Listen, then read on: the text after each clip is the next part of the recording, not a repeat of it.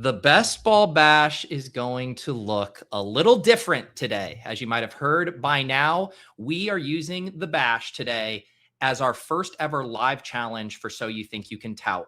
Our 6 remaining touts will all have a chance to draft a team with one of you guys from the chat. The same mechanics as normal. We'll have hashtags. It is gated to YouTube members. If your name comes up, I'll organize getting you the link. You hop on stream. The only difference is you're not drafting with me today. You'll be drafting with one of our touts. I do have the full schedule down below if you want to try to time your entry into the contest to get on stream to draft with a specific person you'd like. But otherwise, it's going to be the RNG gods, the randomizer gods, who determine how things go today. I'm Pete Overzet with our 6 remaining So You Think You Can Tout finalists. Let's get ready to bash. Welcome to the best ball bash. We are throwing a party. One of you guys in the chat will be hopping on stream to draft, and then we will split the $2 million prize. We are in the 2020 Honda Civic. I think we got to lock him up. You're going to be able to get us Jalen Knoll to fall by staring them down in the eye right now. That's exactly what I'm trying to do, Pete. Lock him up. That's my kind of guy. I am going to need a howl from you. Hopefully none of my neighbors mind. Oh, this is going to be my life. This is so much fun. All right. I did start us a little early here because we do have a legitimately tight schedule today. We have 6 drafts to get to. I'm budgeting about 45 minutes for all of the drafts. It'll be on you guys who are drafting in these contests, to keep the pace going, make sure we don't fall behind schedule, but we're going to be good to go today. Hopefully you guys are buckled up for what I envision being about a 3.5 hour, 4-hour stream. Like I said, logistics are going to be very similar as far as how you normally get on the bash. And the full schedule is down below. There's one wrinkle, though, that I haven't fully announced yet. I did mention that Tony Squares, who won the debate tournament, he got an advantage, a reward for that performance for this week's challenge. And that is going to manifest here in this first draft. And he was able to get a special guest. We're actually not going to spin the wheel for Tony Squares. And our special guest is actually going to be one of our 2 judges for this round of the competition. And that guest is none other than one Mr. David Kitchen. And I'm going to bring him on stage right now. Kitchen, along with his partner, his boss, the great late round QB, JJ Zachariason, are going to be our 2 judges. And Kitchen is going to get thrown into the mix here with Tony for this first draft. Kitchen, welcome to the bash. I am so excited to be here. You talk about full circle. Me just, when I brought you on to the, to the Swolecast, and I saw all the talent you had, did I envision you doing something like this? Absolutely. But now to be excited to be a part of this, man, I am so stoked to be here. Advantage. I'm not sure if it's an advantage or not. Yeah. But I guess we'll see. That's right. In my head, I was like, oh, this will be a layup. Kitchen will be a great guest. And then you were even kind of questioning if that was the case here. So are you planning to sandbag Tony? What kind of version of David Kitchen are we going to get today? No, usually I am in the host role. And so being the one that is kind of hosted and being along with here, being a guest, I am just going to do what we always do. And that's just have some fun. So, someone said Kitchen looks so happy. I am so happy. I'm stoked to be here. I even checked with JJ. I said, hey, can I get a doctor's note for an hour for Kitchen to be able to do this stream? And JJ said, absolutely. So this is how stuff is going to happen. One other logistical element for today. I gave all of our touts dealer's choice on if they wanted to control the draft board or not. This was by necessity because some of our touts, including Tony, Nathaniel today, they are in states where they literally cannot enter an underdog draft. So I will be on the controls for them, but I'm not doing them any favors. They got to tell me if they want to see the board, if they want me to set the queue. You're going to have to yell at me like Levitan, etc. I will be shadow producing, but it's on them to dictate what is on screen and when. There are going to be some of our touts who have elected to control the sticks on their own. There's obviously pros and cons to that, having that extra control. It's also an added thing that you got to stay on top of. So we'll make sure to establish that ahead of time for this first draft. I will be entering it on my account, but Tony will be driving and interviewing Kitchen here. And it's 11:01, guys. So I think it is time for me to pop off stream. I'm going to bring Tony on. I am going to enter the draft and we'll be off to the races. The only other mechanical thing I want you guys to know, is around round 11 or 12. I'll go in the chat and say, hey, Cups is our next drafter. Put hashtag Cups in the chat if you want to draft with him. A few rounds later, I will come on and spin the wheel. And basically, I'm just going to ensure that we have the conveyor belt rolling and that whoever wins that guest spot has time to message me, get the link, and get in the hopper so we can keep rolling on time here. So without further ado, I will see you guys in 40 minutes. It is now the kitchen. Hello, hello, hello. Welcome once again, Peter. Before, I know you've been backstage, but thank you for wearing your best rip shirt for this occasion. I do appreciate that. And Mr. Kitchen, I did not know you were also going to be a judge for this event. And I wrote this intro before that, not trying to butter you up at all here, but I'm excited to do this with you because I consider you not only a Titans fan, not only a girl dad, but the Kevin Bacon of fantasy football. The kitchen tree has so many branches, so many leaves on it, and everyone can play. 6 degrees of separation to David Kitchen building this. Excited to finally meet you and talk to you. Welcome to the best I don't know ball stream bash version of this show. How you doing today? I'm doing good, Tony. I've been watching the So You Think You Can Tout stream, all the videos, and I did not know a lot about you before it started, and I had some reservations at first, and you have overcome those, just like kind of everyone has said. So it's an honor to be on here with you as someone who is, we joke about me knowing talent, and plucking those guys up. I will say that you've got a bright future ahead of you. I appreciate hearing that, man, because I went through a bunch of Swolecasts and a bunch of randomizers that you've done with Peter, to try and get a sense of who you were, to try and get prepared for this. I also talked to a good friend of mine that I've made during this production, and Neil Farley, and he gave me a lot of insight into who the man David Kitchen is. So I'm excited to go through all the questions I have, excited to join this draft with you and figure out what team we can play. But again, I do want to touch on that at the beginning. I watched the Calcutta. I watched you guys break it down, who was going to be the winner of this, who you're going to put your money behind. You said my ceiling was capped. You said I did not know ball, and I do believe that's been a big trait of mine that people have picked at. They believe I don't know my standing here, so I'm excited to dive into the football world with you. But when you say that the ceiling was capped, do you believe a tout needs to have that analytical mind in order to succeed in here as we advance further in the draft and we figure out who our picks are? Are we on the top? Are we first pick?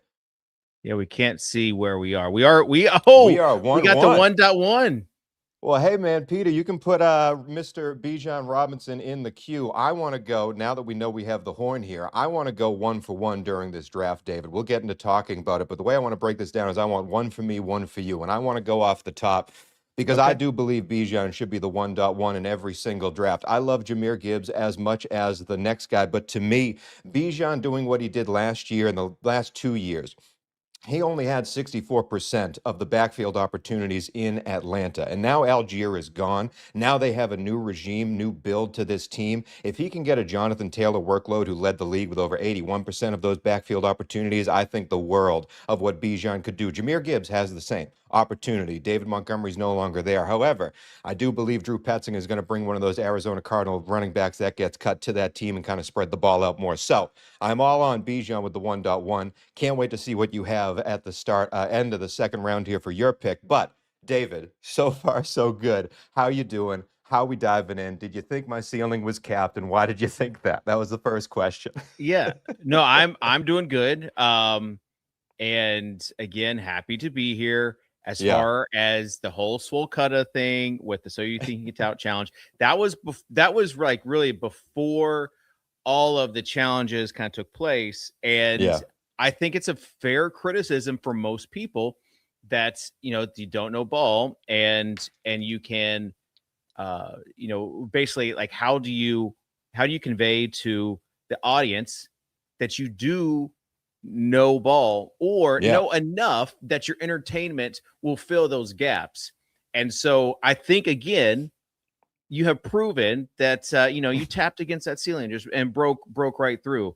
But there are multiple examples of guys who had a fair amount of knowledge, but as they were entertaining and as you could see, like, the chemistry of their podcast or whatever, they eventually like learned as they went, and now they have the ball knowledge and they still have that entertaining element to it. So Yeah. I do think if you're not entertaining, if you're like a nerd,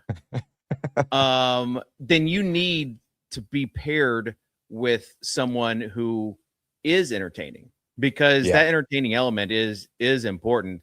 The host element, getting that stuff out of the user. And that's where I come from. The Yeah. joke about Yeah. me not knowing ball is fair. And I kind of lean into the bit of that, but I've always been the host. And so real quick, I don't want to cut you off, but can we show the queue of players, because your pick is coming up here? Because I do want to jump into that. The fact that we have, do you think people need to play roles on a show back and forth, or can one man sort of take everything under his wing, or do you find it better when there's a little bit of you, a little bit of me, and as you're trying to decide who you want to pick here? Oh man, I wanted Nico right there, and we got sniped. Yeah, give me Pickens.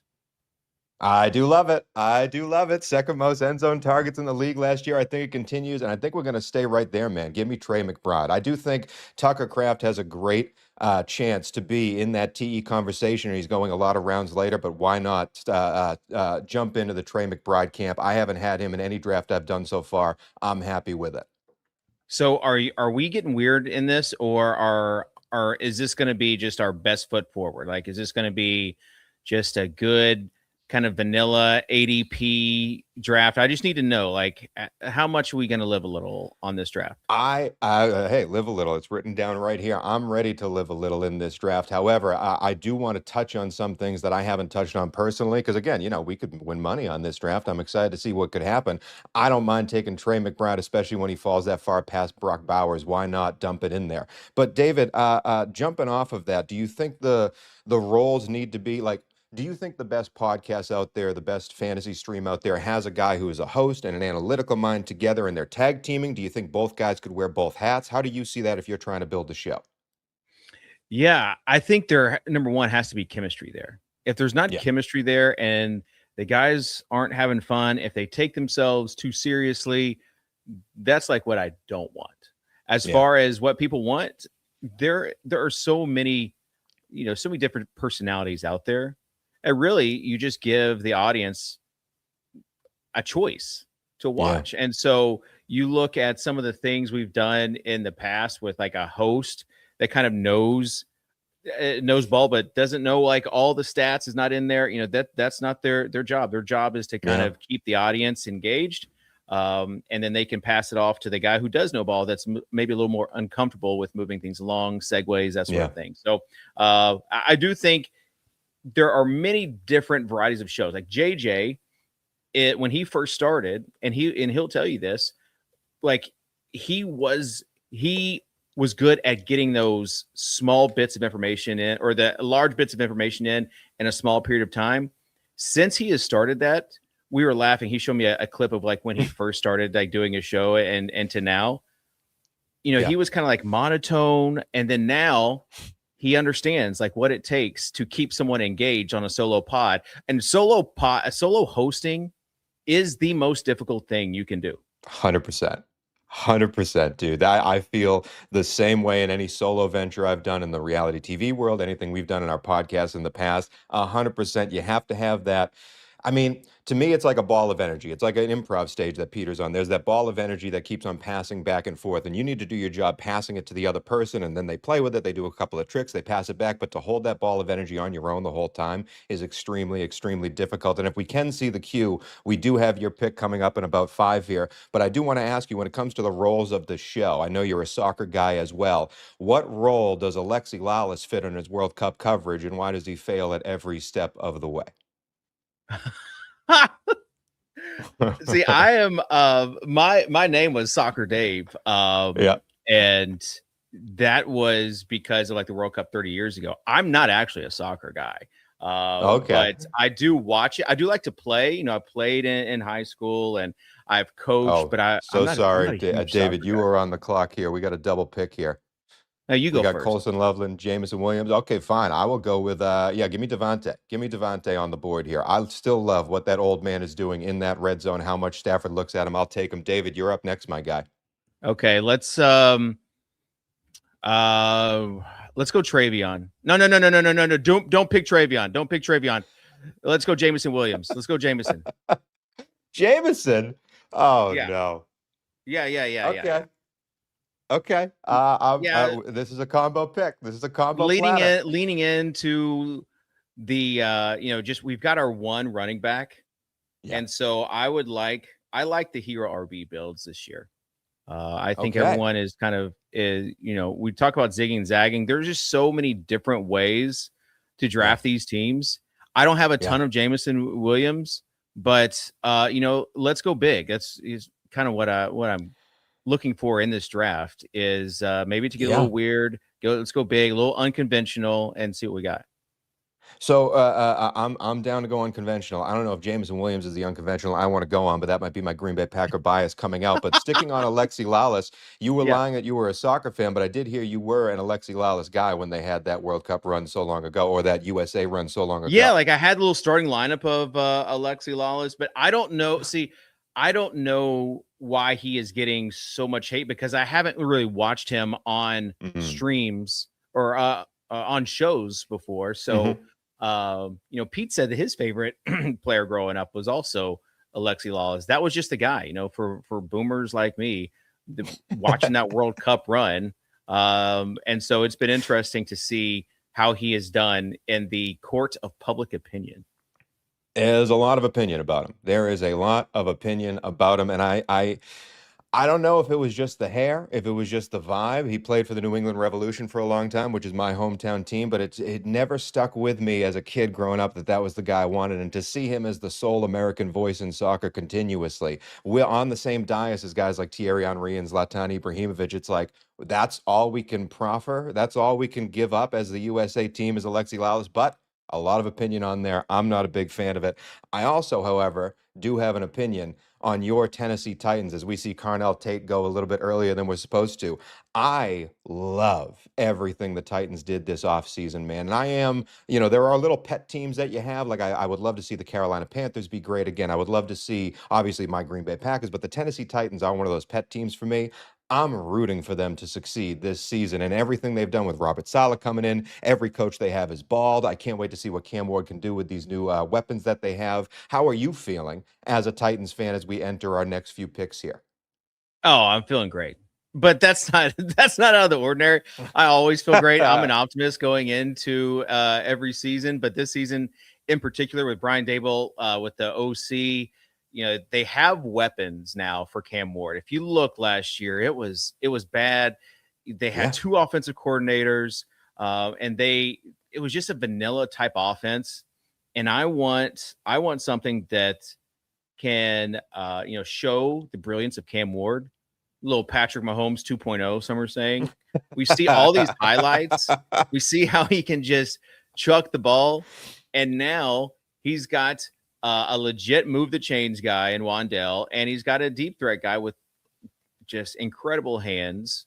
And that's absolutely. And could we see the cue because we are up with these two picks?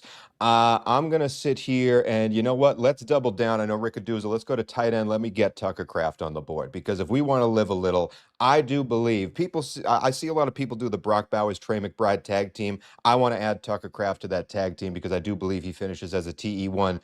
David, what are we doing with your pick? Ooh, we are living level, getting two tight ends early. Let's go Jalen Hurts. We've talked about getting our we're going to have to probably get Wicks later on if we want to stack him, but you don't have to stack him. Where he's going in this market of quarterbacks is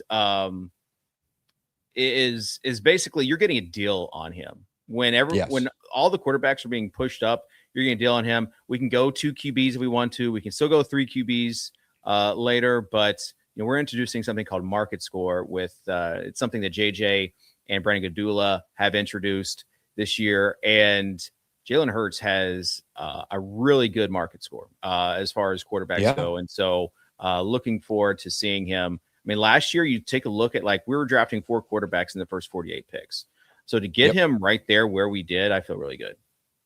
And we got the new offensive coordinator coming over. Used to be the Green Bay Packers. I love QB coach. I love what Dontavian Wicks could be. You could get out of him at the late round. So I'm loving pairing him later with what he could bring in. And also, they've talked about Jalen Hurts wanting to use his feet more, which was a big inhibitor in that offense and in his fantasy stock as we went there.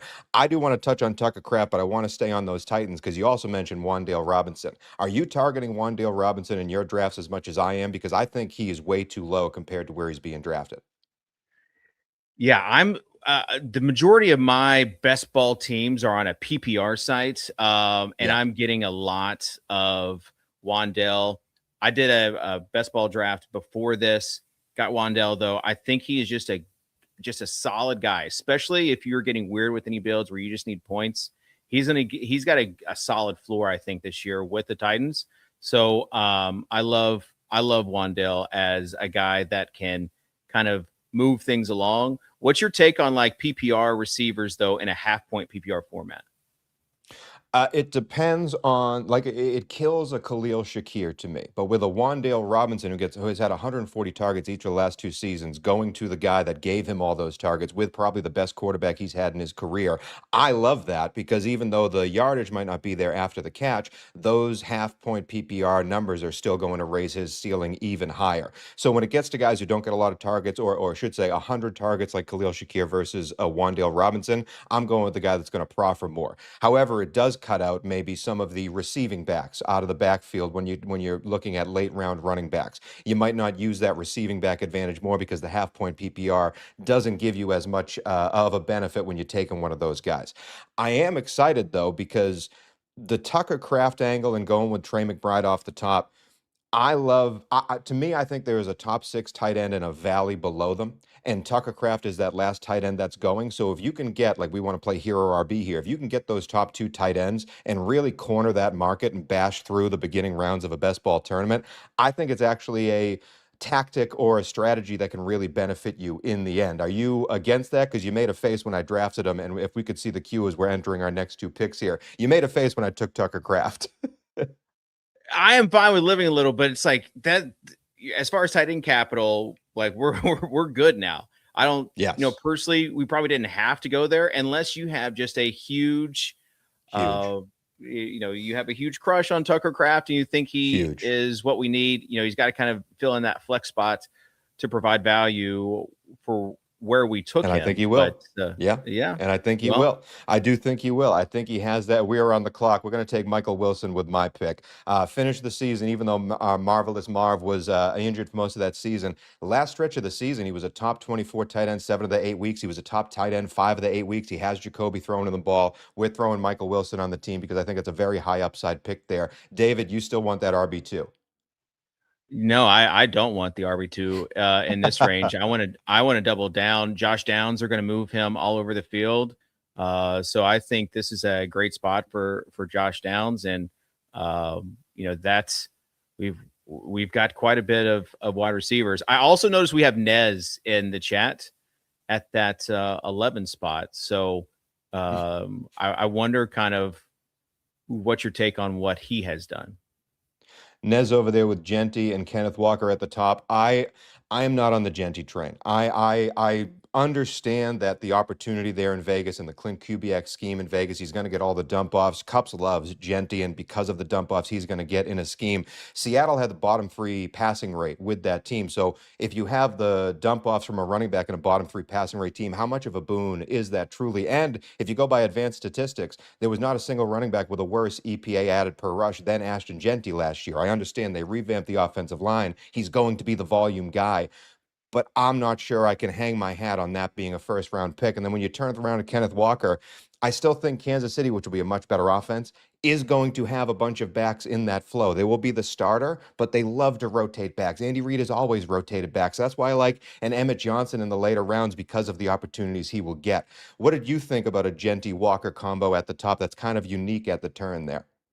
Yeah, Genty and Walker, I don't have a problem with that. Where those guys, and you have to pick that second kind of running back who you're going to pick out of that group. Nez obviously likes Walker, but then he went with Garrett Wilson and Ibuka. I like the way his team is. He just took our quarterback with Love. He's got RJ Harvey. I like the way he's building a team. We'll see if he can land that plane.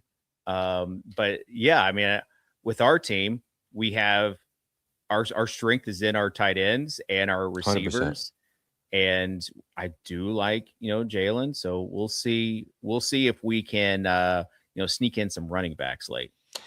Now, on a scale, we have to sneak in some running backs late, but on a scale of blizzards, where would you rank the build of this team so far on a scale of DQ blizzards?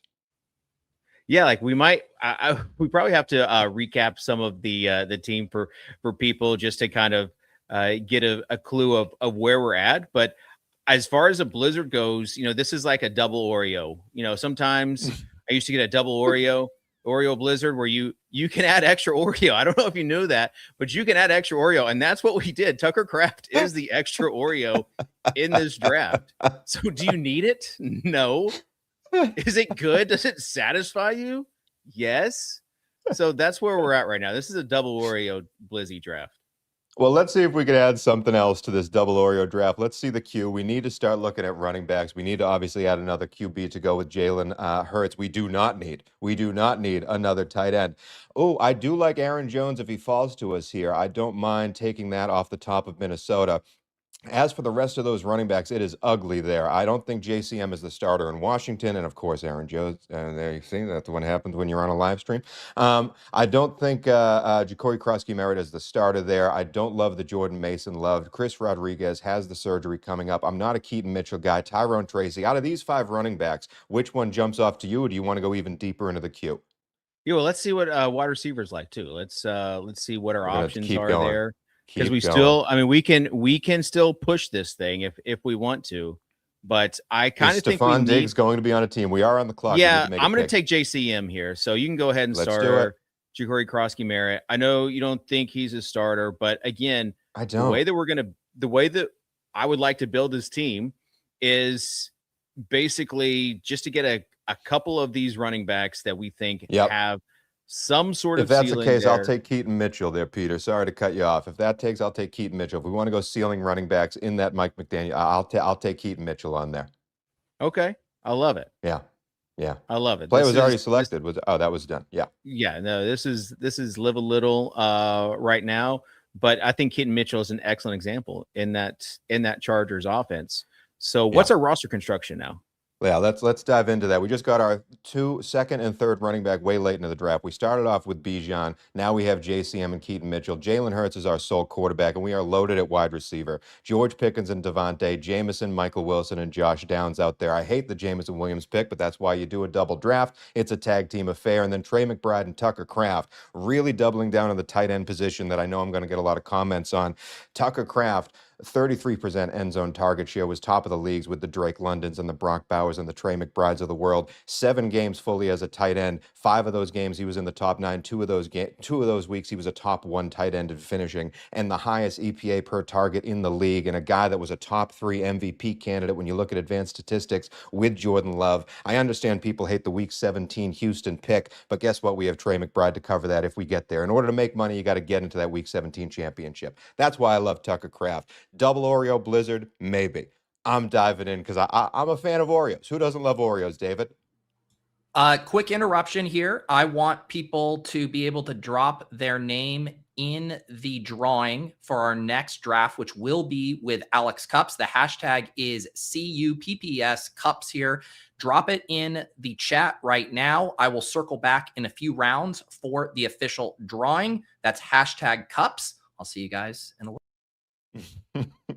David, let me ask you, the last Swole cast I watched, maybe it was the randomizer, you made a starting 5 pickup basketball team of fantasy football players. I want to push that forward. I know you're a pickleball guy.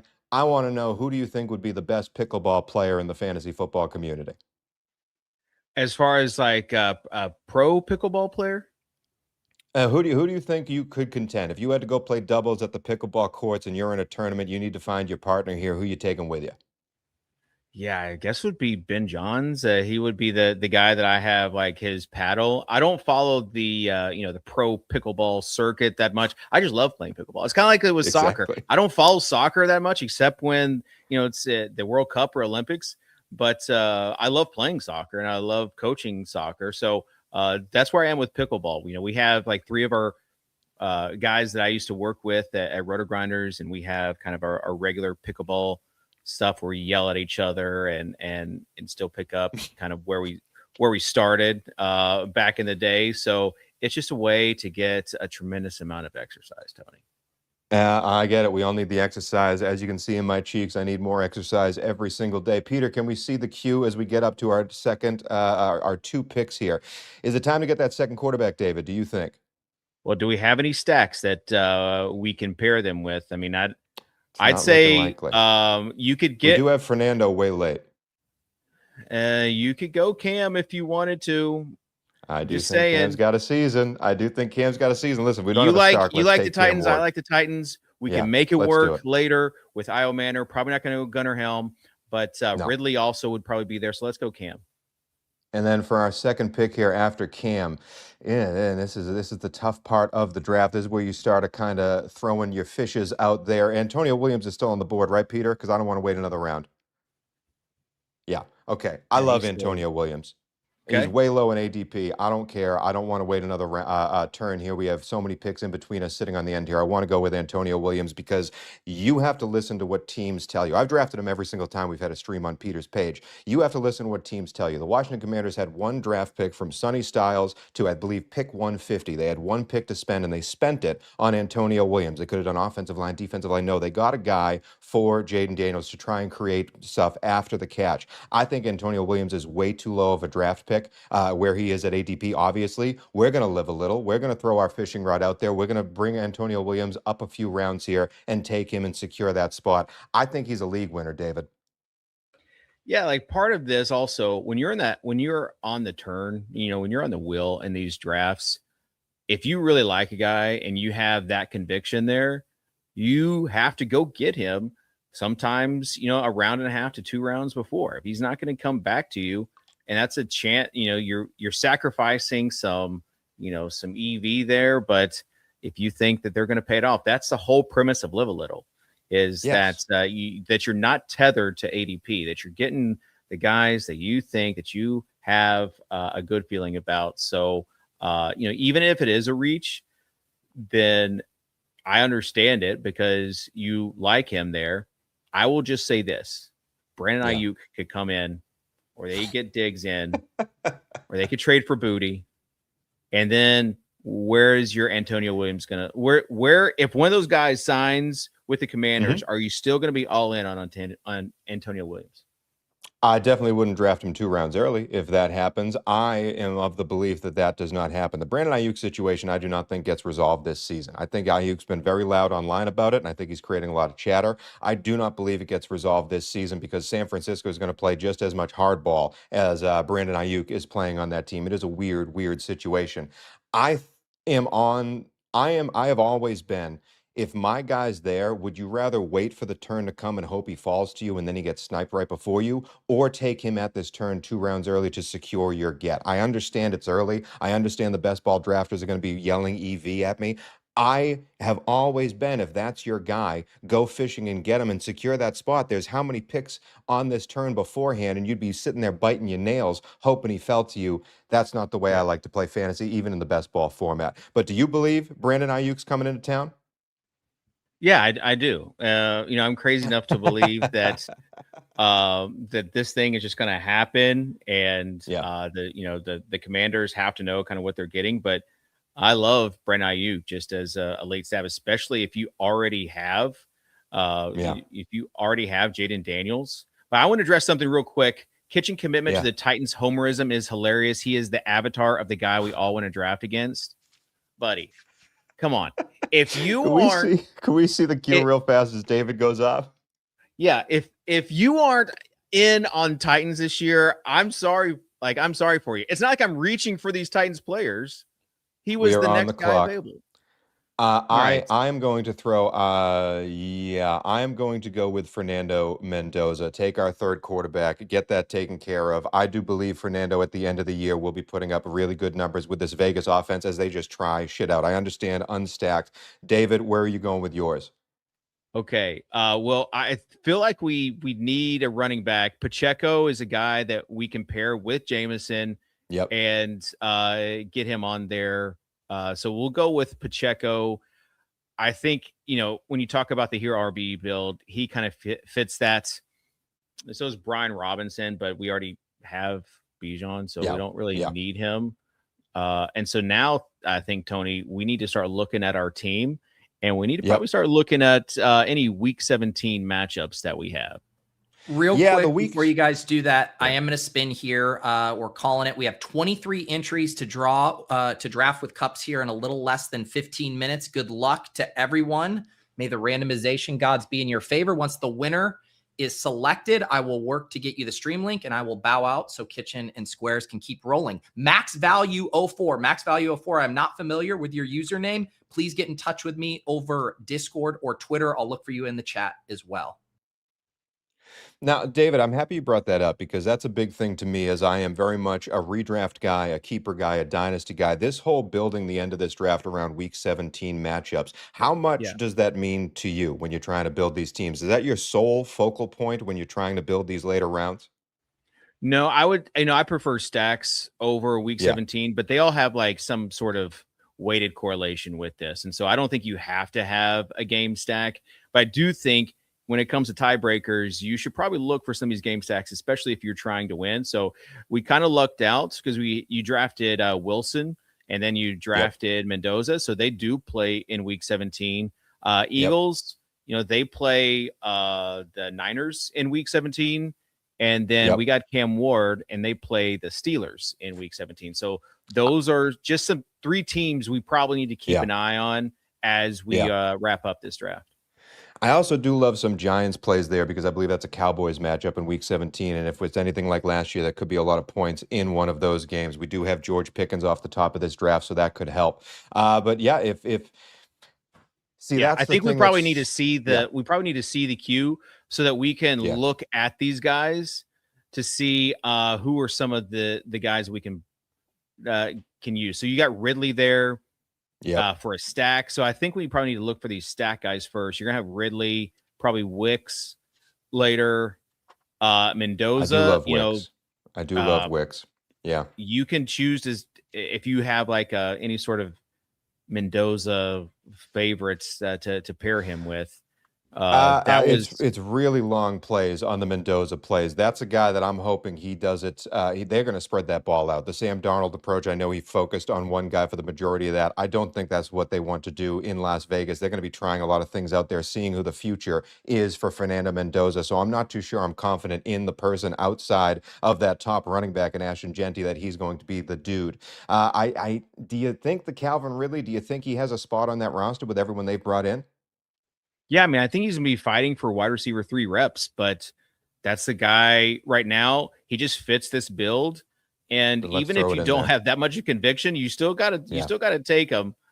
Because let's throw it in there. Yeah, we need a stack. And so he could be that big play guy that we need in the playoffs. Then if that's the case, let me take the second one at good old Mike Washington in Vegas. If we want to stack him with Fernando, if we want to play into that role, if we want to play into him stealing some reps away from Genty, being that guy out of the backfield to create splash plays, let's go with Mike Washington as we head into our final pick here. Yeah, that's so again, I'm okay with leaving Jalen unstacked. Now we kind of have to figure out what the play is for the last pick that we have.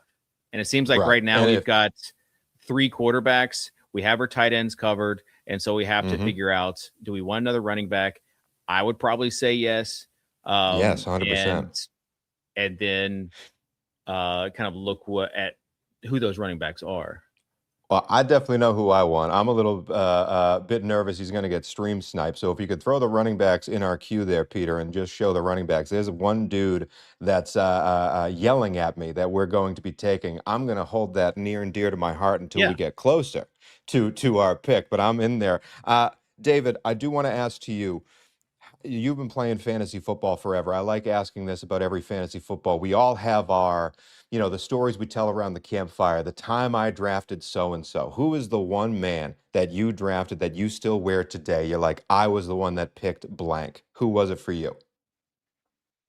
I had some Puka Nacua when he came out. I liked Puka Nacua famously on one of the Swolecast streams. I put him on the team that we were doing, and I got ridiculed by Pete and Davis. They started making fun of me. He started picking on me, saying I didn't know ball. And it turns out it was one of the best picks of this century, some were saying. So Puka would be one of those guys for sure. I also, tethered one of my brands to Derrick Henry. So he was a guy that I loved and still love. He's my favorite player in the league. But those Really? What As makes a Derrick Henry former your Titan- favorite player in the league? What's that? What makes Derrick Henry your favorite player in the league? Is it the Well, he former was a Titan, or Titan. is it- Yeah, so he was a Titan, and he was just so fun to watch. And people kept on doubting him, and he kept on proving them wrong. Even like when he They're came still into the doubting league, him. he wasn't seen as a guy. And last year, you kind of needed Derrick Yeah. Henry. So the faders were in shambles. And we've seen that over this year, especially with those older running backs. People are fading the fact that they could potentially 250 plus carries the year before. It could not happen this year. We're seeing a lot of that being thrown to the wayside as these RBs get pushed up the draft boards, especially early. But could we see that cue? Because my running back I wanted to take did just get taken. I think Marshawn Lloyd has a huge year in Green Bay. They've been begging that guy to get healthy, and I think he's a great Is late that the round Packers stash. homerism though? 100%, baby. That's the I got Packers burned on homerism in Marshawn there. last year, not going back there. But we still have guys Absolutely. that Yeah. fit what we're trying to look for in this spot. Both those two guys at the top, Ray Davis and Braylon Allen, are excellent picks. If we already had running back set, I would look at a Claiborne, kind of get a little more sexy, live a little with it. But if Ray Davis is there, you can tell a story where he is, James Cook gets hurt and he's who you need. He's the number one guy. There's also, I do love the Braylon Allen pick. I had him last year, hoping he was going to take some reps from Breece Hall. Obviously, that injury hurt. He has, as according to camp, bulked up a lot and gotten a lot bigger. Could be a lot more physical of a back for a team that needs him to be.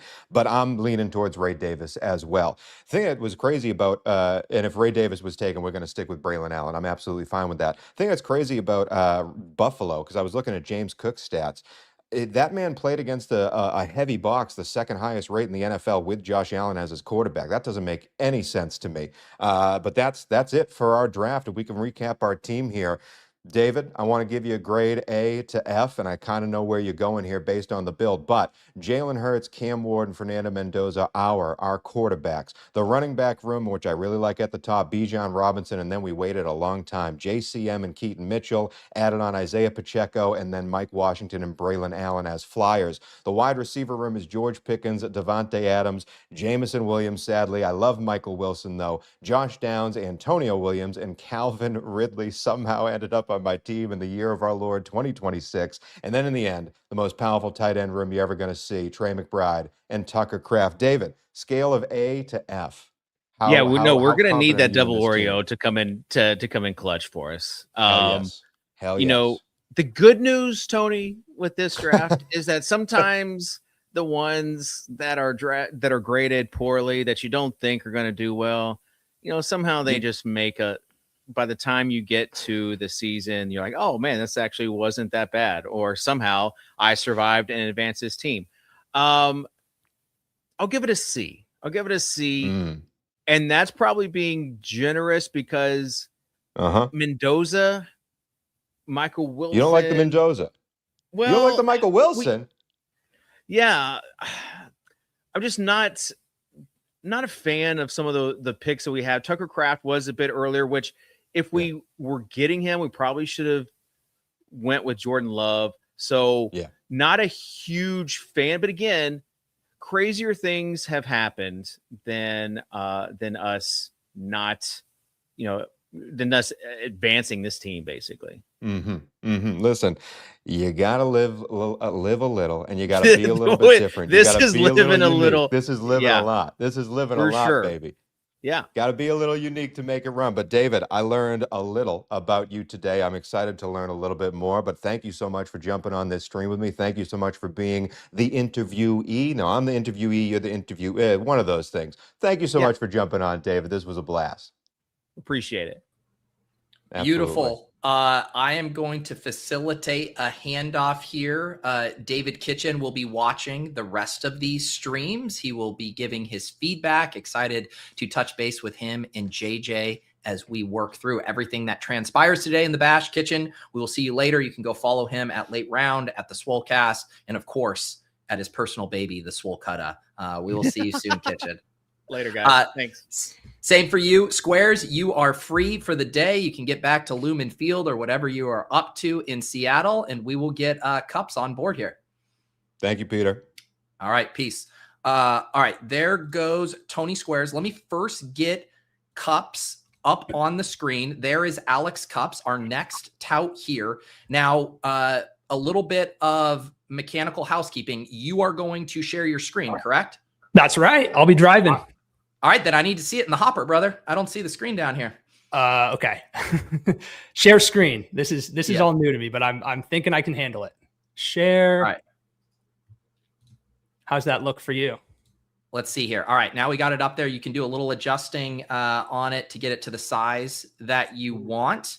Okay. And interesting. I'm full screen on my monitor. So here's one little mechanical thing. Why do I keep saying mechanical so much? If you do Chrome window instead of Chrome tab, you'll have more flexibility with adjusting it.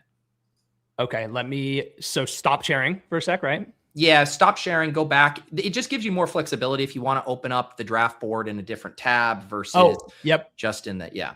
I see. Okay, share window. Let me know if you see that. Yes, this might just be my new placement for all streams. Everyone gets mad at the big bubbles. Maybe this is the optimal bubble size here. Okay, there you go. Yeah, now you're working in the confines of the draft. Is this good enough, or because this is as big as I can go on my monitor? I can try moving it around to. So basically, I mean, I don't want to get into to this stuff too much, but if you adjust the size of the browser from one of the corner tabs, it will dynamically change in size. Watch, I'll show you mine here. So I adjust the toggle and I can go, whoa, I can go, whoa, I can fit it into here.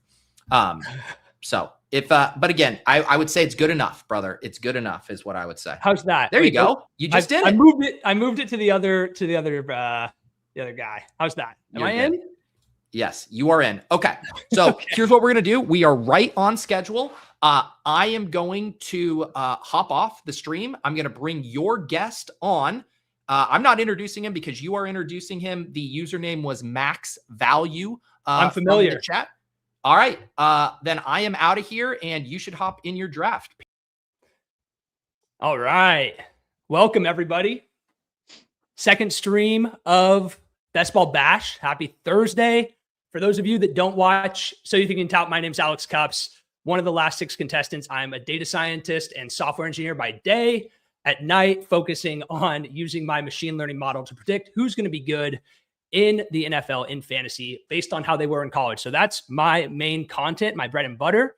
And I'm joined here by none other than my boy, Max Adam, Colby College track and field athlete, former So You Think You Can Tout contestant, and just an all-around stud, a fellow data nerd. I know we have some similar views, but some stuff we'll get to talk about as well that we can have some discourse on. But Max, how you doing today, man? Welcome to the stream. I'm good. Rolled out of bed, got on the stream, purchased my first Pete membership, and then got on the Bash. Like, I'm having a great day. Wow. What a good life. First membership immediately selected to be on the stream. Can't go wrong with that. So yeah, let's go ahead and just hop in and we'll talk a little bit. Let's see, 25 will be deducted from your balance. All right, let's rip it. So we are in a BBM. This is, I believe, my first BBM that I've done on my own account, but we're at the 8 spot. So Max, yeah, let's talk a little bit about this first round. First off, take a step back. How much best ball have you done so far this year? I think I'm at like 85 drafts. You know, I'm into football a lot. I like best ball, but I don't have the most money and just don't have the most time either as a college student. So, I mean, 85 drafts on a college budget. I mean, that seems pretty insane to me, but good for you. I mean, that's way more than I've done. Some fair warning to the chat here. I know we're a lot of best ball bros in this channel. I think I've done 8 total best ball drafts so far this year. I've been just, swamped with a lot of stuff going on, a lot of So You Think You Can Tout content, a lot of rookie prospecting. So take it easy. All right, we're going to try to draft a shipper, but I'm going to rely on Max here to really help me out with this team build. And kind of talking about a team build, Max, tell me like what you see as the dominant strategies in 2026. Yeah, well, I know the consensus is drafting running backs early. I think that's a strong strategy this year. It seems like there's a lot of strong profiles this year. You know, you love Ashton Genty. We can definitely talk about him at 8, but I'd want to go running back here first. Love to hear that. All right. Well, I mean, I guess we'll see at 8 then. Coming up in a couple picks, we'll see if Genty falls. How do you feel about the discourse between like a JT, a Christian McCaffrey, and Ashton Genty? I like all three, to be honest. I would take all of them over a CeeDee Lamb or Justin Jefferson. Okay. And it looks like we're going to have the choice here probably between Amon-Ra or Genty if we want to take a running back over CeeDee or Jefferson. Okay. Yeah. So, I mean, for you here, is it Amon-Ra? Is it Genty? What are you thinking? Amon-Ra is my highest ranked player, but, you know, Genty's a brand guy. Either way, I'm good. Hey, you're the guest, brother. You're the guest. Let's do Amon-Ra. Yeah. Let's rip Amon-Ra. I haven't done a whole lot of wide receiver first. Granted, I've only done 8 drafts, but I don't know if I've selected Amon-Ra in the first yet. So I like it. We'll start off with our stud wide receiver, but yeah, give me your spiel on Amon-Ra. What do you see out of him as, you know, being potentially that league winner first round pick at the wide receiver position? Yeah, I mean, he's just used so often in the red zone. And then you get Drew Petzing coming over, who's, you know, consolidated a lot of targets to Trey McBride in the past. You know, you're a Cardinals fan, right? So I'm just hoping he's catching 20 touchdowns and maybe like 3 in the week 17 game. That would be sweet. I like it. That target consolidation is definitely something interesting to think about. So coming up at the turn here, 2-5, 17th overall, we're going to get our choice of one of these running backs. Would be my choice here. What do you think? Chase Brown, Derrick Henry? What do you think here? I'm good with Derrick Henry, but it's your round. You can pick. No, let's get the big dog. I like that. I think the big dog is just constantly getting undervalued. Us data nerds have just been shoved in a locker for like 6 years straight. And, you know, and this year's going to be the one where he falls off, where he pulls that black marble. We've yet to see it. That black marble seems to not be in Derrick Henry's bag. So who knows? Maybe this is the year, but I'm not going to miss out again. I've got the FOMO officially on the big dog. I like that pick in the second round for our RB1. Let's go ahead and take a look at the draft. So we got a little bit of time here, Max, before we get to our third round. So tell me a little bit about yourself. Tell the people a little bit about yourself if they're not familiar with what you do in the fantasy space.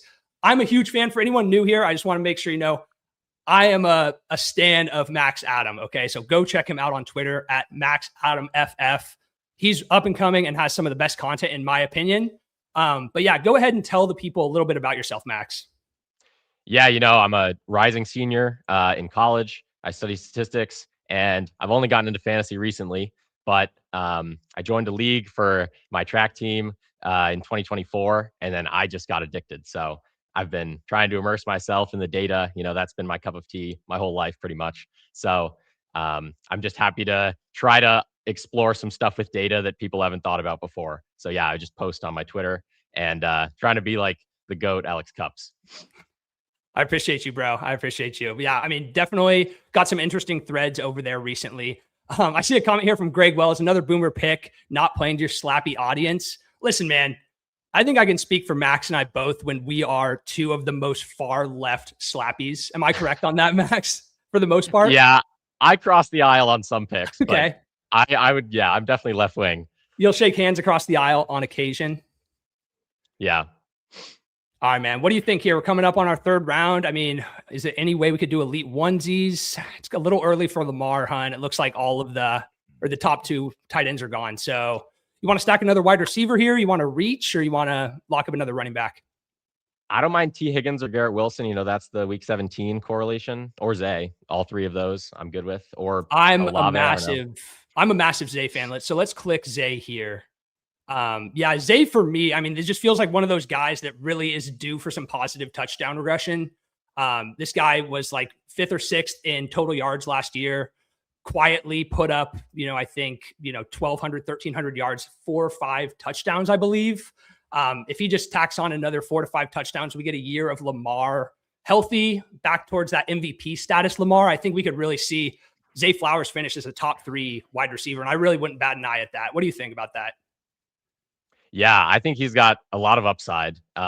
The per route metrics were elite, the separation's elite, and in Lamar's healthy games, he's been pretty good. So I think he has a lot of upside. Yeah, absolutely. I'm right there with you, bro. So we're coming up on our 4th round pick. You want to recap the team so far? Sure. So we got Amon-Ra in the 1st round, then came back flipping a slapsis with Derrick Henry. And then we got Zay to stack up for the Ravens correlation in the 3rd round. I love that. So yeah, I mean, how do we feel about potentially reaching here on Lamar? Is that too early? I mean, 15 picks ahead of ADP, wins our next pick. It is 56 on the dot. I mean, if we want to draft a shipper, we probably shouldn't, right? Like, I don't know. What's your opinion there? Yeah, I'd prefer a Garrett Wilson here, or Jacobs or Scat. I think we can. I sell you on Scat? Sure, yeah. Brand player. All right, let's do it. Brand play, you know it. Yeah, Scat for me is just a guy that I feel like is criminally undervalued. We see Travion Henderson come off the board before Scataboo. I'm still a little unsure on that pronunciation, but this is a guy that finished in the top of the 2025 class in targets per game, in receptions per game, one of the more involved receivers out of the 2025 rookie running backs. And this comes with a guy at quarterback in Jackson Dart, proud Patriot. This guy loves to scramble as well, right? So for him to have this level of involvement in the passing game with a scrambling quarterback, I think says a lot about what we could see as a ceiling from Cam Scataboo. And to get him in the 40s, this is a guy that I definitely want to be taking shots on. I have him way ahead of Travion Henderson and fellow 2025 running backs like, Quinshon Judkins, obviously going a little bit later. But I wouldn't be surprised to see Scataboo finish as the 2nd best running back from that class this year, ahead of Omarion Hampton, perhaps. Obviously, I'm not going to put him ahead of Genty. That's my guy. But I really think he's criminally undervalued right now, going in the 4th. I like that. Yeah. So what do you think? Do you share that sentiment on Scataboo, or are you a little more bearish? Like, what's your take there? I'm a little apprehensive about the injury recovery, but obviously the analytics he put up, the prospect profile, all elite. And then that offense is setting up to, really just give him all the touches in the world. Yeah, 100%. 100%. All right. So here we go. We're coming up in the 5th round. We see Loveland go off the board. That would have been a guy I would be interested in as like an elite onesie there at the tight end position. Lamar Jackson still on the board. I think that's an absolute slam dunk, don't you, if he gets back to us? Yeah, sprint to the podium with that one if he gets there. Yeah, so we'll just star that up right now. If he gets taken, what are you seeing here? We're 2-2 right now, 2 running backs, 2 wide receivers, no quarterbacks, no tight ends. What are you seeing other than Lamar if he gets sniped? I like a DeAndre Swift. Even Bucky at this price seems fine. And then for wide receiver, my top guy would probably be Jordan Tyson. All right. So Jordan Tyson over Tate, huh? Yeah, I just don't have a lot of confidence in Cam Ward. I hate to disappoint Soccer Dave, but yeah. Well, we do end up getting Lamar, so I think that's just an absolute sprint to the podium. That's a great pick there. I mean, this team kind of bangs. What do you think? Yeah, this is a shipper for sure. This is actually kind of crazy. This might be my best team that I've done so far. Small sample, obviously, but I'm loving the double stack with Lamar. Yeah. So yeah, give me the Tyson spiel though. I know there's an interesting conversation at the top this year between Tate and Tyson. And I'm personally Tate. I was Tyson for the longest time going into the summer, but I ended up going back to Tate just with a little bit of the safety of the collegiate strength that he had at Ohio State. Really seems to play a huge part in that NFL fantasy success. But it looks like we might get Tyson here at the 65th overall pick. I would love that. Yeah, I'm definitely good with Tyson here. Yeah, but Okay. I just really like him. I like the prospect profile a lot, and I just like the landing spot a lot more than Tate. Being with Kellen Moore, the high pace, Tyler Shuck showed some flashes, I think. And then, Carnell Tate playing alongside Jeremiah Smith, not the best target earner, but, he can get a pass on that playing with one of the GOATs. So, yeah, I to kind of bounce off that, I think one of the things that if we studied it a little bit more, I know some people in this industry have a teammate score, right? That I think is really interesting. I don't personally have a teammate score in my stuff. I more so just look at the overall strength of the program. And that comes out as one of the more predictive metrics for me. But I think some sort of teammate score like that, if we could, I don't know, somehow gauge with future draft capital. Obviously, you can guess on what you think Jeremiah Smith's draft capital is going to be a year from now and input that and like kind of develop some sort of strength of a teammate. It's still a little bit muddy, and I think that we could improve on that in the community. So I think that's, something, if we dig into that a little bit more as like data guys, that could really be something that could give a unique advantage, is improving that teammate score aspect of stuff.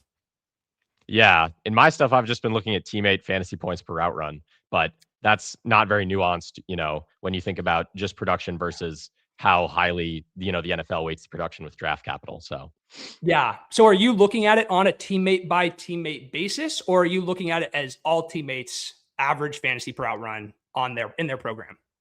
Yeah. The collective. So, Okay. if Bo Jackson, the Ohio State running back, or Brandon Innes, they all count with Jeremiah Smith.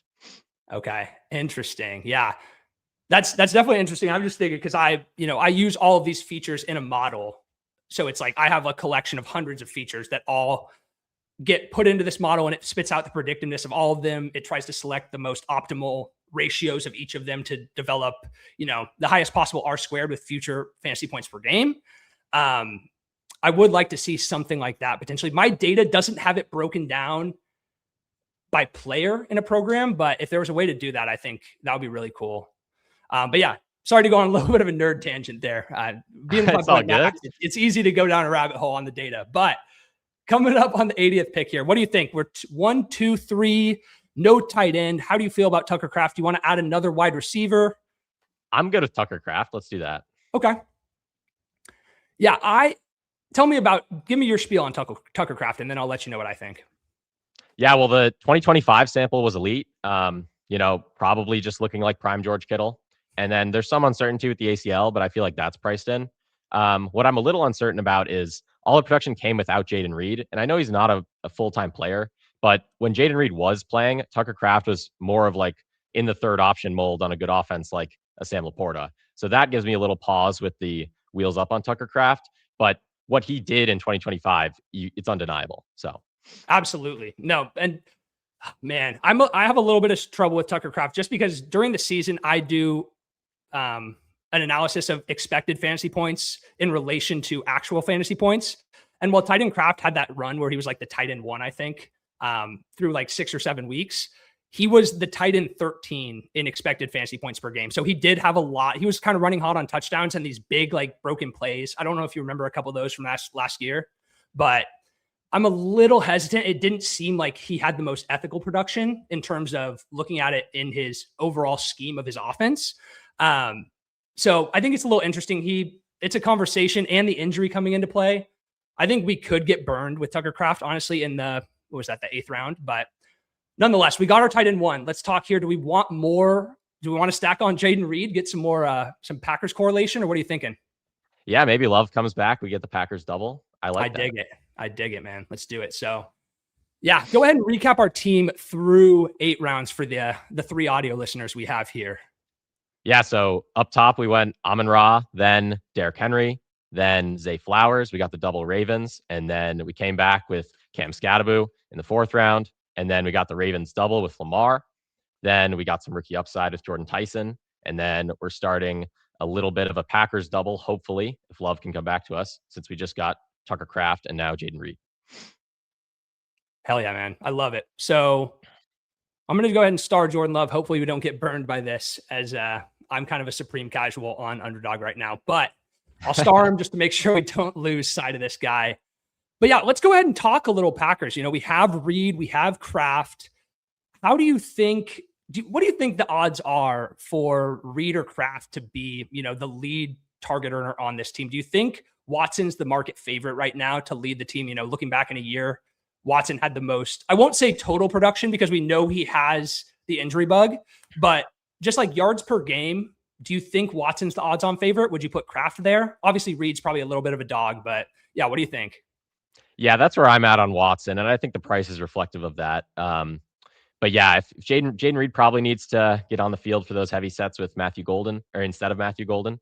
But yeah, I would probably take Watson to lead the Packers in yards. Okay. Yeah, I'm kind of there too. Watson does scare me a little bit at cost just because everything we've seen from him has been in such short spurts.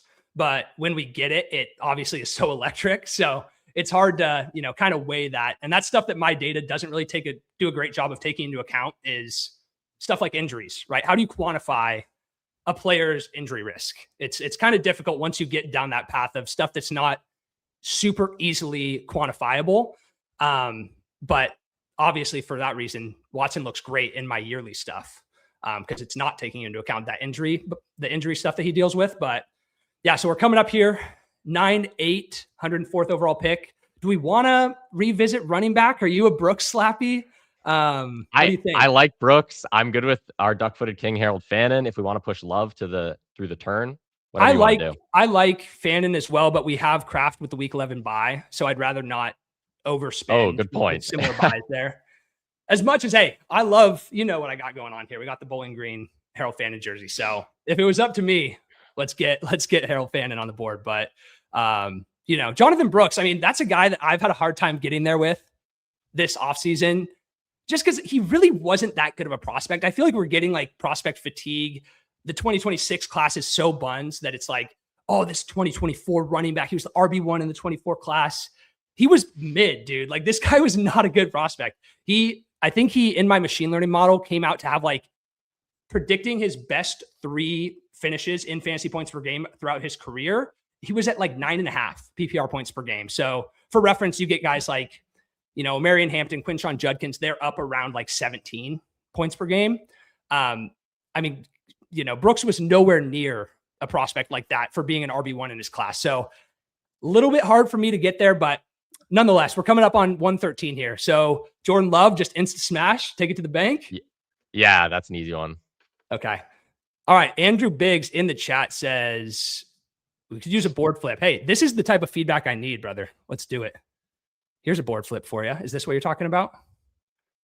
Nice. We got right here. We're in the 8 spot. Obviously not a familiar name here, but yeah, we're in the 8 spot. We got a pretty solid team. Jordan Love, Lamar Jackson up top at quarterback. We got Lamar stacked with Derrick Henry. We have Cam Scatteraboo, Jonathan Brooks to fill out our RB room. Wide receiver, we started off with Amon-Ra, stacked up Lamar with Zay Flowers, Jordan Tyson for that rookie upside from one solid rookie RB in the 26 class. And then we have Jaden Reed and Tucker Kraft stacked up with Jordan Love. So honestly, some really solid stacks here so far through 10 rounds for us, I think. What are you thinking, Max, so far about this team? Yeah, I really like this team. I think we can even stop at 2 QBs. I'm pretty high on Jordan Love with this Micah Parsons pup stuff. His brother said he's going to miss half the season. If we get high drop back rate Jordan Love, like that might just be Joe Burrow. Wow. I love that take. That's big time, actually. All right. So Max, we got a little bit of time till our next pick. I want to ask you a little bit about So You Think You Can Tout. I know you were a contestant for those of you that weren't familiar with the show early on. I personally felt like Max deserved to be going a lot further in this show. Obviously, we can see from this stream, he has some significant ball knowledge. But anyway, have you been keeping up with it since you got booted earlier on? Yeah, I've been watching every episode. Sometimes not live. I've been at the gym or, doing my internship stuff. But yeah, I've watched every episode, some of them with my family. They're big fans of you, my parents. So it's been a great time. Yeah, just keeping up with the show. It's been really fun. This is the best thing to happen to fantasy in a long time, it feels like. So I couldn't agree more, man. And honestly, just the connections I feel like are such a huge thing from this. Like, regardless who wins, it's really just like the connections I've had, figuring out like who you are online and some of the other guys that are in the show. It's just like I could see us working together in the future, regardless of a winner. It's like we just, game recognized game, and we just keep going.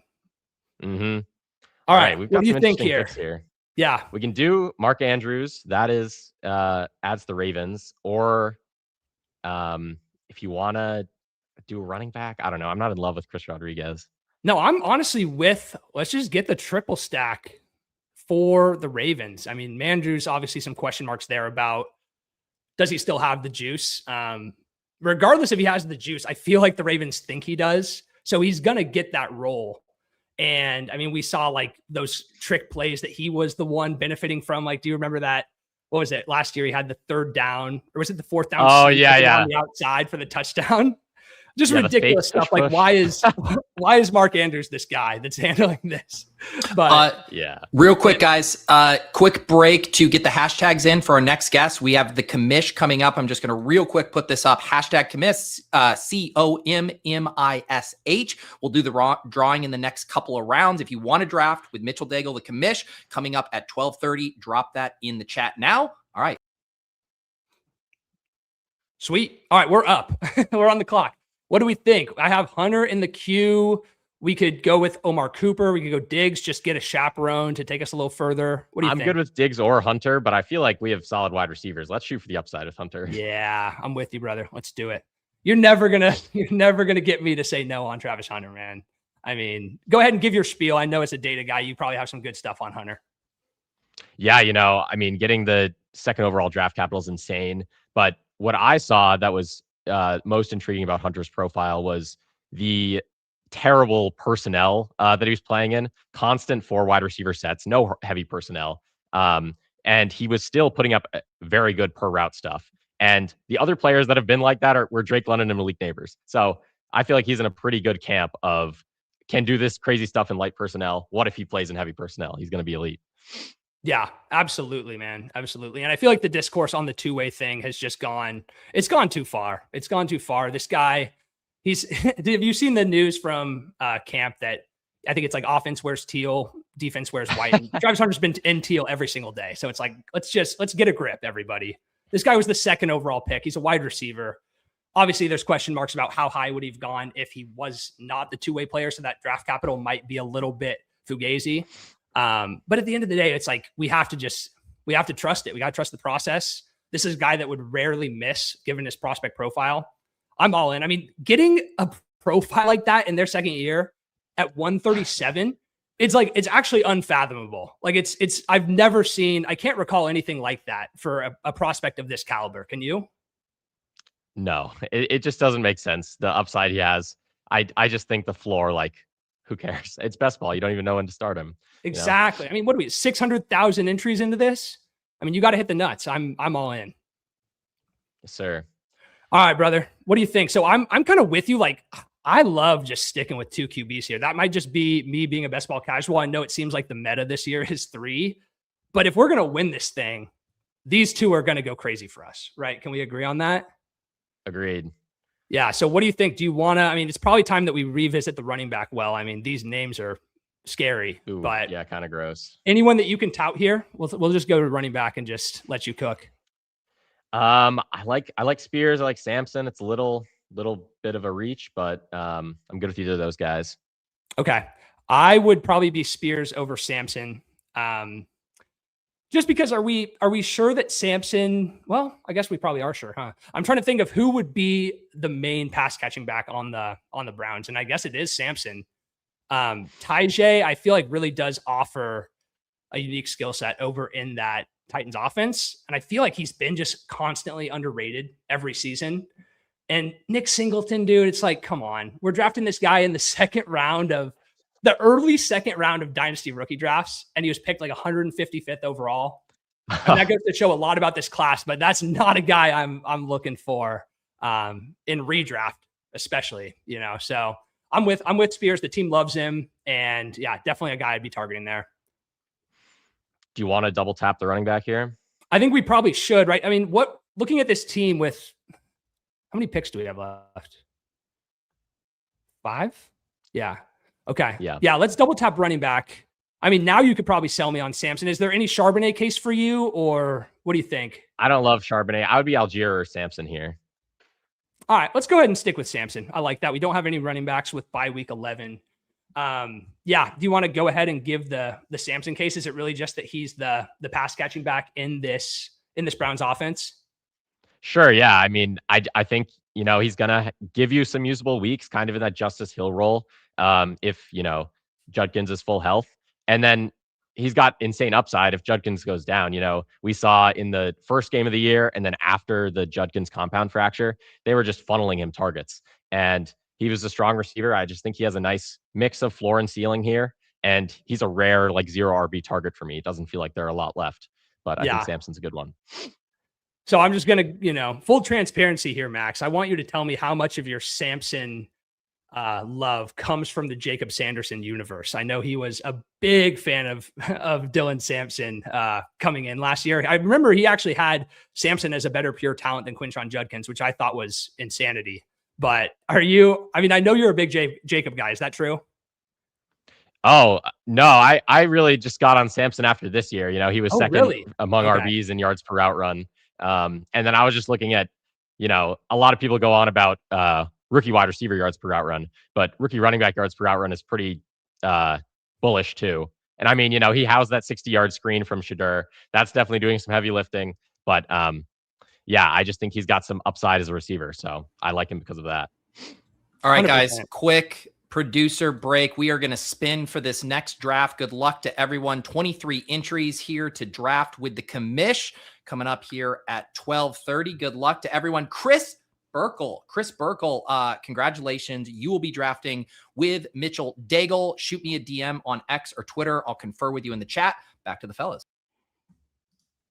Cool. Yeah, I did actually just pull up. You had me interested with the yards per route run for Sampson. I didn't know that it was this high. I'm seeing 1.86 leading the 2025 class for Sampson. So that's definitely bullish. I like that. Yeah, I don't know if, the production's going to be there being behind, a workhorse in Quinshon Judkins, but I think he's one of the more premium handcuffs. So even if that's what you're getting at pick 170, it's fine. Absolutely. All right. So we're about to be on the clock again here. Currently we're 2-5-5-2. Do you think we probably should visit the wide receivers again as well? Yeah, I'm good with that. I like AD Mitchell. I don't know if you like Brandon Ayuk, but I'm okay with taking a swing. I don't know. Let's take the swing on Ayuk, man. I mean, that's it's not something you kind of have to plug your nose and do it, but we got to remember that there's 600,000 entries into this contest, right? And Brandon Ayuk, hey, he says self-reporting best wide receiver in the world as of yesterday per source. So, I mean, hey, taking him at his word, that seems like a pretty good 15th round pick. True. Yeah. How are they letting this guy fall to the 15th? That's what I'm saying, man. We're just scooping value. So looking at some of these remaining wide receivers, for me, one of the targets I'd want would be Surratt is like one of my favorite sleepers in the 2026 class. But how many Ravens is too many Ravens? That's where are we reaching that threshold of diminishing returns right now? Honestly, I don't know, but it probably would have been good to have Zay, Rashad Bateman, Mark Andrews, and Derrick Henry in 2024. So like if the 2026 Ravens are as good as 2024, maybe. I don't know. That's true. I mean, what do you think? Are you like a Tank Dell guy? I know there's a lot of buzz about him. Anyone else here?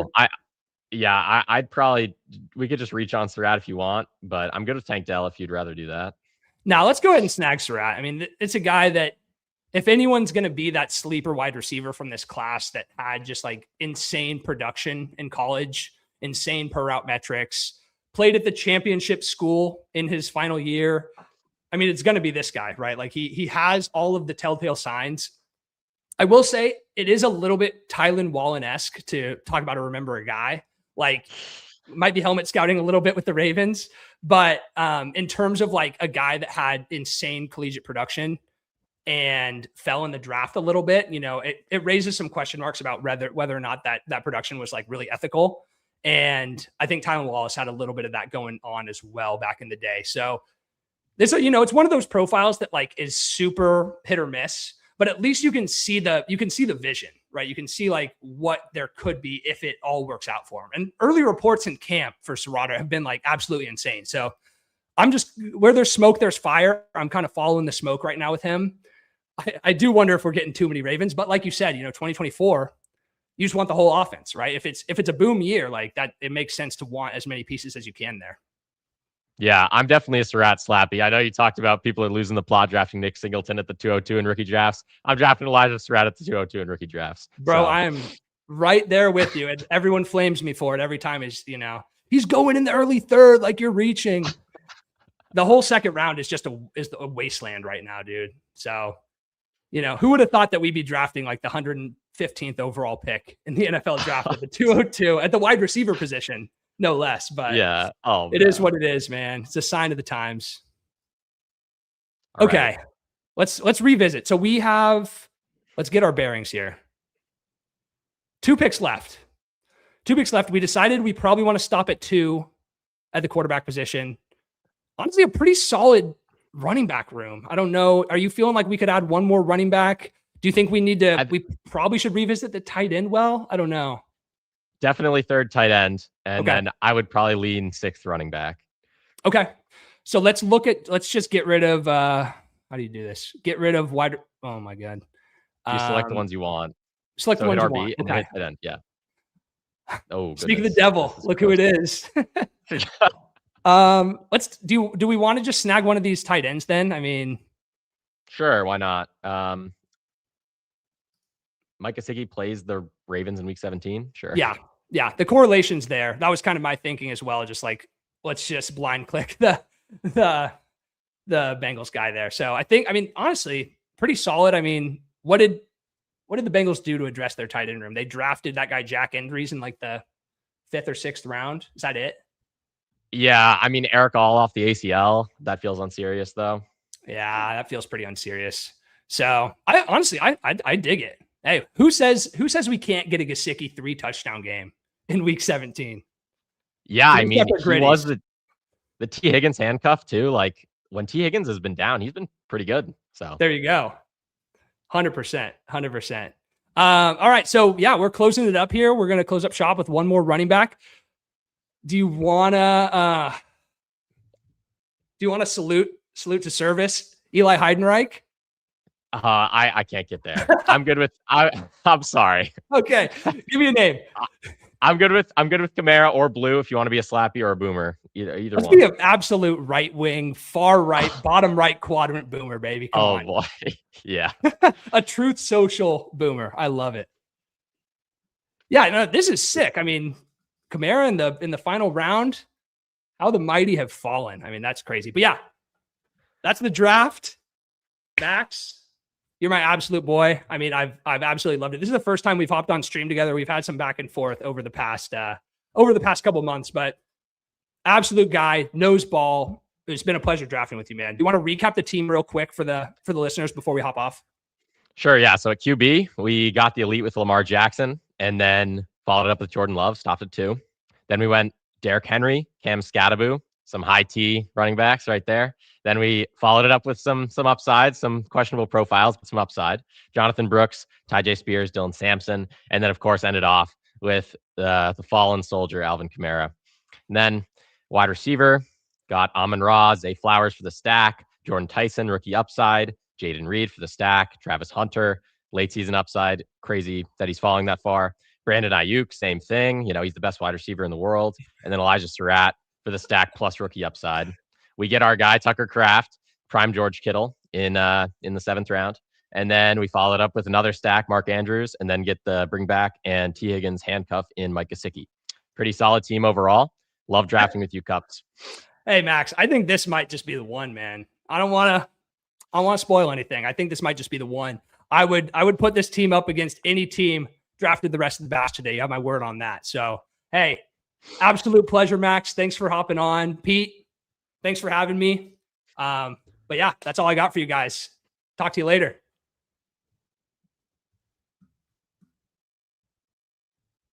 I think you're muted, Pete.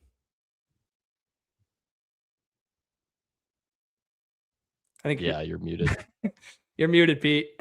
Thank you. Look at that. I guess I'm getting booted off the show for muting myself. I was going to say, Cups, you're good to drop. I'm going to let our guest get in the hopper. I see Mitchell's here, so we'll get this going in a second. Luckily, we are on target here as far as timing. I guess I lost Max too. And this is where, what do you guys think about this as the tiny circle going forward? Is this what Levitan wants? Is this what big fantasy football wants? Just me, and I want to see if I can actually make my circle even smaller. Can I get it? Okay, I can go just a teeny bit smaller. I think that's it. It's beautiful. It's beautiful. All right, little housekeeping here. We have 2 drafts in the books. Tony Squares drafted with David Kitchen. We just had Alex Cups draft with Max Adam in a bit of a serendipitous twist. Max, previously on the show, he is the infamous tout from the thumbnail on the Tout Twist episode as he realizes the pressure cooker situation he found himself in, but have loved hearing Max on about the touts, which actually reminds me, my buddy Mike Zakarian about the Touts separate YouTube channel. He's been doing exit interviews. I know he has reached out to Goofy Chicken. He has reached out to PPR Tyler. So keep an eye out for those exit interviews dropping soon. But yeah, we have 4 more drafts today. We're going to bring the commish on to draft with Chris, who I'm not familiar with. I don't believe Chris has ever been on the Bash. So this will be fun for Mitchell to introduce us to Chris. We will then have Nathaniel after him. We will then have Michael O'Hara, and then batting cleanup, Emo Cowboy. As I've mentioned throughout the show, the full schedule is down below. We are spinning for the guest spot basically 15 to 20 minutes before every draft. So just make sure you are in there and using the appropriate hashtag. But without further ado, I'm going to go ahead and bring on our tout, Mitchell Daigle. We're going to bring on our guest. And just to confirm here, Mitchell, before I hop off, I am sharing my screen and doing the draft on my side, right? Yep, I'm your passenger princess today. All right, then I'll get this up on board. I will hop us into a draft in a minute or 2 when you're ready, and have a fun show, guys. Awesome. Thanks, Pete. Well, first of all, to chat, we do have a real mic today, so I know all the audio listeners. Lost audio. What's up? Lost audio. All right, Oh, do you not hear me, Chris? I'm going to make sure that this handoff is smooth here. So let's make sure that Chris's audio is good. This sometimes happens with the AirPods and stuff. I know sometimes on the phone, people have to drop off and come back and make sure you're selected to the right mic. So let's just make sure that you're good to go here. I hear you, no problem, Pete. Are you able to hear me? I hear you. I hear Mitchell. But so you can hear me, but you can't hear Mitchell? Correct. Weird. Yeah, that's weird. Sorry. We definitely have to figure that out. That would be a critical element of this show. Can you do me a favor, Chris, and just try the old come out and come back into the room and see if that fixes it? See what I can do. All right, thank you. This mic is never going to work. I'm just like the odds are just against me. Yeah.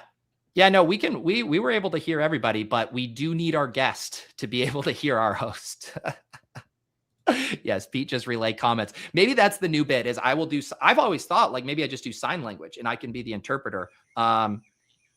Chris, talk Mitchell and tell me if you can hear him. Test. Yes, there he is. All right, I'm out.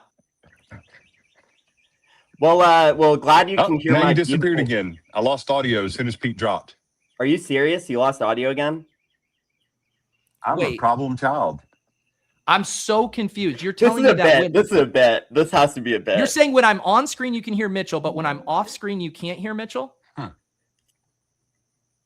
I can't imagine that's a legitimate bug. Nah, bro. This is Are you Chris, are you trolling? Do you just not like Mitchell and you're sandbagging him already? Our guest host. Can you hear Mitchell right now, Chris? Test. Okay, well, this is now I'll be able to hear it on. Just take the AirPods out. Maybe just don't go AirPods. Well, I don't know how that works with mic. Hold on, just take the AirPods out. Hold on, just 1 second.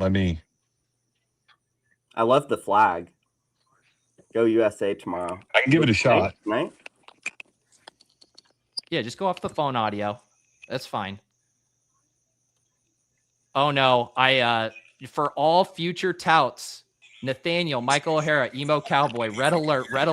BBChosen has become a YouTube member again. You're on high alert. There we go. All right, Chris, how we looking, brother? Can you hear me? Can you hear Mitchell? Yep. Hello. Okay. Installed that myself with the auger. All right, Mitchell, I'm going to drop off. See if you guys can hear each other. If not, we will continue to trouble. All right. Can you hear me? Chris, can you hear me?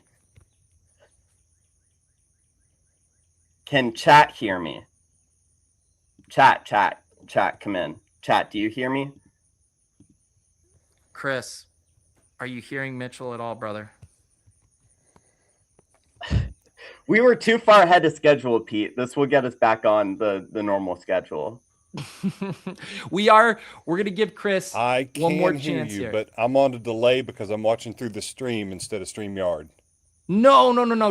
Exit out of the stream. Get rid of that. You need to be only in StreamYard on your phone. Okay, I'm on StreamYard. Yeah, and you sound great. Can you hear me? I can hear you. Can you hear Mitchell? Hello. Absolutely not. Okay. All right. Chris, I appreciate you. I really want to make this work, but I think we got to spin again. Like if you can't hear the No, guest, I understand. No. Yeah. Of course, you got a schedule and everything else. I get it, but yeah, some other time. Chris, let me get you one shot. I know I've seen you in the comments before. I've never put a face to a name. Anything you want to say to the people out there? I appreciate you being a YouTube member. Feel free to fire a takeoff on your way out. Well, I was on before one time. If you remember, I moved out in the middle of nowhere. That's part of why I was showing the outside. Yeah. I was a university professor teaching law and finance for 15 years, and all that COVID stuff happened, and they said, you can work remotely. And I said, all right, well, I'm out. I completely forgot. We had done a bash last year. That's 9 foot of corn over there. Entire field of corn in the middle of nowhere. It looks like it's also 18 feet of American flag as well, brother. America. Well, it's 20, but Okay. don't size judge me. All right. We're gonna let you go, man. I have no clue what happened here, but I appreciate you giving it a shot. Hey, good luck to all the touts. All right, Chris. All right, so let's move quickly here. I did have to spin up a new hashtag because I was already getting ready for the Nathaniel one later. So same hashtag, Commish, but you just got to redrop it in. If you did it earlier, that got wiped. So we're up to 18 here. We're going to move quickly. I'll give you guys about 30 seconds here. Mitch, it's a good thing that I didn't just fuck off for the next 45 minutes. I mean, I had to make the picks anyways, but if not, and I just pieced out, that would have been well, that would have been a real test of my abilities if I could, pilot that kind of a draft. Exactly. So. Also, I do have to catch up on a few super chats. OG Mans fan, Shipper Lytics. I know there was some threats from Rambus to try to get on screen with his buddy Cups, but then his exterminator coworker wouldn't cover for him, so that fell through. Very on-brand interaction from Rambus. And Jewish McCaffrey, $4.99. Emo sent Chris as a plant to sabotage Commish. Wow. Yeah, I mean, PPR Tyler was on Twitter yesterday saying he was going to try to get in and sabotage people. I respect it. Honestly. All right, here we go. We are spinning again. Take two. We tried with Chris. No idea what happened there tech-wise, but we need to press on. Mitchell will be drafting with Ben. Ben Havard. Ben has been on the bash before. He is a ship chaser. He's been to our ship chasing meetup. Excited to see you guys draft. I'm not going to give you any other intel about Ben. No, I don't want any. I don't want any. Good. Love it. Love it. Ben, shoot me a message on Discord. I will get you this link now. And like you said, Mitch, we had a little bit of buffer. So 12:29, we're still on track here. Yeah, just a pro move. Want to say to the chat, thank God we got those casuals off screen from the last draft, and now you get to watch a real ball network come in here. So excited to tout some wisdom your guys' way. Yes. All right. I have reached out to Ben here. He has the link. We will get him on stream. Again, to let everybody know the schedule after Mitchell and Ben draft, we will have Nathaniel with a guest from the chat, Michael O'Hara with a guest from the chat, and then Emo Cowboy wrapping it up here on the Best Ball Bash. There is still time. If you guys want to draft with these touts, the chat is gated to YouTube members. Does not matter which level you are. You can do the cheapest one. I don't care. That will get you access to the chat before the next draft, probably 15 to 20 minutes before the scheduled time. We will spin the wheel and we will figure out who is going to draft with Nathaniel. Yeah, the mic's the input. We're good. All right. Yes. Okay, here we go. Ben is in the chat. I am going to drop off. I'm gonna click hit on the draft right when I drop off, and you guys will be off to the races. Does that sound good, Mitchell? Yeah. All right. Hello. Can you hear me? Absolutely. All right, then you're the best guest we've ever had. That's all I needed to hear. Nice to meet you. Good to meet you. I'm glad I get to meet someone that I didn't already previously know. Like, this is exciting for me. I love meeting new people. So tell me a little bit about yourself right off the top. So my name's Ben, obviously. This is my third time on the Bash. I got on last summer. I'm on the intro twice. And then I got on the in-season Bash too. But I've been drafting best ball for like 4 years now. I've done over 1,000 drafts the last 2 years. I am about to graduate nursing school, so I've slowed down on the volume a lot this year. I've got about 80 drafts in so far. Nice. Nursing's a safe option this day in the age of AI. Like, we're not going to have AI robots taking over nursing anytime soon. So that's great. Nope. Not Yeah. So first question, like, what are you going to do with the $2 million when we win? If you woke up $2 million tomorrow, what are you doing with it? I think I'm helping Pete fund so you could think you can tout season 2. Because like I have so much FOMO. I wanted to put in an entry, and I knew I didn't have the time with finals and everything coming up through the start of the competition and watching everything play out. I'm like, I don't think I could have done this, but I would have had fun. Yeah. What do you think would have been your best contest so far out of all the challenges? Personally, I think I would have had a lot of fun with the duos challenge. Like in a smaller setting, working together. Awesome. So it looks like we have the 105 coming up here. Do you have any special takes with the first round, or do you kind of go off at ADP? Mostly ADP. That spot's JSN. I'm pretty light on JSN just because I haven't gotten too much 105 yet. Okay, yeah, I'm fine with JSN. You know, hey, to anyone at home, the Fantasy Life News or magazine came out this year. It has JSN on the cover. Make sure you guys go grab a copy of that at the grocery store. Hashtag no free promos, but for our host, we'll do it here. Yeah, I don't know. I definitely, you know, I guess I take the same advice that most people do, where the first round you kind of go by ADP and then you take your stands later in the draft. You know, there's the famous Matthew Berry line, like, you can't lose your fantasy, or you can't win your fantasy league in the first round, but you can lose it. So I kind of heed that advice as well. Yeah, I feel like the running backs, you kind of have like your choice of Gibbs or Bijan, your choice of JT or McCaffrey, your choice of Gentry or Cook. With the receivers, just kind of go by ADP. I think they're in the right order. Yeah, for sure. When you're not doing nursing, what kind of things do you like to do in your free time? So my favorite sport's UFC. I have like I write about UFC on Tapology, just kind of some anonymous threads. I like researching upcoming fighters and stuff before they've made it to the UFC, so that when they get there, I can talk about them and try to build them up to my friends who are more casual. Yep, we're good with JSN here, right? Absolutely. Perfecto. What did you think of the White House UFC? So they planned that out really well to have like 7 banger fights. You're not throwing any garbage fights into it. And it's really hard for that not to be political in this day and age.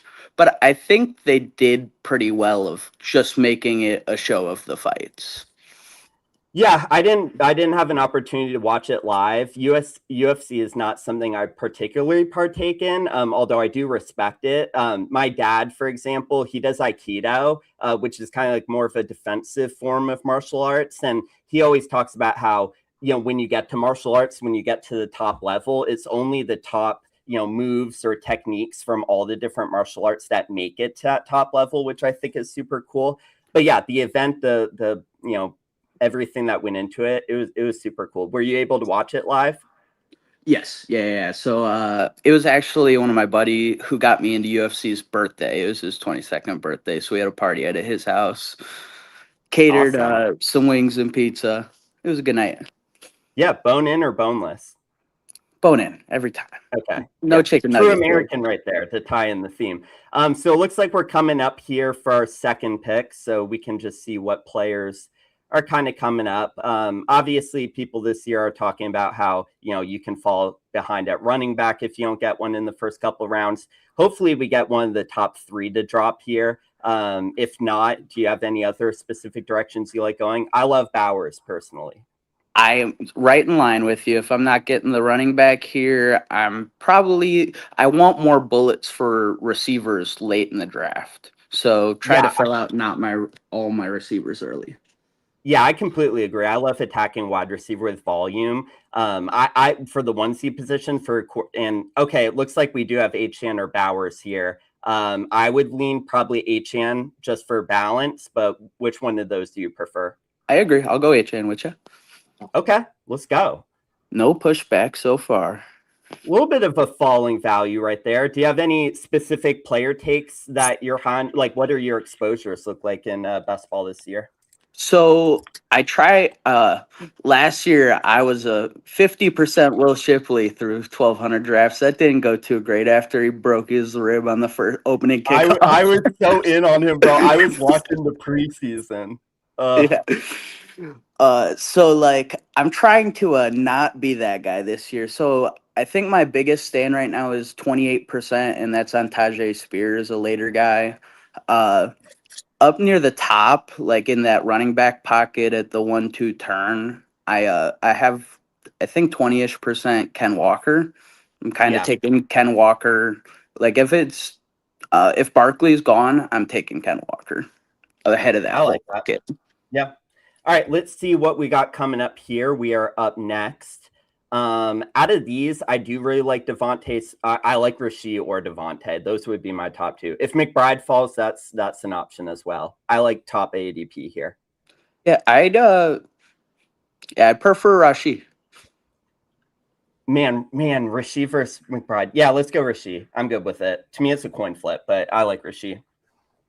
I've had trouble picking McBride this year just because the stacking out's not there. I don't want to take Beck. I don't want to take Jacoby. And that might just be a blind spot in my drafting game. Yeah, I don't know. They were so high pass volume last year, right? And it's kind of hard to predict that they're going to be that high pass volume again this year. Maybe McBride is the next Kelsey, where he's going to be the wide receiver one year after year. Him and Bowers are going to be bouncing back and forth like Kelsey and Gronk used to do. But I like Rasheed. I mean, if anyone here is going to be, a top 5 pick next year in this range of the draft, it's definitely going to be Rasheed Rice. He's scammed in the offense for years, but it's been him being the number one target. Since Kelsey has fallen off, since Tyreek's been gone, his targets per game are up there with all the first round guys. It's just his talent doesn't get the respect. Yeah, for sure. What has been? Have you had any big wins in the past 3 years with your experience with best ball? So I was mostly in like the $3 and $5 streets. I got like a 4th place in with like a dash hound or something like that for like $5,000. Nothing crazy. Hey, $5,000 is nothing to sneeze at. We'll take 4 figures. Do you play other forms? Do you play let's see the players coming up first while we talk about this, but do you play like Dynasty, Redraft, DFS, anything?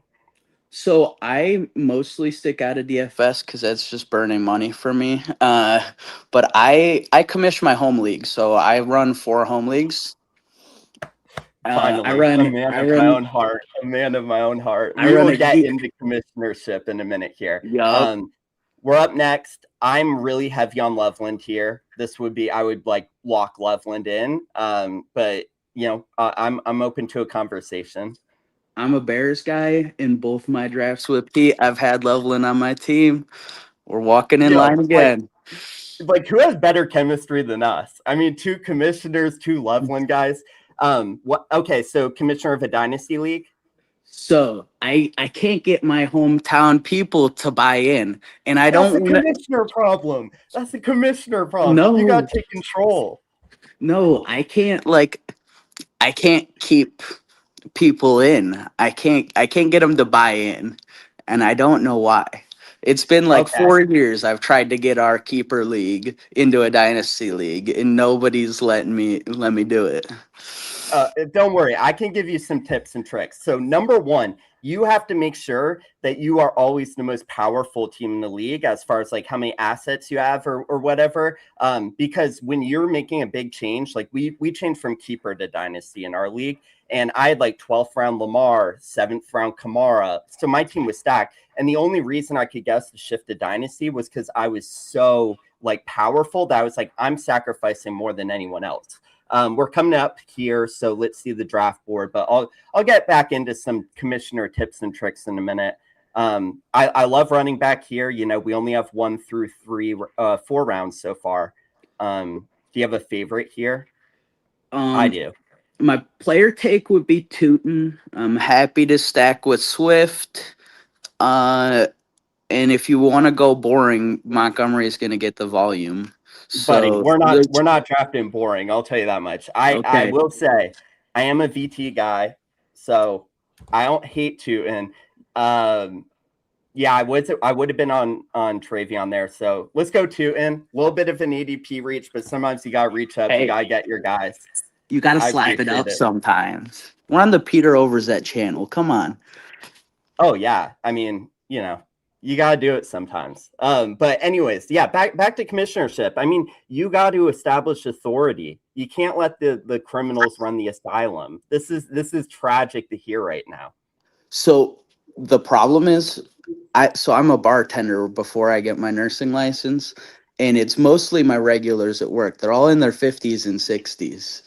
So they are not willing to change. They're stuck in their ways. You can't teach the old dogs new tricks. I mean, maybe you can trick them with some technology or something. Like just go back on the back end of the website and make it seem like it's redraft. And you're like, oh no, guys, this was a dynasty draft the whole time. I don't know. It's like, do you guys mail picks to each other? Do you guys use carrier pigeons, or are they adept online? No, we host live drafts, but it's on Sleeper. So like some of them I have to manually take their phones and put their picks in on Sleeper while they put the sticker on the board. Wait, you guys have an in-person draft, but you still draft on Sleeper? You don't have a draft board? Oh, we have the draft board, and then I input it onto Sleeper. Oh, in live time. I got you. Okay, yeah. Because we used to have in-person drafts, which, by the way, any redraft league with friends in the area, if you're not doing it in person, just fold up the league. But yeah, that's always one of my favorite things was like everyone leaves, the pizza's gone, the beers are gone, and I'm just sitting there for 2 hours manually entering every player into the team. Just like, just another successful draft done. Are you successful at it? Do you win? I mean, if these guys seem like they're a bunch of old heads, I'd hope you have some success. And before you answer, let's go back to the players. A couple picks coming up. Let's figure out what we want to do before you answer there. Quarterbacks, none of them really stack. I mean, I guess we could do Caleb with Loveland. Oh, I think he just went. So.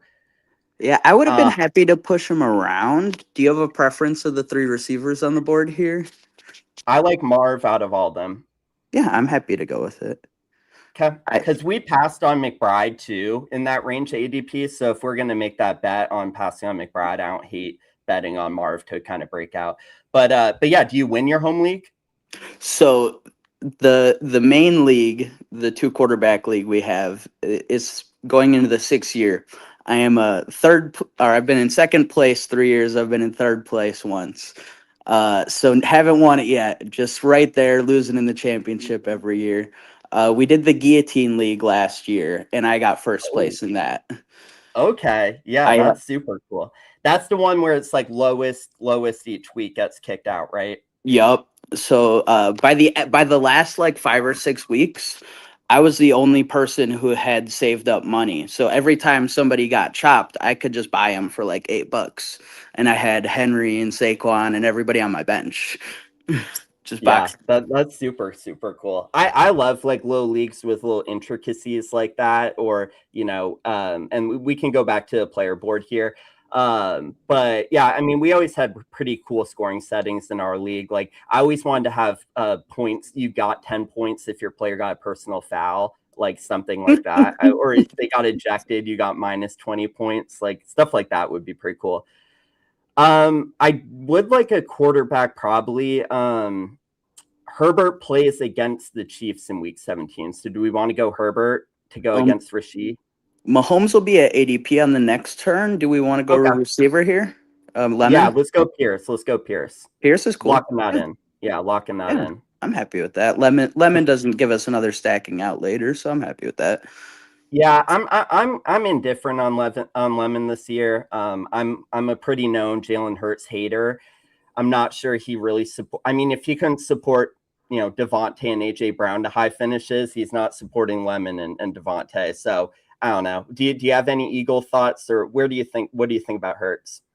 I think I'm somewhat confident in the offensive coordinator change, and just the talent around Hurts has picked him up to have AJ Brown have good seasons, and with his targets vacated, I think Lemon or Smith could come into a role that allows them to beat ADP.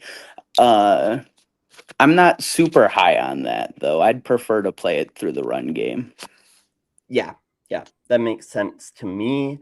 Do you do any so outside of, again, you watch UFC, but what about like you personally? Like, do you go out and do any activities during the week or when you're not at work? What does a great weekend look like for you?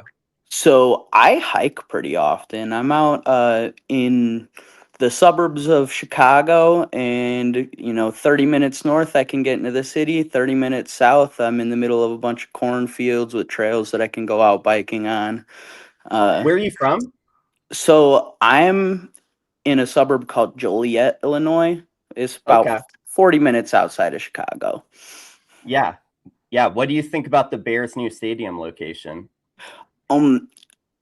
So I think it's good. I think it's way easier to get to, especially from being from a south suburb. People from the north suburbs, it makes it way harder for them. One take that I sorry to cut you off. Let's see the board. I don't know here. What do you have any strong thoughts? I'm happy to go Manungai. There's camp reports coming out that he's going to have a bigger role next to Swift this year. He's had the goal line role. We're already bet on Chicago's offense. Mahomes got taken from us, right? Yeah. Mm-hmm. Yeah, I'm good. I'm good with Manungai. That's fine. We definitely need some running backs here. Still don't have a quarterback, so we're going to need to take 3 quarterbacks late. But besides that, I like the way the team is really coming together. Really strong wide receiver room. We have our anchor running back. We have our one-off tight end. So I think if we just attack, quarterback with volume and then get a couple more running backs in here, we're going to be in a really good shape. But go back to your point about Chicago. So one take that I haven't heard about the move is that I don't know if players are going to be getting Indiana taxes now. Like, it's a big difference between Illinois taxes and Indiana taxes. Like a dude coming over on a free agent $120 million contract is going to save like $8 million, $10 million in taxes by working in Indiana instead of Illinois. I wonder if that helps us keep players, bring new players over in free agency, because like that's a big benefit of players going to Florida or Texas and stuff like that. Yeah, the no state income. Yeah. All right. So we're coming up with 2 picks before us here. Let's see. Can we see quarterback real quick? Just want to check that out. All right. I wouldn't reach on any of these. Probably running back here. I like Brooks. What do you think? Yeah, I'm happy with Brooks. That opens another stacking out for us. I think we might have to force an unstacked guy to backstack here in the next round. If like a Bo or a Kyler are rushing guys there, I'm happy to do that. Yeah, for sure. Yeah, I like Brooks here. Maybe we double tap quarterback on the next 2 picks, but we'll see how the board falls to us. Pretty balanced build outside of quarterback right here. Yeah, we've got stacking outs late in the 130s, 140s with Darnold, Jones, and now Bryce Young with Brooks. That's the type of quarterback room that's really going to take us to the promised land. Hey, that's what you want here. I will look at the terrain team. Oh, sorry. Yeah, I will say, like, I do think fading that kind of range of quarterbacks right there makes a lot of sense. Maybe we could have gotten one that round, but like, when they're all going close, when you're going to the Hurts, Jaden Daniels, and 1 to 2 rounds later is the next group. Like, I think there should be a larger gap between those. So if we're not going to get one of the top guys in that tier, let's just fade it altogether. I don't think that's a stupid way to play it. Yeah, like our stack on Caleb went 1 pick before us. Mahomes went on the turn right before us. We're not really reaching for unstacked guys. Yeah, I don't recognize any of the names in this room, but people are going to hate on greatness. We're used to it as commissioners. We get people attacking us from all angles all the time. So yeah, does your league, if you were to move to a dynasty league, like, do you think you would run it against those guys, or do you think they could adapt? I think that I would tank instantly for a year. Yeah, and then that's smart. I think everybody'd be selling picks for way too cheap. Yeah, None of them that's have been in it. exactly what I did. Yeah. So that's my expectation. Yeah, for sure. I did the exact same thing. Let's see here. Quarterbacks at the top of the queue. We do have Jared Goff. We don't really have anyone to stack him with. Let's go back to quarterbacks. I'm good with Tyler Shuck here. I know it's unstacked, but do you have a preference? Willis? Yeah, Let's go I'm Willis. happy with Let's go Willis. Willis. Yeah, Willis with HN. Willis with HN is good. Lock Willis in. I was might thinking have been able to get him in the next pick, but we've been getting sniped left and right. Yeah, I think we might need the next pick for Darnold. So I think we might just be ripping three straight QBs off here.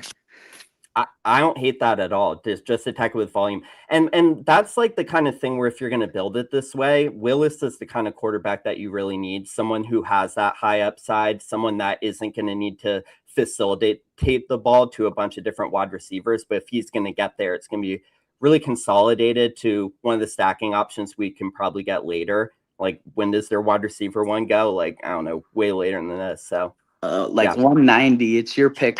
Chris Bell, the rookie with no ACL, or Malik Washington, the 5'9" slot guy. All great options. What if? All right. So coming back up here, I don't hate Darnold if he's there. It would be a little bit of reach, but I don't know if he's going to come all the way back to us. So is this 130 or is this 126? Where are we at on the ADP right now? I think 125. I think we can go around one more time, and then we should have Darnold Jones, and we should have at least 2 of Darnold Jones and Bryce Young in the next 2 rounds after this. All right, let's push it then. Let's go to wide receiver. Is Coker there? Yeah, Coker. Smash. Yeah, because that helps us with our Carolina outs. Yep, with Brooks. Yeah. And Coker is that guy. Shout out PPR Tyler. That's his 101. I think PPR Tyler would take him 108 in a true serum draft. Respectfully, I might too. He's like one of those undrafted pet projects. Yeah, he's one of those guys that I just hear all the sharp people talk about him, but I haven't heard why they're all in on him. I think it's like a mixture of decent peripherals, good route running, versatility between the slot, X, and Z positions. He's just kind of good at everything, but not great at anything. And that's what you kind of want as a receiver too. Yeah, I'm sure. Yeah, I mean, he's playing on the opposite of Tat. We'll see if Tat is as strong of a target earner as he was in year 1. So I don't know. I'm gonna be honest, that didn't really sell me. Be like, oh yeah, he's pretty balanced, not great at any one attribute. I'm usually someone who tries to buy in on someone with one really good attribute or 1 to 2 things they do great, and then hope that with coaching and development they can kind of round out their profile, as opposed to someone that, if they're going to take that next level to elite status, if they're good across the board, they have to build that elite skill versus already relying on an elite skill that they already possess. Which is getting into my dynasty strategy a little bit. I definitely target guys like that. Let's go back to the board here. It looks like Darnold's going to fall. So, smash. See, I need to get better at not talking about who we want right before we're about to pick. Hey, I'm you're opening fine. up the door to the snipers. Oh, you're good. Smash the Darnold there. Smash. Easy. And then, yeah. Got our All right, stacks guys, rolling. I'm going to hop on real quick to do our next drawing here. We're going to have Nathaniel coming up next. So the hashtag is going to just be Nathaniel. Now, don't make the amateur mistake of spelling his name wrong. You do need it with the E there at the end. Nathaniel. That is Nathaniel Wright. If you want to draft with Nathaniel, drop that hashtag in. I'll come back in a couple of rounds. Yeah, I definitely made that mistake. The first time I had Nathaniel on the channel, I spelled it AL. So that was you really hate to see it. I got put. Have you watched Nathaniel's like board content, like his bolded board stuff? No, I haven't yet. He has like a little cute board that he uses where he like puts people that have wronged him in the past, and he uses that as like, you know, motivation going forward. So my goal was to go the whole competition avoiding the board, but unfortunately for spelling his name wrong, we ended out on it. Go check out his channel. I think it's I Know I Can Tout. But coming back up here, we got our quarterback situation solved. You know, some would say we got duct taped together, but I feel like we're still going to float. So let's see which players we have coming up here. 2 picks until we're up. Jones just went. We're waiting. Yeah, I don't think we need to go quarterback here. I don't hate. What were you gonna say? Bryce Young will be gone when we got the double stack if we don't take him here. Yeah, I'm good with Bryce Young here and then finish up quarterback. I think that's smart. Let's go, Bryce. I love it. All right, so what about like pop culture stuff? Like what's your favorite, movies or TV show? So I was a YouTube kid, so I'm like just now starting to culture myself in adulthood. I just finished both Breaking Bad and Better Call Saul, and I can confidently say that Breaking Bad is the best show that I've ever watched by a country. Well, we can really take your opinion as a YouTube guy who is self-admittedly not cultured, but yes, Breaking Bad is one of the best shows of all time. It's really great. What was your, did you think better? Because some people say Better Call Saul is as good or better. I feel like it's a little worse, but what were your thoughts on that? I thought that Better Call Saul in seasons 1 and 2 stayed on that same wavelength, and then it's the Better Call Saul petered out towards the end, whereas Breaking Bad didn't. You just kept on riding the whole way. Yeah. What kind of YouTube did you grow up watching? A lot of gaming stuff. So I was really into esports and stuff like that. I tried to play Call of Duty competitively when I was 12 because I feel like that's what everybody did when they were 12. Yeah. If you know the whole kids in the 60s, it's I want to be a cowboy, I want to be an astronaut, and you fast forward today for 12-year-olds, it's I want to be on phase or something like that. It's what happened to society? We're so cooked. I was the first generation of those kids. I'm the problem. No, you're not the problem. The problem is the generation before you that brought us up in this way. I mean, my attention span is completely cooked. So yeah, I think we need to do a class action lawsuit against the generation before us. Yes. Gen X? Yeah? Yep. Yeah, Gen X. We need a class action lawsuit. All right, coming back up here. Luckily, don't have to take a quarterback for once. I would love Sadiq. I don't think he's going to fall to us, but gang, yep, all right, yep, that was a waste of a couple seconds of touting. Probably running back, or I don't know. Do you like Hawkinson? Well, I said Tajay has been my biggest stand this summer, so I'm very happy to stand on the table for Tajay here. All right, yeah. Well, yep, that's why you don't say it. Hey, let's go. What do you think about Tank Bigsby? Yeah, I'm happy. That's just Philly backup. Hopefully they don't put him out on kickoffs, and he can be safe for us this year. Yeah, we're re-rolling the bet this year. I love it. Hashtag not rooting for injuries. We would hate to root for injuries, but hey, stuff happens. We've been proved that Will Shipley is in that role.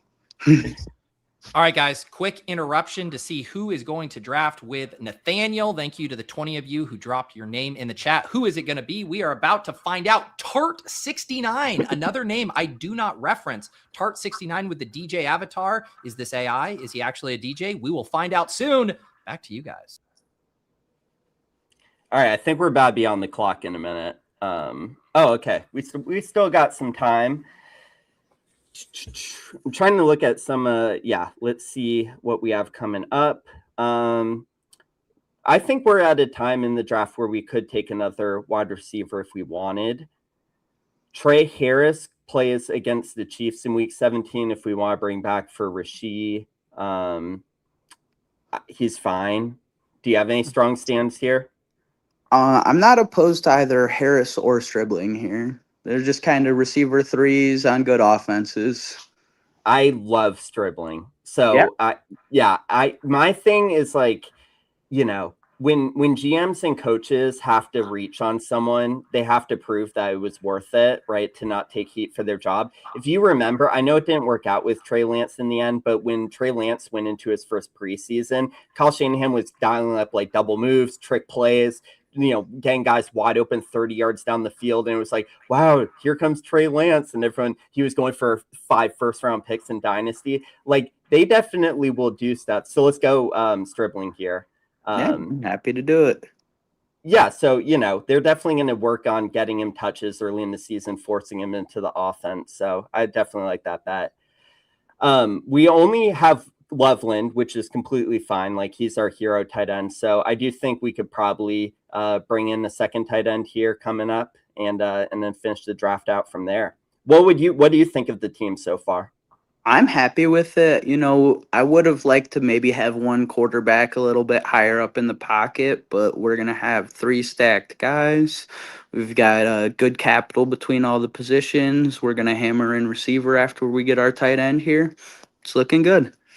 Yeah, perfectly cromulent, I would say. What about music? What kind of music do you listen to?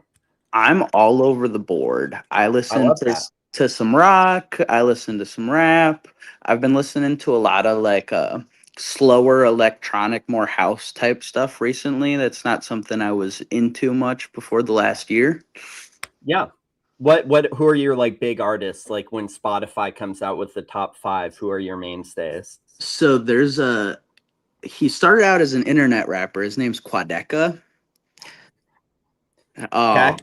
Do you know who that is? No, I don't. No, but I'm gonna be looking him up after the stream. He has been my most listened to artist for years. All right, let's see what we're coming up with here. Dulcich, right? That's the smash. Just pair him with H-Han and Malik. Yeah, I'm very happy with that. I thought maybe Barner, but we're a little past that range. Yeah, I'm fine with Dulcich. I think, again, you're just kind of betting on touchdowns from the tight end at this range of the draft. So, yep. Yeah, I like that. Let's go Dulcich here. All right, so tout him. What kind of music does he make? So he became popular because he made a diss track about KSI, and he made like pretty cringy white boy rap while I was in high school. And he's kind of moved past that, and he makes like more singy piano music, and it's super cinematic. So there's lots of elements to like, there's lots of things going on in the background, and he makes a movie for each one of his albums. So there's like a lot of deeper meaning, a lot of Easter eggs and stuff like that between the music and the videos. Yeah, no, I mean, that's like, yeah, I like atmospheric, cinematic songs as well. I like The Weeknd a lot. Like, I think he implements a lot of those different elements into his music and creates albums that have like cohesive narrative throughout, like whether that's what he's actually saying and the instrumentals behind it as well. Coming up here for our last 2 picks, do you have a favorite last round stand as we look at the player board? Do you have a preference between these Miami receivers? Do you care to? We're double stacked on Miami without a receiver. Do you want to just not waive that? No, we should take a Miami receiver here. I prefer Malik Washington personally. I agree with that. I'll stay out of the Chris Bell and the Jalen Tolbert space. Yeah, so as someone who plays Dynasty, like who got his league to be able to play Dynasty, I definitely did my tons of research on the Miami guys like Caleb Douglas and stuff, and bro, rookie drafts this year were so rough. So let's go Malik here. Really nice bet on the worst team in the NFL. So I really love that. Like, maybe this is the Cardinals of last year, though. Maybe they're losing every game by 40 points and they're just scoring in garbage time. Yeah, they talk about I think Siegels wrote about like the carnival offenses. Like this is one of those teams where you're like, maybe they're 16th in the league in points per game because they're the worst defense in the league and they're just pushed to have the ball over and over again. Yeah, like fantasy football inherently is not an ethical game, and that goes down to like how you're treating your friends when you're trying to beat them, but also to the game in general. Like, fantasy football is not a good analog for on-field performance, or for, there's not a lot of correlation between the best teams and the best fantasy assets a lot of the time. So we're not trying to use real NFL as our analog here. So yeah, I like it. I don't think a lot of people are going to be over targeting the Dolphins, stack this year. I see it in the chat. People are like, oh, you guys didn't need another Dolphins weapon. That's why we're doing it. You got to differentiate yourselves. Maybe this is the stand that we need to take. So I'm happy with the way the team has turned out. We're going through uncharted waters. So, I love that. Well, we can breathe in water because we're dolphins, so we're good with that. Absolutely. I'm gonna hijack you real quick. I wanted to save this till the end. Oh. So I am financially invested in your success through the sports book of Rickadoozle.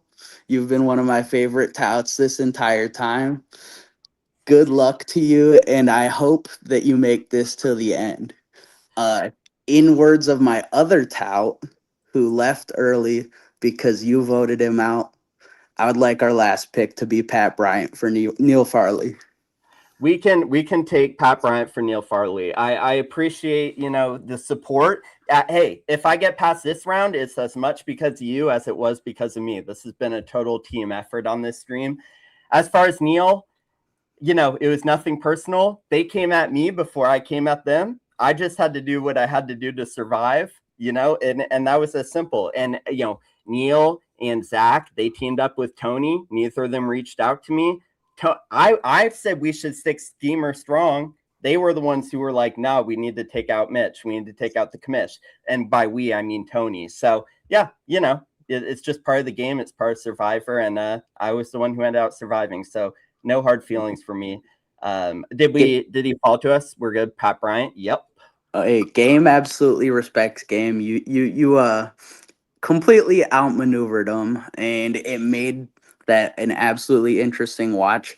After, just based on my opinion on the video, I thought you guys should have won, but that wasn't the criteria. Yeah, we definitely had the better video. I don't think many people are arguing that. Our packaging could have used some work. I put my hand up on that. We played scared. We were scared of the tower. I said it was a little bit like walking into the ring against Mike Tyson and already feeling that you lost. So not great there, but let's go ahead and recap our team for people that are just catching up now. I know people are excited to get into the next draft coming up here. So quarterback room, we waited a little while, but we ended out with Malik Willis, Darnold, and Bryce Young, all of them stacked. So yes, we were paying attention to the draft board. Running back, we got our anchor right here with Devon Achane. Then we got Bayshaw Tootin, shout out Virginia Tech. Manungai Brooks, hopefully he can stay healthy. And Tank Bigsby, we're re-rolling the backup running back on the Eagles bet. Shout out PPR Tyler.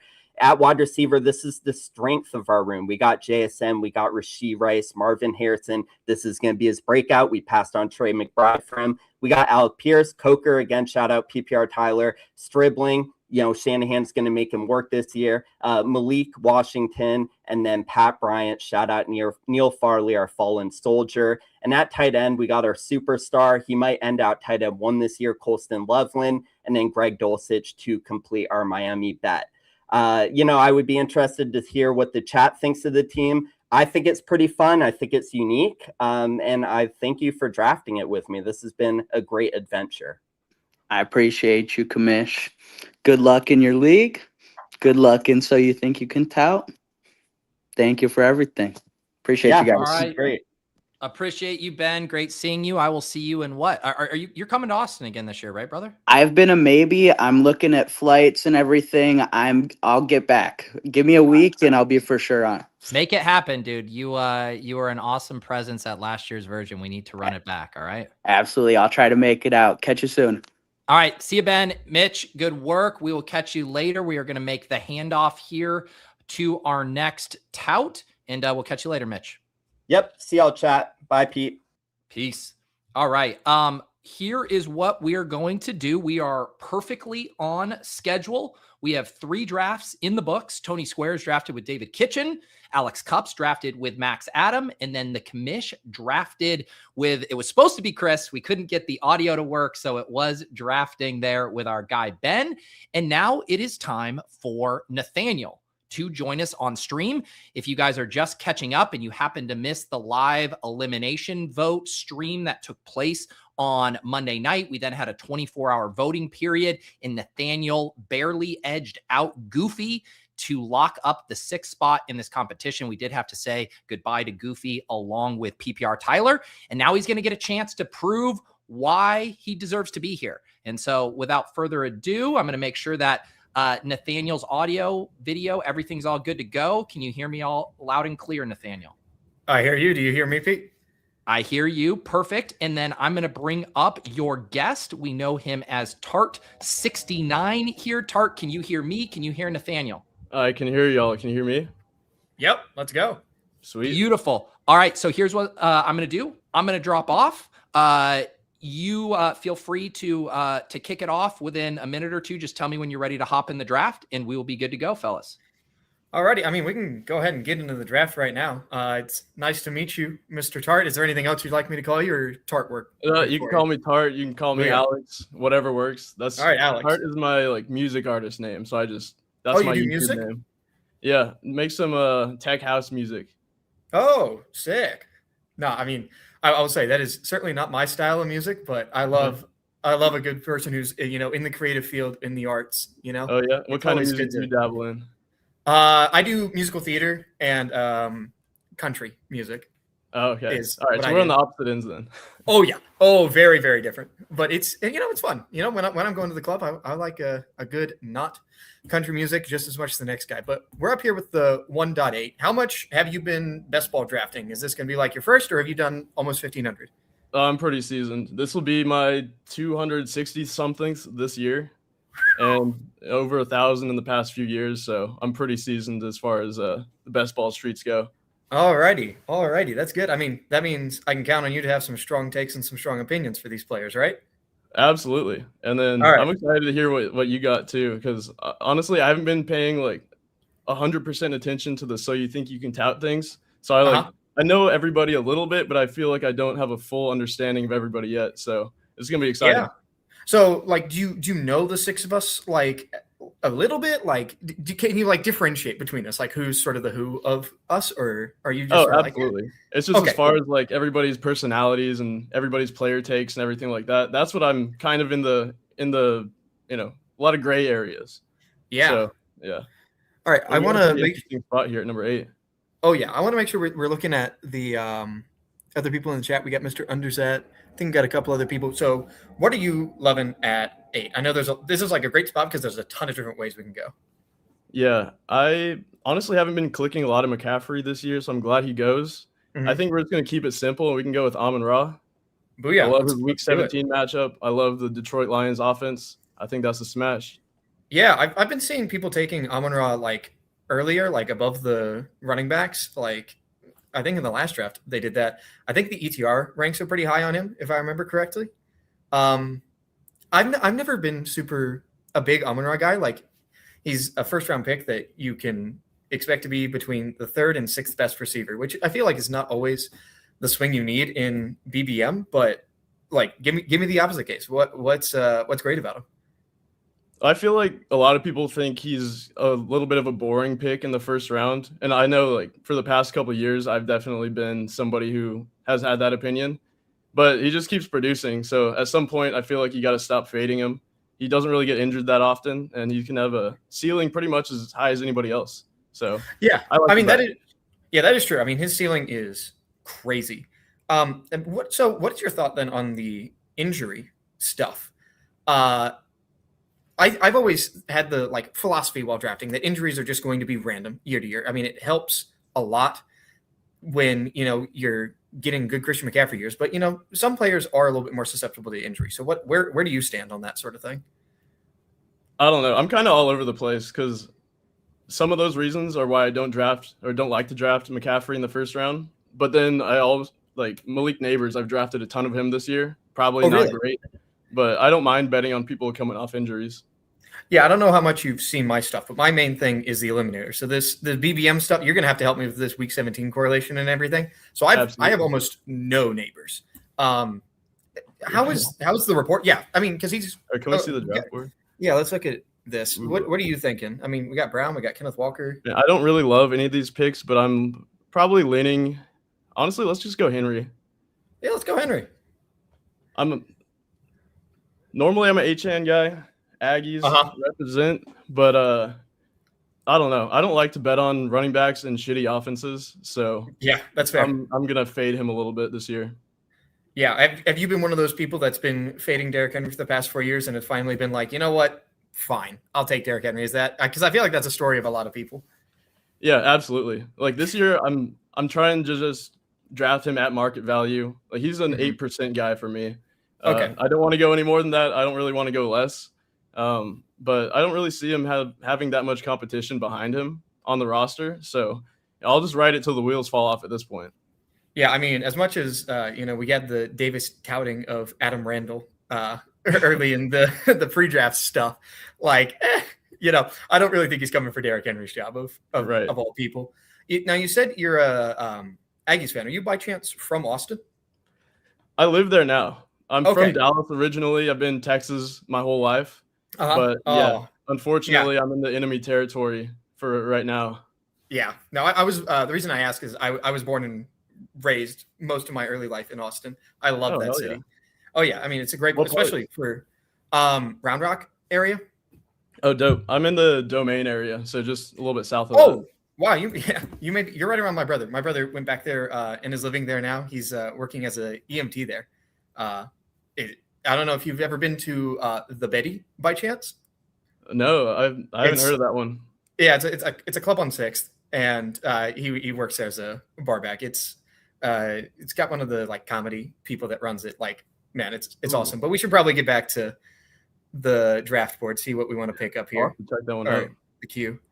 You said you're a Neighbors guy. Neighbors. I don't want to do it. Let's go ETN here. Let's just lock down a couple running backs just so we got some anchors, and then see where it goes from there. Yeah. How much are you worried about Kamara and all the other backup running backs for the Saints?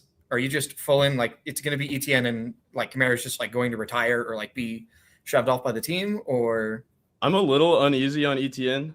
I think, and I love drafting Kamara, honestly. I think where he goes is pretty solid. Mm-hmm. He's going to have a role no matter what. And because I think a lot of people think he gets injured all the time, which is true. But if he's going to be the RB2, I see a less chance of him getting injured. So maybe he's got some more longevity like that. Hey, that's a pretty good thing to think about. Is it's these running backs and these players that have less reps have less opportunities to get injured. So if you're worried about an injury-prone player, cough, cough, maybe a Marshawn Lloyd as well fits into this example as well. If you're worried about an injury-prone player, maybe the backups are the way to go. So I do like Marshawn Lloyd too. I mean, if you need somebody, he's there. Yeah, I mean, I end up when I am doing non-eliminators, getting my 0 RB fix through them. So I end up having a lot of really, really trashy running backs at the end of the draft because I'm so tired of clicking all having all these green starts because the eliminator sort of forces you to do that. Have you drafted any of the eliminator? I actually really like the eliminator too. I've only drafted 3 of them so far. But I'll bounce this one to you. What do you think of going 3 running backs in the first 4 rounds versus trying to make it more balanced here? I think it's a perfectly reasonable strategy. We got to pick it up here because let's go back to the queue. I love me some 4th round Josh Jacobs. Yeah, I mean, let's do it. I just think he's going to play. He's already at practice. I don't get why his ADP is still like this. Yeah, I know we're talking about Marshawn Lloyd, but... Yeah, but I mean, you can both believe that Josh Jacobs is probably going to be completely fine and that the market's overcounting that, and think that if they're not, and, you know, the circumstances happen that Marshawn Lloyd's going to be stuck up there, you know, he's going to be a smash where he goes. Yeah, I mean, and we got 2 other running backs anyway. So if Josh Jacobs does have to miss any time, at least we're not taking, you know, we're not losing too much points there. Yeah, and if we can count on Derrick Henry and Travis Etienne to like really hold down that running back room. But yeah, just getting back to what you were saying, like going this like early running back stuff, I think is perfectly reasonable, but it's not something that I want to like over index on, you know, because it is fragile. How you having to always rely on this third running back to hit your flex. So, but when it's the best player and the most projected points, you know, you got to love the projected points. Oh yeah. And especially once it gets to the later rounds, I don't feel as comfortable betting on a lot of running backs back there as opposed to some of the receivers. Like you can still get some maybe starters in the last few rounds. And if I'm going to start like this, those are definitely the guys that I'm going to want to take a swing on towards the end. Yeah, and this would have like changed, and this is going to change a lot throughout the summer, right? Because later on in the summer, we're going to get more camp news. We're going to sort of know what the depth charts are going to be, and there's going to be some more RB2s we're excited about. But let's get back to picking. What are your thoughts on Lamar here? Honestly, if we get him, I'd probably want to push him since we don't have another. We probably need some receivers power, Cool. So I would go Carnell Tate here. Carnell Tate, all right. Yeah, I'm big on him this year. I think, I don't know. I think he's that guy. Do you think that the Titans offense is going to be good enough to support that guy? And I'm saying this even though I know that David Kitchen is judging this challenge. So let's hear it. I mean, they're definitely going to be better than last year. I don't know to what extent they're going to be better, but they're for sure going to be better. But I don't know. Anytime I draft too much Carnell and I'm like, maybe I should stop, I just go to YouTube, type in Carnell Tate highlights, watch some of that, and within like 3 things, I'm back in. Fair. I will say I am not the sort of fantasy football person who has ever, and I mean ever, went to YouTube and been like player highlights. Never once in my life, especially for college. Like I think I've watched maybe a grand total of 2 college games, and it is, it's so different than the NFL. Oh, but yeah. I am really excited about like everything that the people that are smarter than me are saying says that Carnell Tate is going to be really, really good. Except I don't know how much you know about Ben, but Ben Gretsch, I think I saw something this morning from him where he was sort of like waffling back and forth on him. I think I'm because not familiar with Gretsch. Yes, he was my intro into this, but we should probably get back to the queue just to look around stuff. What's your thoughts on, not that I think we should take him, this is why I'm comfortable talking about him, Jadarian Price. He's a tough one for me. Yeah, especially with going 3 running backs off the rip. Man, this one's tough. This sucks. Honestly, I think I would just try to bet on Marv here.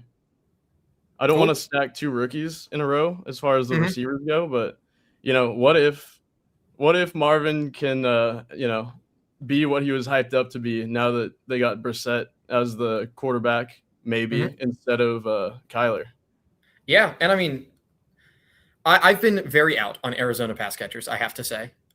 So I'm not going to give you the full like throated defense of this, but I will say we are getting such a price, like value compared to where we've had to draft him in the past. Like, and if it works, it's going to work pretty well, we would think, because I am really not a Michael Wilson person. I'm like, I think having the third option on an offense that is going to be as bad as we think Arizona is in the 90s of ADP is absurd. Like I'm in full agreement on you. Like I like him as a player, and last year I thought his ADP was insane, so I drafted a ton of him. He was one of my most drafted guys last year, and I think I told you earlier I'd done over 260 drafts this year. Yeah. Let me see how much Michael Wilson I have. I don't think it's a lot. Yeah, let's see it. I'm actually $38 on Michael Wilson, so not a whole lot. Yeah, no, that is basically nothing. I remember there was a little bit I like have my own like custom eliminator ranks, and I forgot to rank Michael Wilson, which is fair, which was a mistake. But the more I went back at it, I was like, you know what? I don't want any Michael Wilson. Why do I need to rank him? It's fine. These are my ranks. I'm not giving them to other people. But let's go back to the queue. Ooh, man, Alec Pierce and Cortland Sutton. I like both of them. Do you have a preference? Really? I don't, because I really dislike both of them. Okay. If I had to choose, it would be Sutton, but do what you want. But Yeah, let's go Sutton. I like what's his name? I'm blanking. Sean Payton offense. He's always got one of those big-bodied receivers who's going up and get it, like the Michael Thomas archetype. Yeah. And Cortland Sutton's like probably the only guy on that team that fits that, in my opinion. Yeah, I mean, Waddle's a good receiver, but Sutton definitely does have like a more defined role. And if Sean Payton wants to feature him and keep him getting his 1,000 yards, he'll keep on getting his 1,000 yards and be fine in the 7th. Like it'll be great. Yeah, no, totally agree. I think they're going to cook together, Sutton and Waddle. Mm-hmm. Yeah, I really do think that offense is going to be good moving forward. The thing I'm really curious about is Alec Pierce. I have been so out on him. Give me the bull case on Alec Pierce. He's got an insane ceiling. I mean, he's been one of my most drafted guys these past few years. I think people don't like picking him because he's white, but he's good. All right, let's look at the queue real quick. We're gonna have to go fast on this one. Ooh, Josh Downs. Yeah, Josh Downs is great. This is my favorite. This guy's probably my favorite eliminator pick, since we were talking about that earlier. Because I mean, he's going in the what round is this? This should be the 8th. Yeah, 8th round. Who's the guy that's probably going to start the season as the Colts wide receiver 1? He's been my favorite pick in the eliminator so far. Do you have any strong takes on him or any guys like that? Oh yeah, I think he's really, really nice. I think that, again, I like to defer to people that are smarter than me on like talent based stuff. Like I think the thing that I do well is like understanding like how to allocate draft capital. So in terms of the actual players, I like to follow people that are smarter than me. And there's so many people that are smarter than me that are like, wow, this guy is just electric. And you can see it when you watch the games. And he's getting the opportunity to show that it can still be electric, even though he's got the more volume and it's going to be more, focused around him. Yeah, no, yeah. I'm in full agreement on that. And just hearing the news that they might be moving him more around the formations, I'm just seeing wheels up with Josh Downs. Oh yeah, no, it's exciting. But for this draft, I think we got to make sure that we don't fall too far behind at quarterback and tight end. I'm a little bit more okay falling behind at. We can take tight ends whenever, but I really don't want to get boxed out at quarterback. Yeah. How much are you into Mr. Dart? So this goes with my Malik Neighbors thing. I love Dart. I think we got to go Dart. Like I want to stack up with Amon-Ra. I think that would, yeah, but I can't. We got to go Dart. Yeah, I mean, my good friends at Legendary Upside, and by good friends I mean people that I pay to give me opinions. I think it really do tell us that stacking is great, but if you just have more points than your opponents, the stacks are not going to be that important. If you look at our wide receiver room, these are all guys that can be stacked super late. So I feel way more comfortable on a build like this, pushing the quarterbacks than on other builds. Yeah. Well, I think this might be a good time to just quickly go through the team for our audio listeners. We got, can we go back to the boards? Oh, actually, this works too. So we'll go quarterback Jackson Dart. Running backs, we got Derrick Henry, Travis Etienne of the New Orleans Saints. We got Josh Jacobs. We got Amon-Ra St. Brown, Carnell Tate, Marvin Harrison, and Cortland Sutton at the wide receiver. And we have a big fat 0 at tight end, which is great. One of my favorite players is sitting here at the top of the queue, Harold Vannon. I love our duck-footed king. I'm with you on him. He picked A&M a few years ago, and I did not forget that. I can imagine you wouldn't.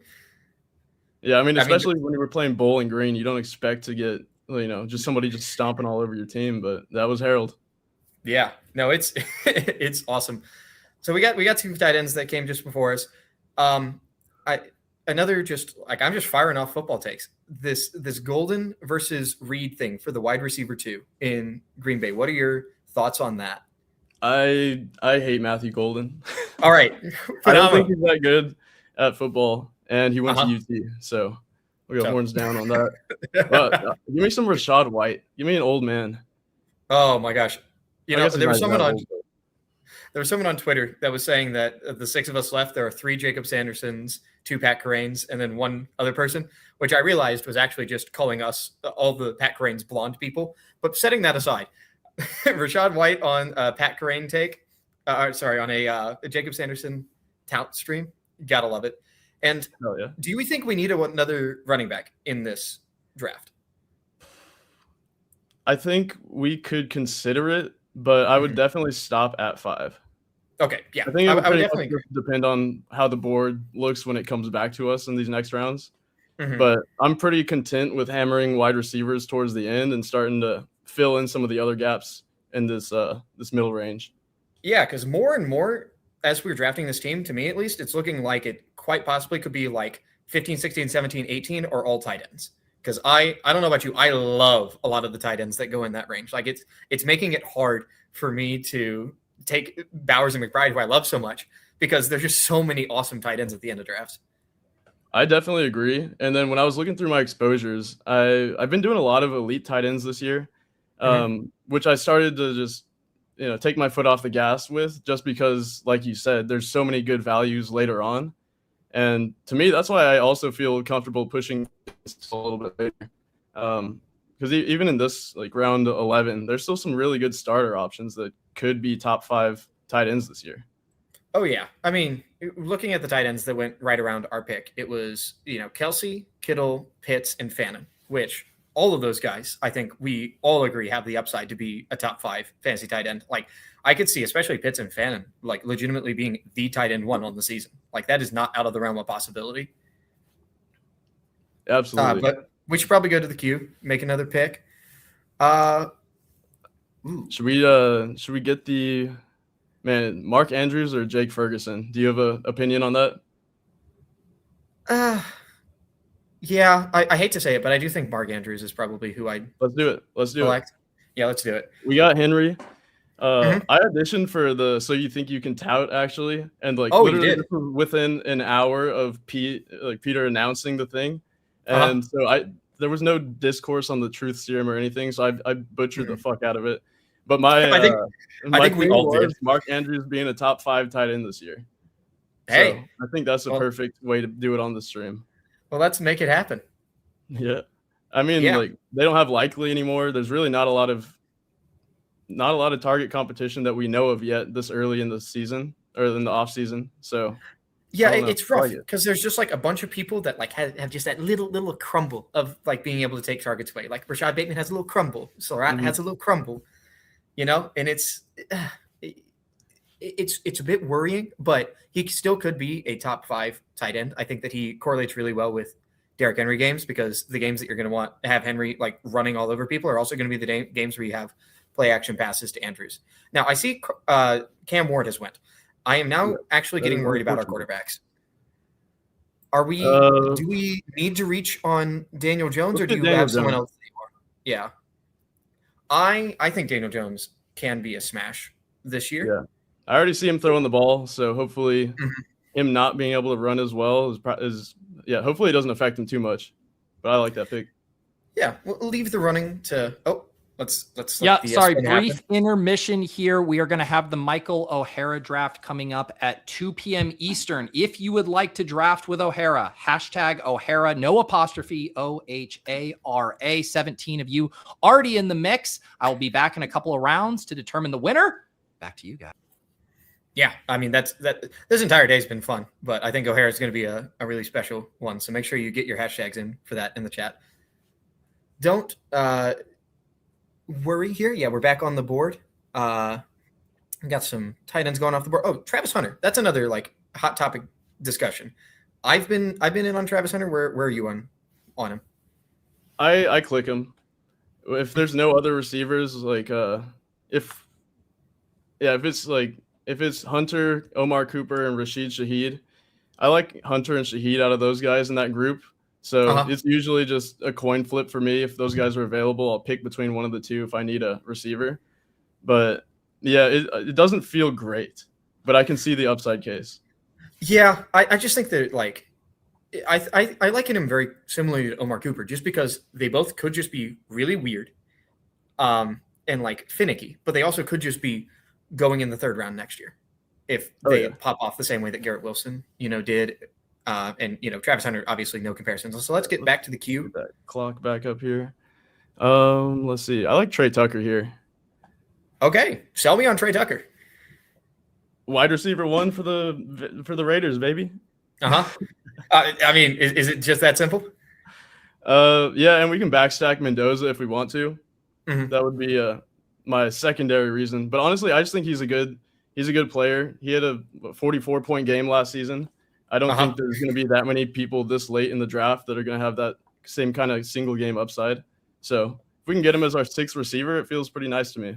Yeah, I always worry about that because I'm like, the 40-point game, it's like, way back when Juwan Jennings had that like stretch of games where he was going for the 20s. And like, I was just sitting there in my home league, gratefully having Juwan Jennings and being like, is this his actual upside or are we just fluking into this? Like, did I just fall back assward into this? Well, I'm on the other side of that one. I think that was a fluke, but I don't.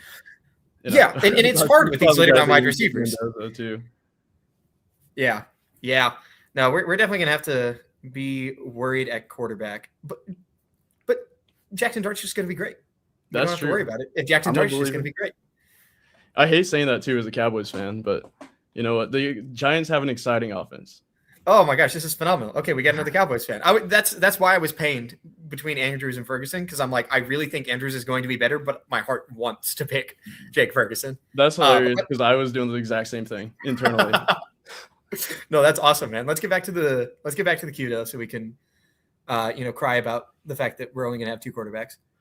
Ooh, yeah, I do have somebody I like here.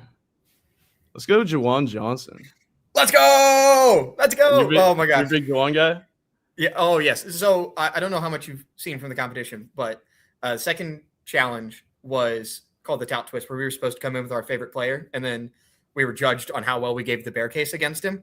And my player that I brought in was Juwan Johnson. Oh my gosh. Go. I'm so glad we got to do that. That's awesome. Sweet. Yeah, I mean, now I'd say our tight end room is looking pretty good. Oh yeah. We got Jackson Dart holding it down for the QBs. So even the positions we faded, I think are pretty nice. Yeah. No, I mean, if we can get a decent third quarterback, and if we can get a decent third tight end, maybe another running back, and then fill out the receivers, it'll be great.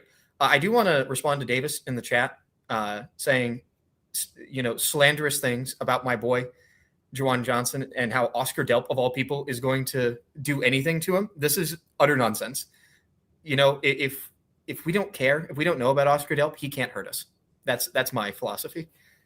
I'm on board with that. Let's go. I'm not a Delp knower either.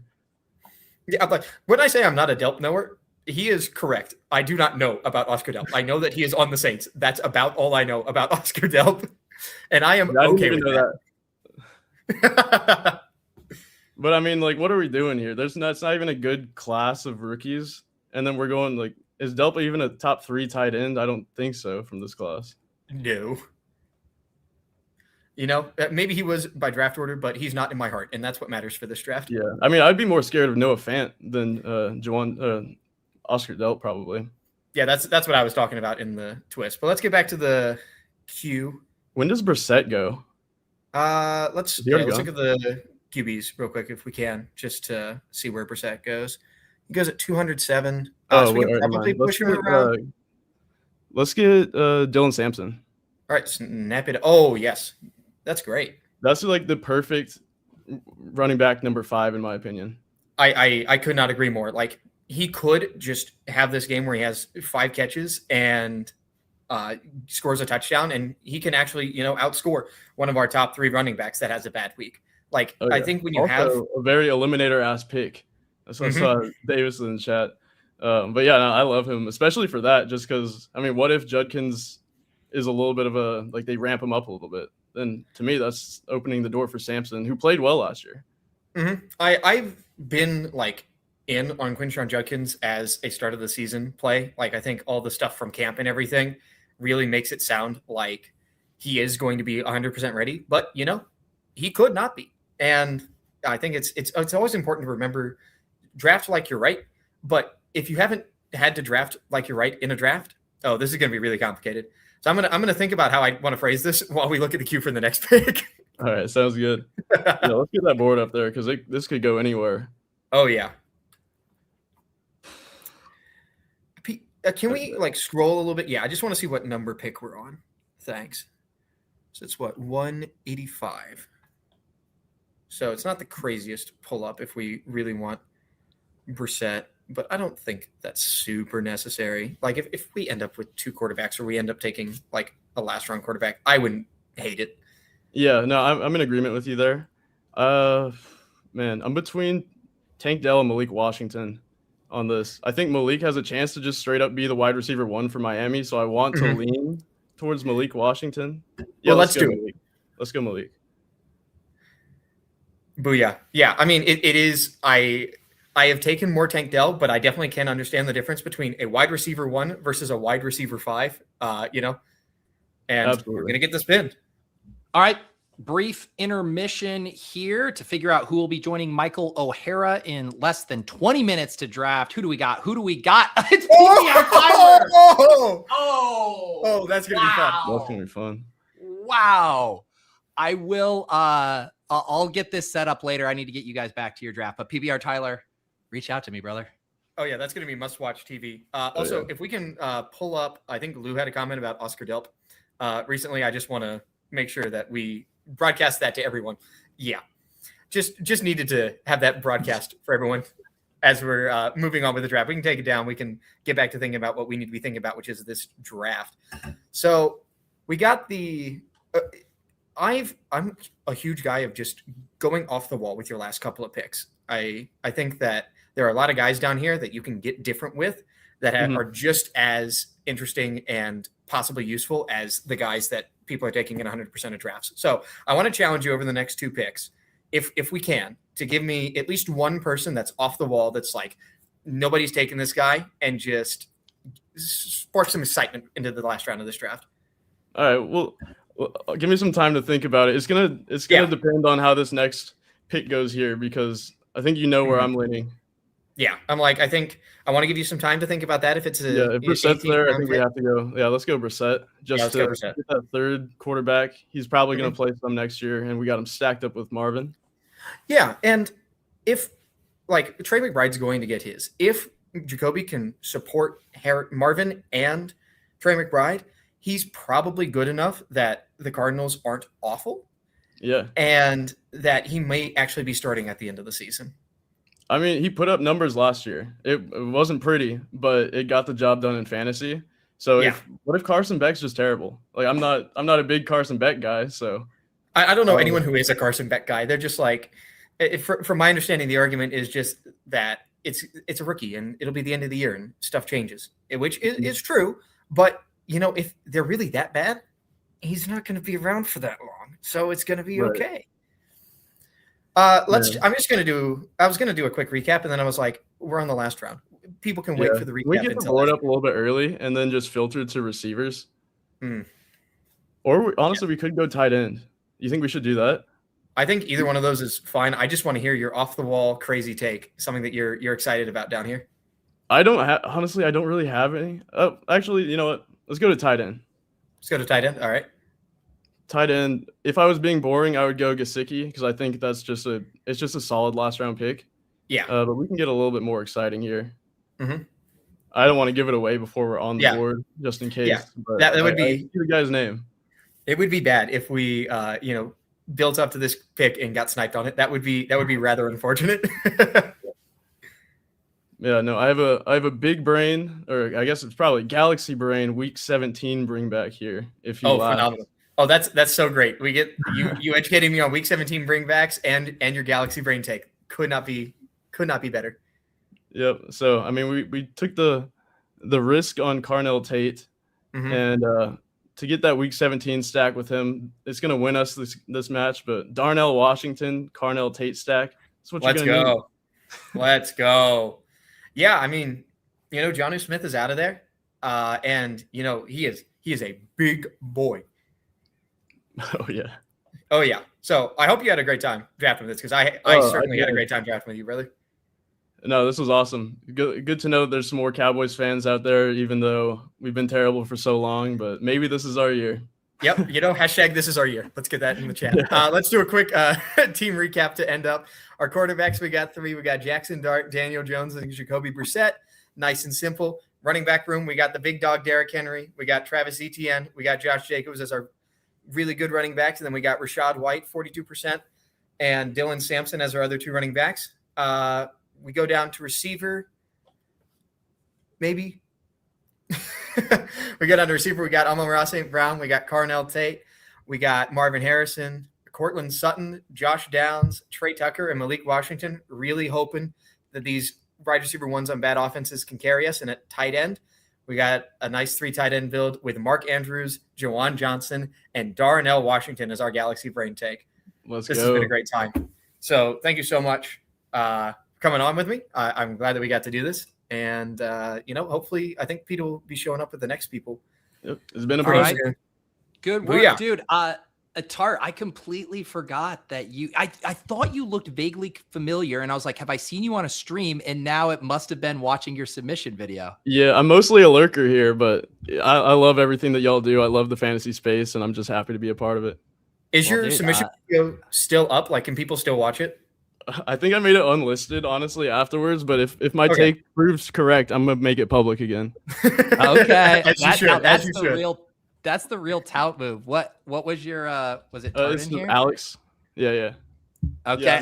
Yeah. Video unavailable. It's gone. All right. Until next year. That's right. You know what? Next year I got to remember to scrape all those videos for moments like this, and then there's nowhere to hide. All right, dudes. Great job, Nathaniel. We will catch you later. Tart, we will catch you later, and we'll set the stage here for our second to last stream here. All right, see you. All right, thanks, y'all. Peace, guys. All right, there goes Tart. There goes Nathaniel. We have 4 drafts in the book: Squares with Kitchen, Cups with Max Adam, the Commish with Ben, and now Nathaniel with Tart. And as you guys just saw on the wheel, a young man, I still don't know how to pronounce his last name. He hasn't gotten the username synced up with his online alias, PPR Tyler. But Tyler, is it Knable? Let me actually just ask you, Tyler, is that what it is? It's Knably, and that's my lurker account. That's the one I have the premium on. So it's the one that my credit card's linked to. So when I bought the subscription, it's the one I watch all my YouTube videos on, not my actual business. Just to be clear, your lurker account features your government name. Yes. Yeah. Okay. All right. You know what? We have just a couple of minutes here. Obviously, today is about O'Hara, but I do have to catch up with you. Obviously, you got booted from the show, both because of your performance and at the hands of BBG. You also promised to try to crash the bash today for a moment like this. I have lots of questions, but first of all, how are you doing? How are you handling the BBG betrayal? The BBG betrayal is fine. Like I said it on the tower, which you should go check out, Toxic Tower on YouTube. But because I really did want to win the show. You know, it sucks to be off of it. I thought about it all the time. I was like, how am I going to win this fucking thing?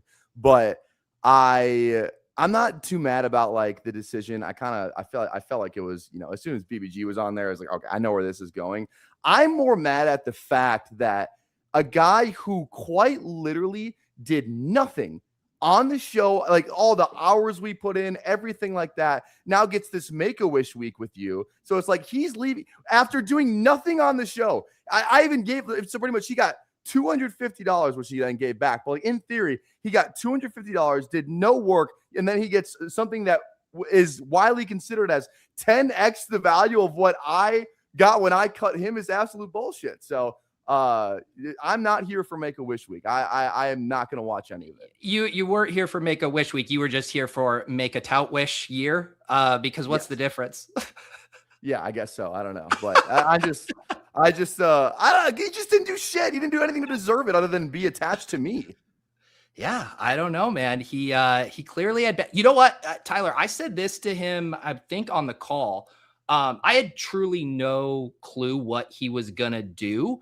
I thought he was going to take the moral high ground and just be like, I can hold that over you for the rest of my career. And then I mentioned Pat Kerrane, and his eyes got so big, and it was over for you, buddy. The second I said Kerrane, I was like, PPR is done. It was always Kerrane. If it was just you, he doesn't care about you. He only cares about Kerrane. Oh, I know. I have the clip. Yeah, I'm a stepping stone. I'm a ladder. And, maybe I do one final rug pull and I say, it's actually BBG Kerrane week, and he has to deal with him over on Legendary Upside. Yes. Okay. So let's get to the second part here. It seemed like when you posted that tweet yesterday about trying your best to get on here, what were your intentions if you were to get on? Honestly, that I was just kind of fucking around on the tweet. If it was somebody I did it like, I don't know how mean I want to be. Because I like everyone on, like, I think I have a pretty decent relationship, but obviously with Emo, I fucking love O'Hara. I like I've had O'Hara on my stream probably 5 times, 6 times. Like, I've interviewed him 6 times pretty much. So it'll be interesting to see kind of the roles reversed here and how he handles that. And I'm actually already making a plan to stream with him on his channel already too. So this is kind of an introduction to that entire thing. But if I would I was never going to get squares, obviously. The only one I may have fucked over, like been an awful guess for, was Tony Squares. Yeah. You would, because your tweet, I'll read it here for our audio listeners, who I will always service, even if the touts forget. If I'm going down, I'm bringing someone with me. Touts, you better hope my name doesn't get pulled. So just to be clear, you are walking this back in the same way you walked back spending $500 credits on your own? Look, I didn't walk anything back. You guys edited the fuck out of me. I did not walk. Every chance I got, I said you didn't walk. I didn't walk anything back. You're just mad together. You're just mad that you gave me the money and I wanted to use it in a way you didn't see fit. I was always gonna, like, in my mind, I was like, I'm splitting the money with him. And like, even when he asked, like, hey, can I have the whole $500? He was never gonna get the whole $500. I never said anything like that. I didn't walk anything back. It was the right decision. It will always be the right decision. You had to manage 2 things. The people on the show absolutely loved the move. And then you went and had to face the music, and you didn't have the courage to be like, yeah, fuck you, 500 side credits. But it was never fuck you. Like, that's never how I felt, though. If that's how I felt, I would have done it. Like I said, how many subs the tower got since that show? It worked out for everyone. You're the tower, baby. You're the tower. tower. That's what people are saying. Emotional. All right. I don't want to take away from what is about to happen, because O'Hara has a challenge. Like, O'Hara is on the clock in this competition. He has to do a draft with a random chat rat from the comments section. It just so happens to be someone he has known and collaborated with. I'm excited to see how this goes. I'm going to pull Michael up on stage right now. A couple logistical questions. Michael, I'm handling the draft, correct? Yeah, you're all good. We'll have you on the sticks, Pete. All right, I will be on the sticks and enter the draft. Got to make sure the tech is good. O'Hara, PPR, can you guys hear each other? All that jazz? I think we're good. Yeah. All right, then I'm going to drop off. You tell me when you want me to hop in the draft. We got a little cushion on time, so we're good there. And I will see you guys after the draft. Tyler, first off, a little long-winded there, buddy. Kept me in the cuck chair in the studio for like 10 minutes there. Look, I just asked the questions that I answer the questions that I'm asked. I don't right. Leave me alone. Right. And you got the host box on the stream as well. I do. Yeah, I do have the host box. So you know what? Maybe I'll interview I'll interview for the 6th time in a row. I don't even know what I'm going to say to interview you, but we're going to get into it. Let's just start the draft and we'll see where this takes us. The one thing that I planned one question. I thought, and he's having a high noon at 12:53 Central Time. The one question that I was going to ask, regardless of who I was on with, is what is your fantasy football backstory? How did you get started? And then how did you end up in this deep, dark corner of the internet that we all hang out in? That's actually a good story. I don't know how many times I've actually told my whole fantasy football story. So I actually got started. I mean, I've been playing fantasy since I was in like high school. It's been a long time. Like, that's kind of how I got into it. I remember like the first pick I think I ever had was Dwayne Bowe. Absolutely love that guy. He was a legend. But I got into the industry actually through some people may know him. I think Pete would know him, is Paul Charchian. So he's the one who founded the guillotine format. He's from Minneapolis. He had a show on our K-Fan here, our sports network, about it's called Fantasy Football Weekly. I kind of got into fantasy football through that, listened to him a ton, ended up working for him for a little bit over at Guillotine Leagues when it was just him before he brought it to Fantasy Life. I actually helped like test the first ever app, wrote some articles for Guillotine. Like I remember doing like weekly tight end write-ups for like week 10 through 16 of tight ends for Guillotine League stuff. Did that, wrote a college fantasy football column in for my newspaper when I was probably like 19 years old. Did that for a couple of years. And then the first job I got, I think that I was actually paid, was out of college at Player Profiler. So wrote articles there, did some producing, and then I did some on-camera work as well. So, and then best ball I watched, honestly, it was Mason. Flock Fantasy, shout out Flock Fantasy. I was honestly, it was kind of toxic the way I got into it though. I literally was like, oh, this guy made all this money doing this, I'm way smarter than he is. And then has not proven to be true. So you're saying if you pulled back the curtain all the way, you would have had something similar to Mitch to say about Flock? No, definitely not. No. All right. Who are we taking here? I'm assuming it's JSN for you? No, it's not. It's CMC for me. What? All right. Let's roll with it. Let's roll with it. It's CMC. Why are you so in on JSN? I'm not out on I'm not so in on JSN or out on CMC. I'm just like, and from picks 1 through 6, I'm just going ADP. Like the only one I kind of flip flop on is Puka and Chase. But for the most part, I'm just going ADP, those top 6 picks, and then kind of shuffling it around towards the back. That's fair. For CMC is just like, I don't know. He was the RB1 last year, which I actually did. I learned like a month ago. I thought it was Bijan or Gibbs was the RB1. I didn't even know it was CMC. But dude, he had like 130 targets. I know how many targets he had. I just didn't realize he was actually the RB1. Like the way that we talk about him, it's like you want to predict the injuries, fine. But like if you actually listen to him talk, like this guy does more to prevent injuries and takes care of his body, I think, better than anyone else in the league. So I'll bet on a guy that's like investing that much money into his body. Like I'll take the gamble on that. I mean, but like, is that like your talking point though? For CMC, like you think like Gibbs and Bijan aren't? I'm not saying that they aren't, but like seems like they're definitely not doing the stuff CMC is doing. Like I thought you were going to go down the route of like receiving work and touchdown equity. No, the touchdown equity is going to be better. The receiving work will, like he actually didn't even have a good year rushing last year. I think the receptions will come down. The receptions will come down. O-line should be better. Purdy being there, it makes, I think, will raise the overall floor and ceiling of the offense. So I think he's going to have more rushing touchdowns. I think he'll still have a shitload of catches, but I just don't. We're just going to get a classic CMC year. As long as he's healthy, like why are we like scared of him? If he's healthy, it's like the only thing why we don't draft him is because he may not be healthy. That's fair. Let's take a look at the queue here, a couple picks away. Anyone in this range that particularly jumps off the board to you? Are you trying to grab a running back here, or are you just kind of like letting it fall? It depends.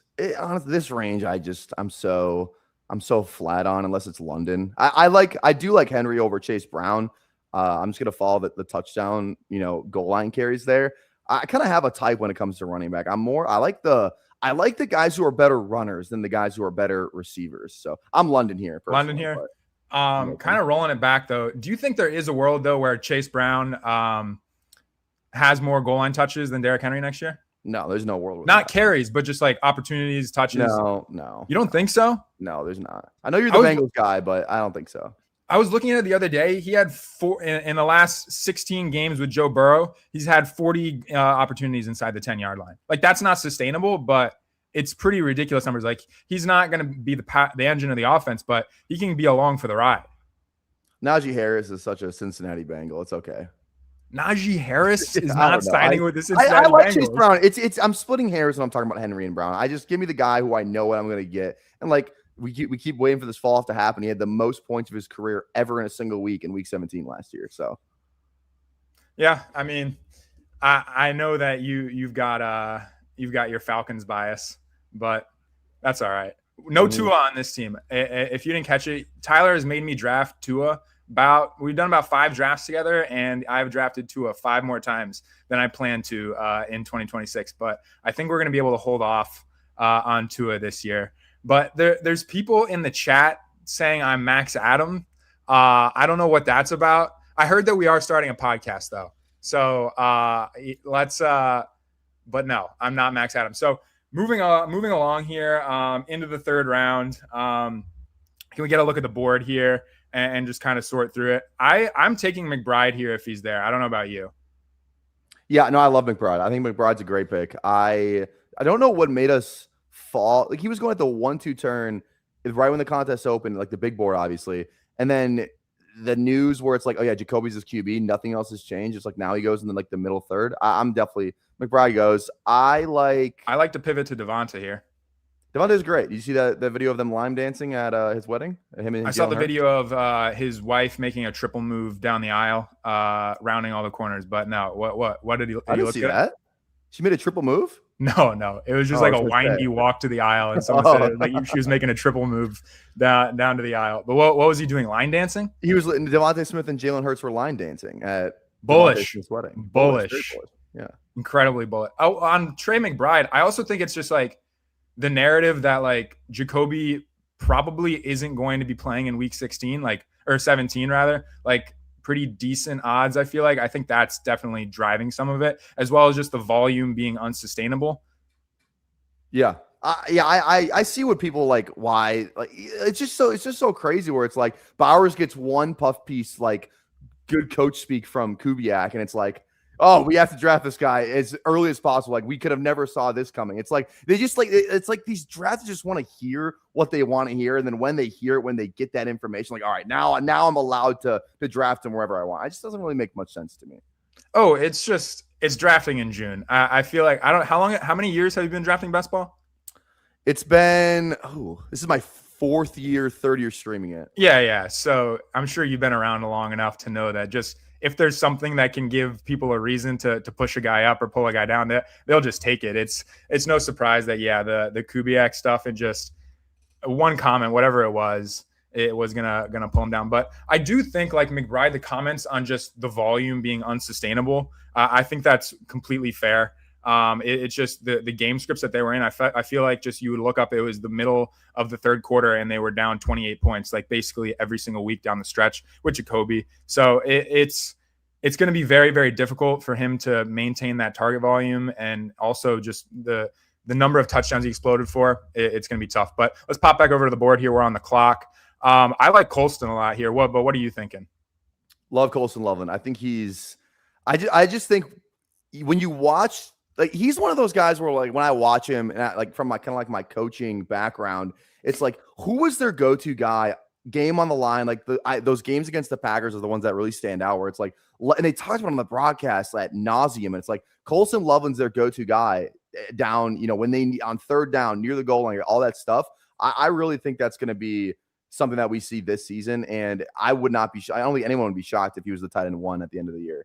Yeah, no, not at all. Just given the Ben Johnson offense and everything. But Matthew in the chat saying no love for J Love. What are your thoughts on Jeremiah Love this year? Because I feel like he's like a little bit more divisive than you might expect for a running back who went on the top 5, just given the quality of the offense. Are you okay to be drafting him at the 2-3 turn? I'm more than okay to be drafting with a 2-3 turn. My drafting style is all based almost around talent. If you are a talented player, I'm going to draft the shit out of you. So I always love drafting him kind of in that range. Like, he's probably a better running back than almost like half the guys that go ahead of him. Like, he's a better running back than Ashton Jeanty. I don't know what please don't find me in the streets of downtown redacted. But dude, he's a way better running back than a lot of the guys he goes ahead of. And like, yeah, the Arizona thing, there may be 4 running backs there. They're probably not all on the roster when the season starts, but like, just give me the guys who are just talented. Like, he's one of the best running back prospects coming out as of late. So like, what are we doing? I'm all in. He's undoubtedly more talented than Chase Brown, but I don't think anyone's really going to debate that. I could see a world where at the end of the year, we're thinking that he's better than the Derrick Henrys and the Omarion Hamptons of the world. I will be all in. And I also think that the price is going to creep up. Like, we get more comments. I know the other day he said, like, he's more than okay with someone taking work off of his plate and stuff. But I think as we kind of like get more comments coming out of training camp, more reports of just how good he looks, I just don't see a world in which he doesn't rise. So I'd be trying to stuff my bags now. But let's pop back over and see what we have available to us here. I don't mind going Lamar, but I could understand if you want to fill out our running back room. What are you thinking here? Let's go. You know it's coming. We got Quinshon Judge. Or had JMO fell couple picks. Let's actually week 17, JMO. Let's go, JMO. I'll resist the urge for Quinshon if that's okay with you. Wax poetic on Quinshon. We'll take JMO, but let's hear the Quinshon take. Everyone just it's just like this like if he was on any other team that was like also like very bad, but like it wasn't the Browns, I don't think he'd get as much hate as he does. Like if he was on the freaking I don't even know, even like the Dolphins, like if obviously if Achane wasn't there, if you just swap Achane and Judkins, like if he was on the Dolphins, I don't think people would be like as out on him just because it's this Browns stink, it's cold weather. Like Quinshon Judkins, again, it's a talent bet. This is the third running back drafted in last year's draft. I loved him. Like I do all my rankings before all these guys get drafted. I had him as my RB3. The consensus was that Travion's better. I think Judkins is just give me the guys who are better runners. Don't give me these gimmicky, I get the breakaway speed. I get the receiving stuff. Can I just get the guy that's going to have 18 carries and that is like always going to be like at the running back at the goal line going to score touchdowns? Don't we want touchdowns? Everyone wants to chase these receptions and these like, oh, I saw him run for 70 yards one time. This guy's unbelievable. Like, give me the guy who's doing it week in and week out. The ankle looks great. I love Quinshon Judkins. So I understand being super, super bullish on him, like pre-draft and coming into his rookie year, but are you not like kind of factoring in the fact that he just might not be kind of like the same player coming off the broken leg? No, because he looks. I'll just steal a talking point from my co-host Emo Cowboy. When you look at the RAS score on all these guys, like the athleticism matters in terms of recovering from injuries, and he has an unbelievable athletic profile. It's a 9 point something, really high athletic score, and like he just already looks great in OTAs, and we're still a couple like 3 months until the season starts. So I'm not worried about it. Not Judkins. Scatabo doesn't even look anywhere near as good as Judkins does right now. So yeah, I'm not worried about the injury at all. It's just for me, like I get the athleticism stuff, but it's just so hard for me, especially after we've seen, let's make this pick here and I'll get back to it. Let's pull up the queue. I'm fine going with Hurts here. What about you? Oh, is it toxic if I want Caleb? No, Loveland? not we got week 7. We're week 17 that anyway. It's like I would just let's go Caleb. Let's go Caleb. Yeah. It's perfectly fine. It's stacked up as well. We had options there, but I thought it was a good range for quarterback, obviously, just given our current roster. But my thing with I just never buy into like the offseason like clip stuff. Understand the athleticism point, but just I never buy into the offseason clips like Nick Chubb a couple years ago, and then like with the same kind of injury with the Mark Andrews and the Tony Pollard, just like seeing them being robbed of like their explosiveness and efficiency, it just makes me really, really concerned. But we don't need to get too deep into that. People are though in the chat very, very hungry for your LaMelo Ball takes. Well, I put a whole video on Twitter if you want to get my longer thoughts. I think it's a really good move in terms of what we had to give up. We only give up a unprotected first, 3 first-round pick swaps, which again we're good in Charlotte's ass, so we're probably not gonna be swapping anything. And then 3 second-round picks, and then obviously Nasri too, who I will miss dearly. All the people that got the free Nasri tattoos, I don't know what they're gonna do, but I like it. Like I worry about his maturity. I worry about maybe getting in a car accident driving around Minneapolis. I think he might hit me. But other than that, on the basketball court, I am lukewarm all in. Let's pop back and look at the players. I think we're going to have to try and round out this running back room a little bit. I agree. It's anyone you like here? It's not Chuba. If you want to go RB, I'm fine with Pollard. Oh, I hate Chuba as well. Pollard. Let's go Pollard. Let's go Pollard here. I think Chuba is one of the worst clicks on the board. Like it's just it's been demonstrated to be fragile, and people kind of want to still draft him in the range of some of these other guys that we know are going to get touches, basically just like Pollard and Warren as well, and Ramondre. Like it's so fragile for Chuba. I mean, it took 2 games for Rico Dowdle to beat him out, and I know he kind of like surged back at the end of the season. Did Chuba, but it took 2 games for him to basically effectively lose his job. I know it was against 2 of the worst run defenses in the NFL last year, but still, it's just hard to not see him like ceding work to Jonathan Brooks. But I guess this kind of tees it up. What is your Jonathan Brooks take in 2026?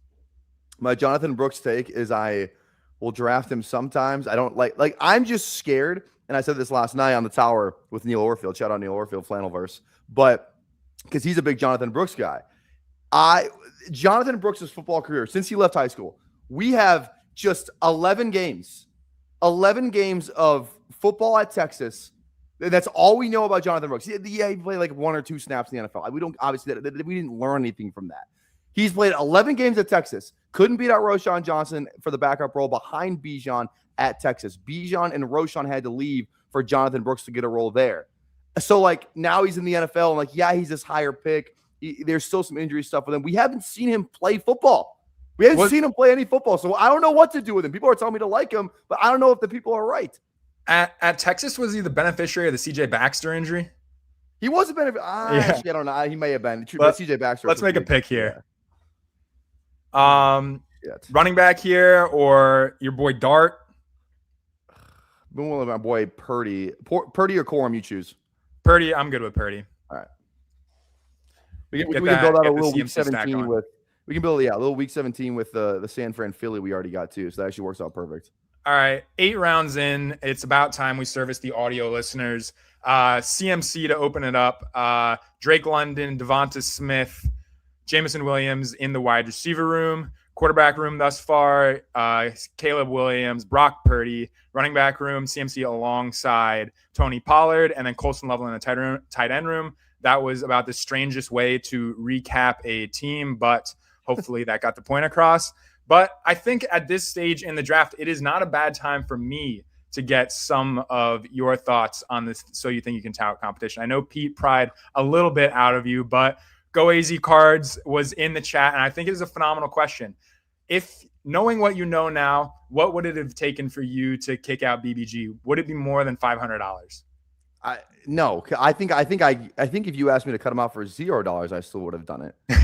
Because like I said, it was never about the I kind of played okay, when Pete first offered the question, I was thinking about the money and I was like, oh shit. And again, I keep saying this, he couldn't have offered it to somebody who doesn't know what money is. I don't know what a lot of money, $500 to me. Change it. Get the fuck out of here. No, this is not yours. Get out of here.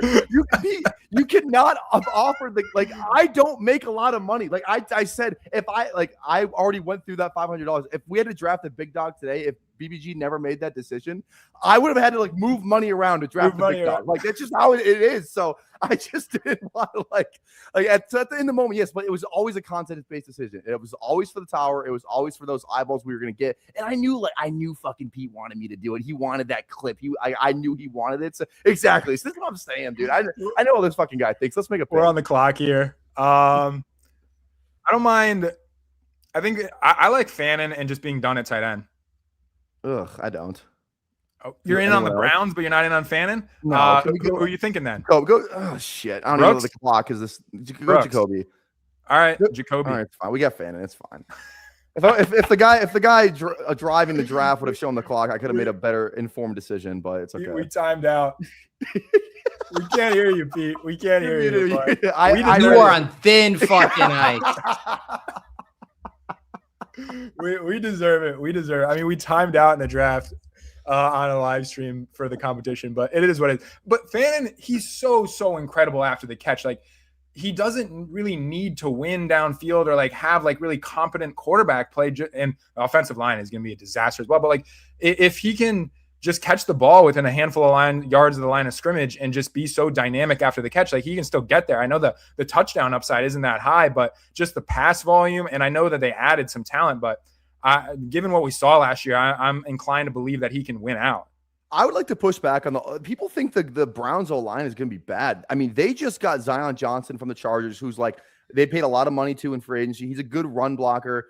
They also got Titus Howard from the Browns, who again, he's a little bit older. He's not very good, but he's at least more serviceable than other guys there. And then you already got Spencer Fano, who they took as the first offensive lineman off the board in the NFL draft. So I think they actually have a good chance to have a better O-line than some people may think. So that's why, again, that's a little bit more why I'm in on Judkins.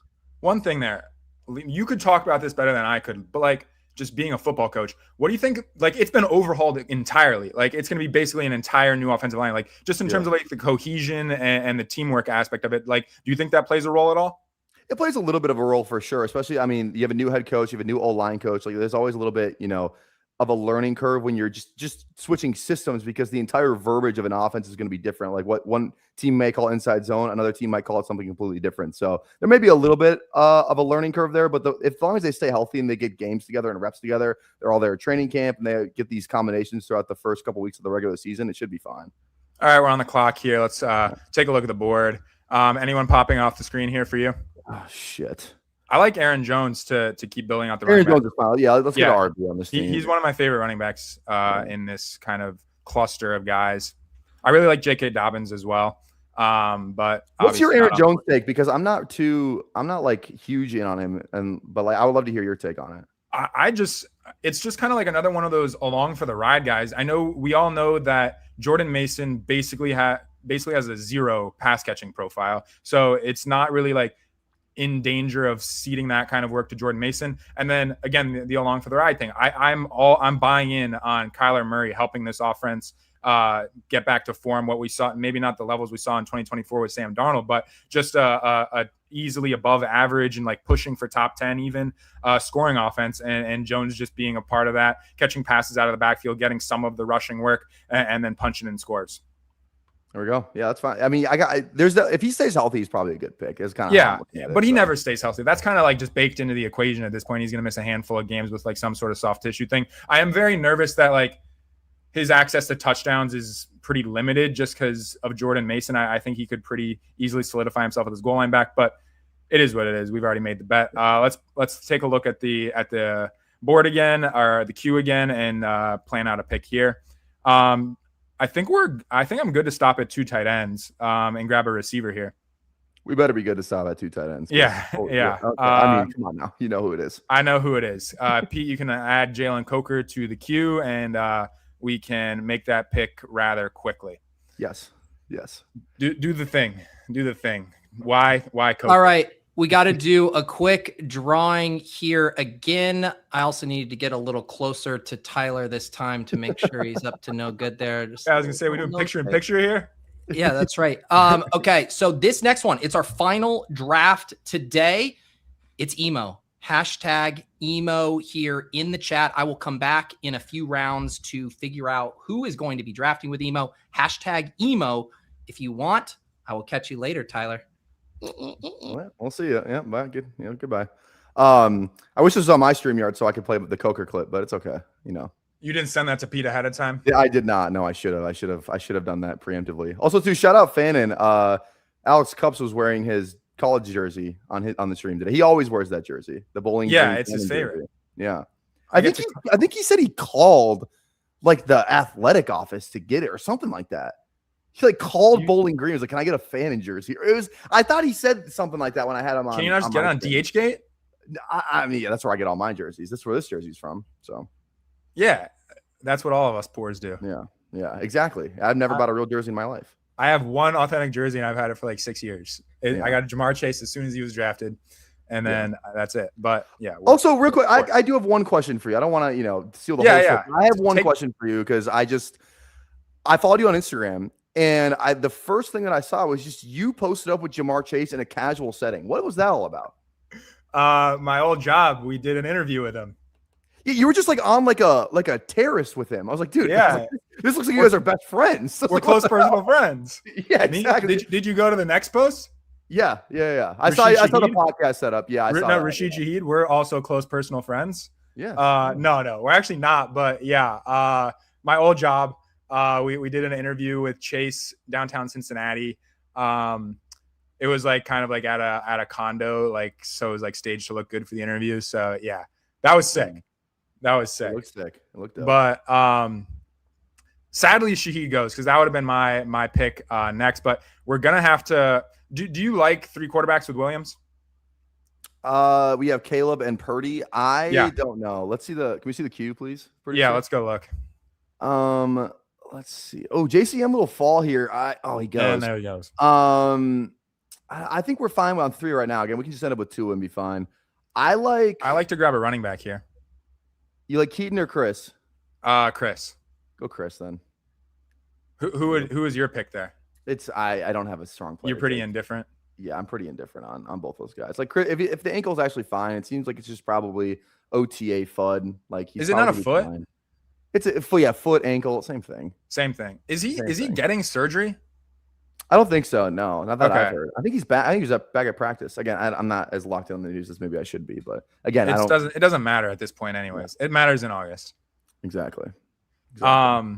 Yeah, I would be fine to keep this to two quarterbacks and 2 tight ends. I know like the Sims would be mad at us, but I know you're very anti-Sim anyways. So yeah, I'm very anti-Sim. We could do a whole other show about anti-Sim. Did you have any meaningful takeaways from your stream with Zach?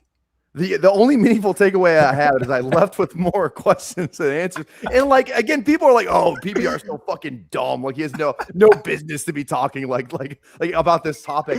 That was my whole point, though. What I was trying to do is like I stream all of these days in a row, all of these drafts on Underdog. I would say I'm a pretty experienced drafter in terms of Underdog and being in the weeds, right? I would say like that's a fair statement. And I don't even know what they do, so I was trying to just help inform the average drafter, like ask the dumb. I was not afraid to make myself look stupid for the sake of learning more about what the sidekick actually fucking does. And I felt like I tried to ask some pretty point blank questions, and I just was met with like dancing around the top. I'm like, no, is it rankings or is it not? Tell me what's in the sauce? Give me these secret ingredients, and no one gave them to me. So I've always thought that Legendary Upside could use PPR Tyler's platform to promote and explain their product.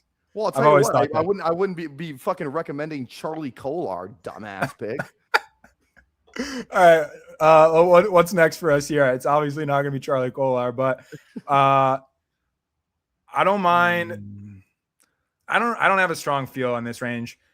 I like Naylor or Tucker here, honestly. It sets up a little bit Mendoza later if we do want to go 3 quarterback as well. That makes a lot of sense. Which one do you like more? I like Tucker. 50-50 this. Let's go Tucker then. Yeah, let's do Tucker. I mean, it just kind of the nature of who he is as a player, like getting downfield and all that. I promise I will only do this one time. I will only do it once, but I have to do it once because I said last night I would. Where did Trey Tucker go to school? I don't know. I thought you might get that one because it's in your state. Kent? Cincinnati. No, I wouldn't. There's like some obscure ones I'll get, but Trey Tucker, definitely not. Most of these other guys, though. Yeah. But I'm not going to. You're going to like have to go on with Davis if you want to do that. Did you do that with him on the tower? Yeah, it was pretty 50-50.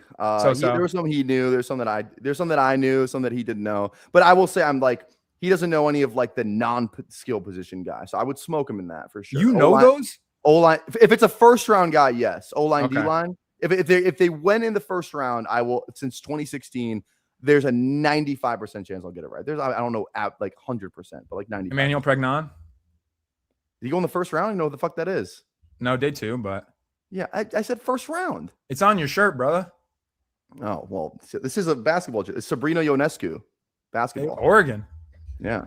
All right, real quick, gonna do a spin here for emo. This draft's gonna take place right after this one. We'll get the winner, and then I will be out of your way for this next pick. The winner, who will draft with emo Cowboy here in the next? That's BBChosen. Oh my God, the wheel is on fire today. I'm gone though. You guys are back up. Yeah. Yes. Where are we here? 3 picks away. Close to being on the clock. Yeah. All right. We got to try and land this plane as best we can. We could probably pound out a couple more wide receivers. I like Trey Harris and Antonio Williams a lot. Unlike Tony, I'm not really trying to take him like 30 picks ahead of ADP. Anyone you prefer out of the two? Yeah, anyone not 30 picks ahead of ADP definitely feels like a strong selection. I like plus EV. Definitely plus EV. Or Stribling even to go with Purdy. Let's go Stribling. Stribling. Yeah, Stribling. See, I wouldn't have even thought of that if you didn't say it. Let's go Stribling. You didn't go in the first round, so you're not sure. No, but I actually asked. It's so funny. I actually have a little Stribling story. So one of the guys that I coach with played tight end at Washington State, and he was there with Stribling, and he said he was a wild dude. Was he good at Washington State? He went from Washington State to Oklahoma State, then he went to Ole Miss. So I mean, that was a good story. He was good enough to go to Washington State to Oklahoma State. I mean, that's an upgrade. So yeah, that's always bullish when you have to transfer twice.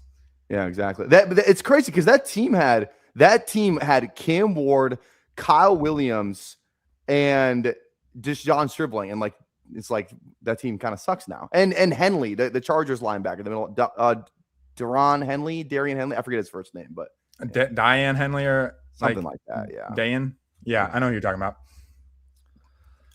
The chat's kind of coming after you for the sim stuff. They said you can't sim for the dog factor that only a coach can see. Would you stand by that comment? I mean, that's exactly how I feel about it. So yes, I would. Like you do, Coach Brain. Yeah, Coach Brain. Like people are trying to get, like I said, like the freaking Charlie Kolar thing. Like people are trying to get too cute. It's like, oh, he's actually to be in on blocking. So he's gonna be on the field more. It's like, you know who's on the field a shit ton who also came from the Raisins? Josh Oliver. You know how many fucking times he's been fantasy relevant? Fucking zero. So yeah, what are you talking about? Yeah, Charlie Kolar, he actually projects really well in 12 personnel.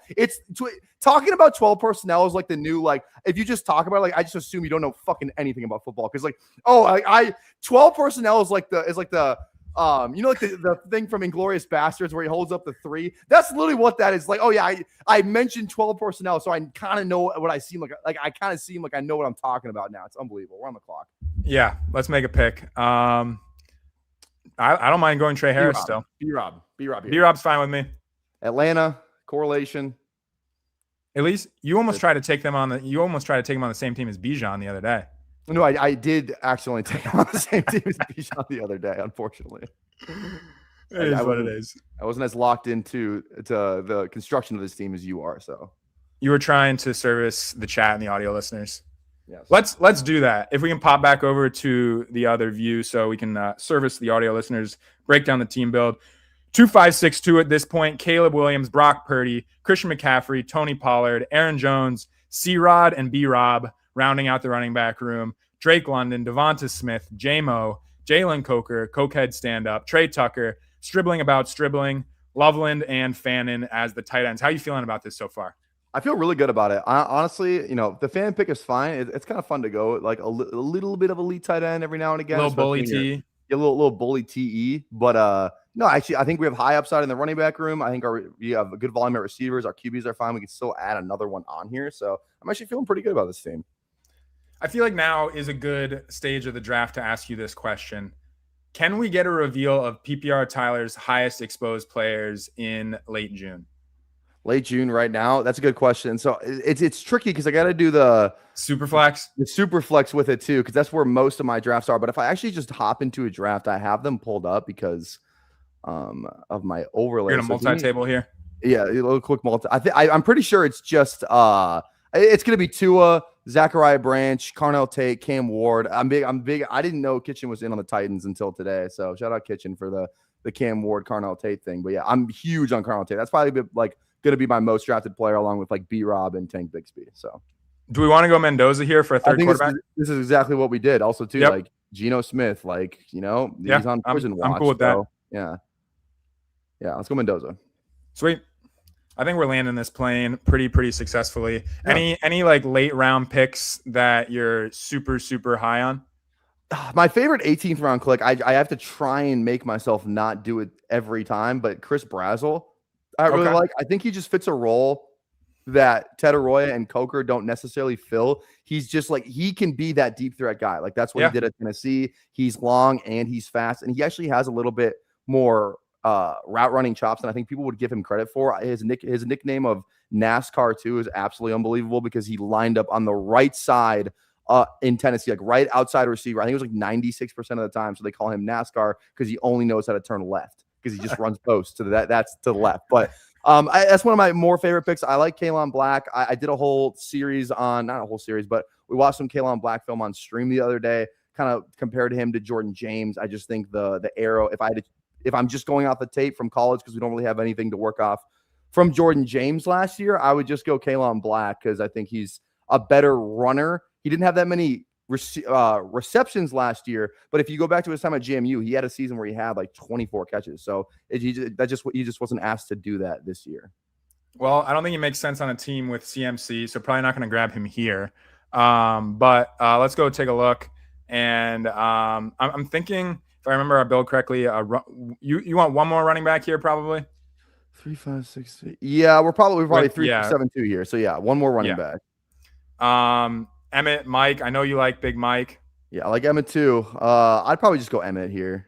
Yeah, I'm cool with Emmett. Hopefully, he just gets some work in a KC offense. But after we make that pick, I'm gonna go with Emmett.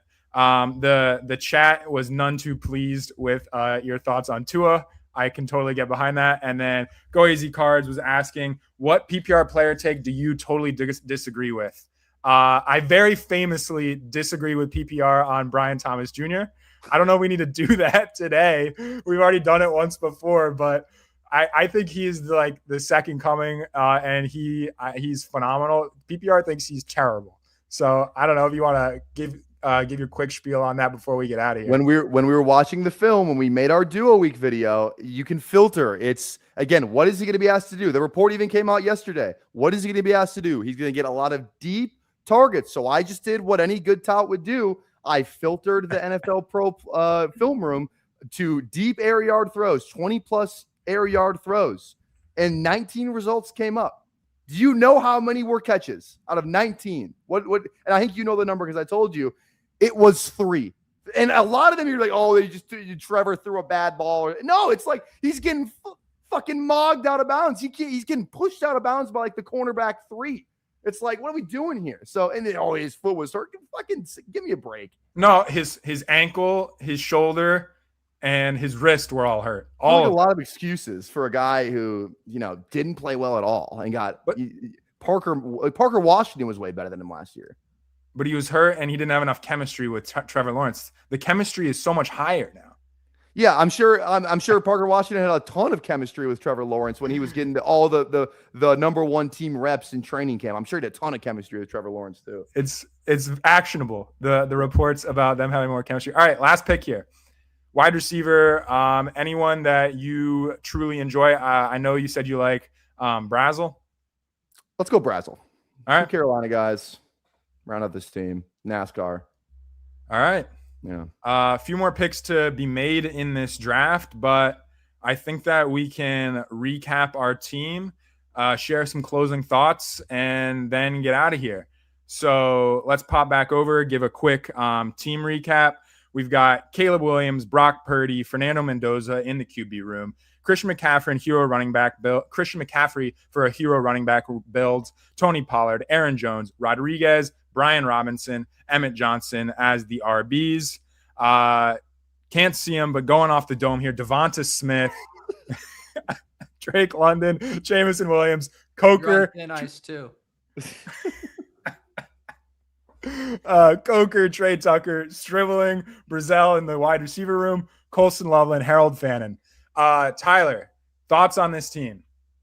I think it's a great team. I think we have some, this is a best ball mania. We are trying to win $2 million.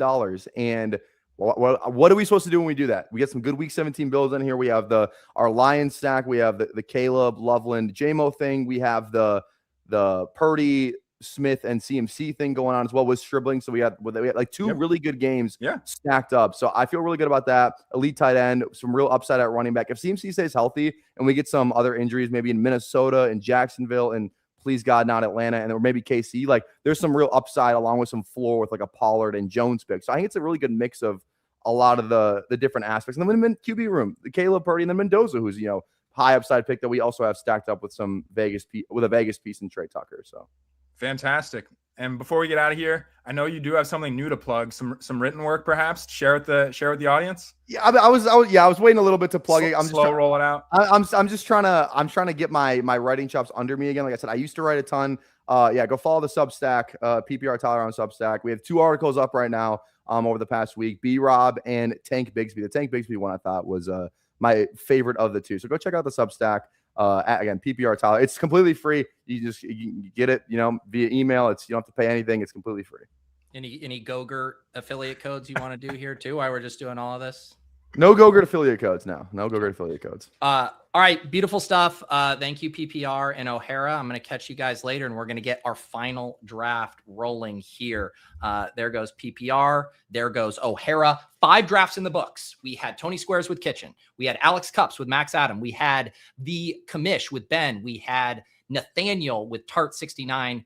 And now Michael O'Hara with PPR Tyler. And to wrap things up, we got Emo Cowboy with BBChosen. Most of you guys who have watched this show are familiar with both of these guys. Let's make sure our tech is all ready to go. Emo, how we doing? Paging Captain Tom. Can you hear me, Captain Tom? You're not major yet, Pete. I can hear you. I see the draft board, so we're good there. Let's now get the final wrinkle. Can you hear BBChosen? Can you hear me? Yep. Are we good? We're rocking. Yeah. Can you hear me?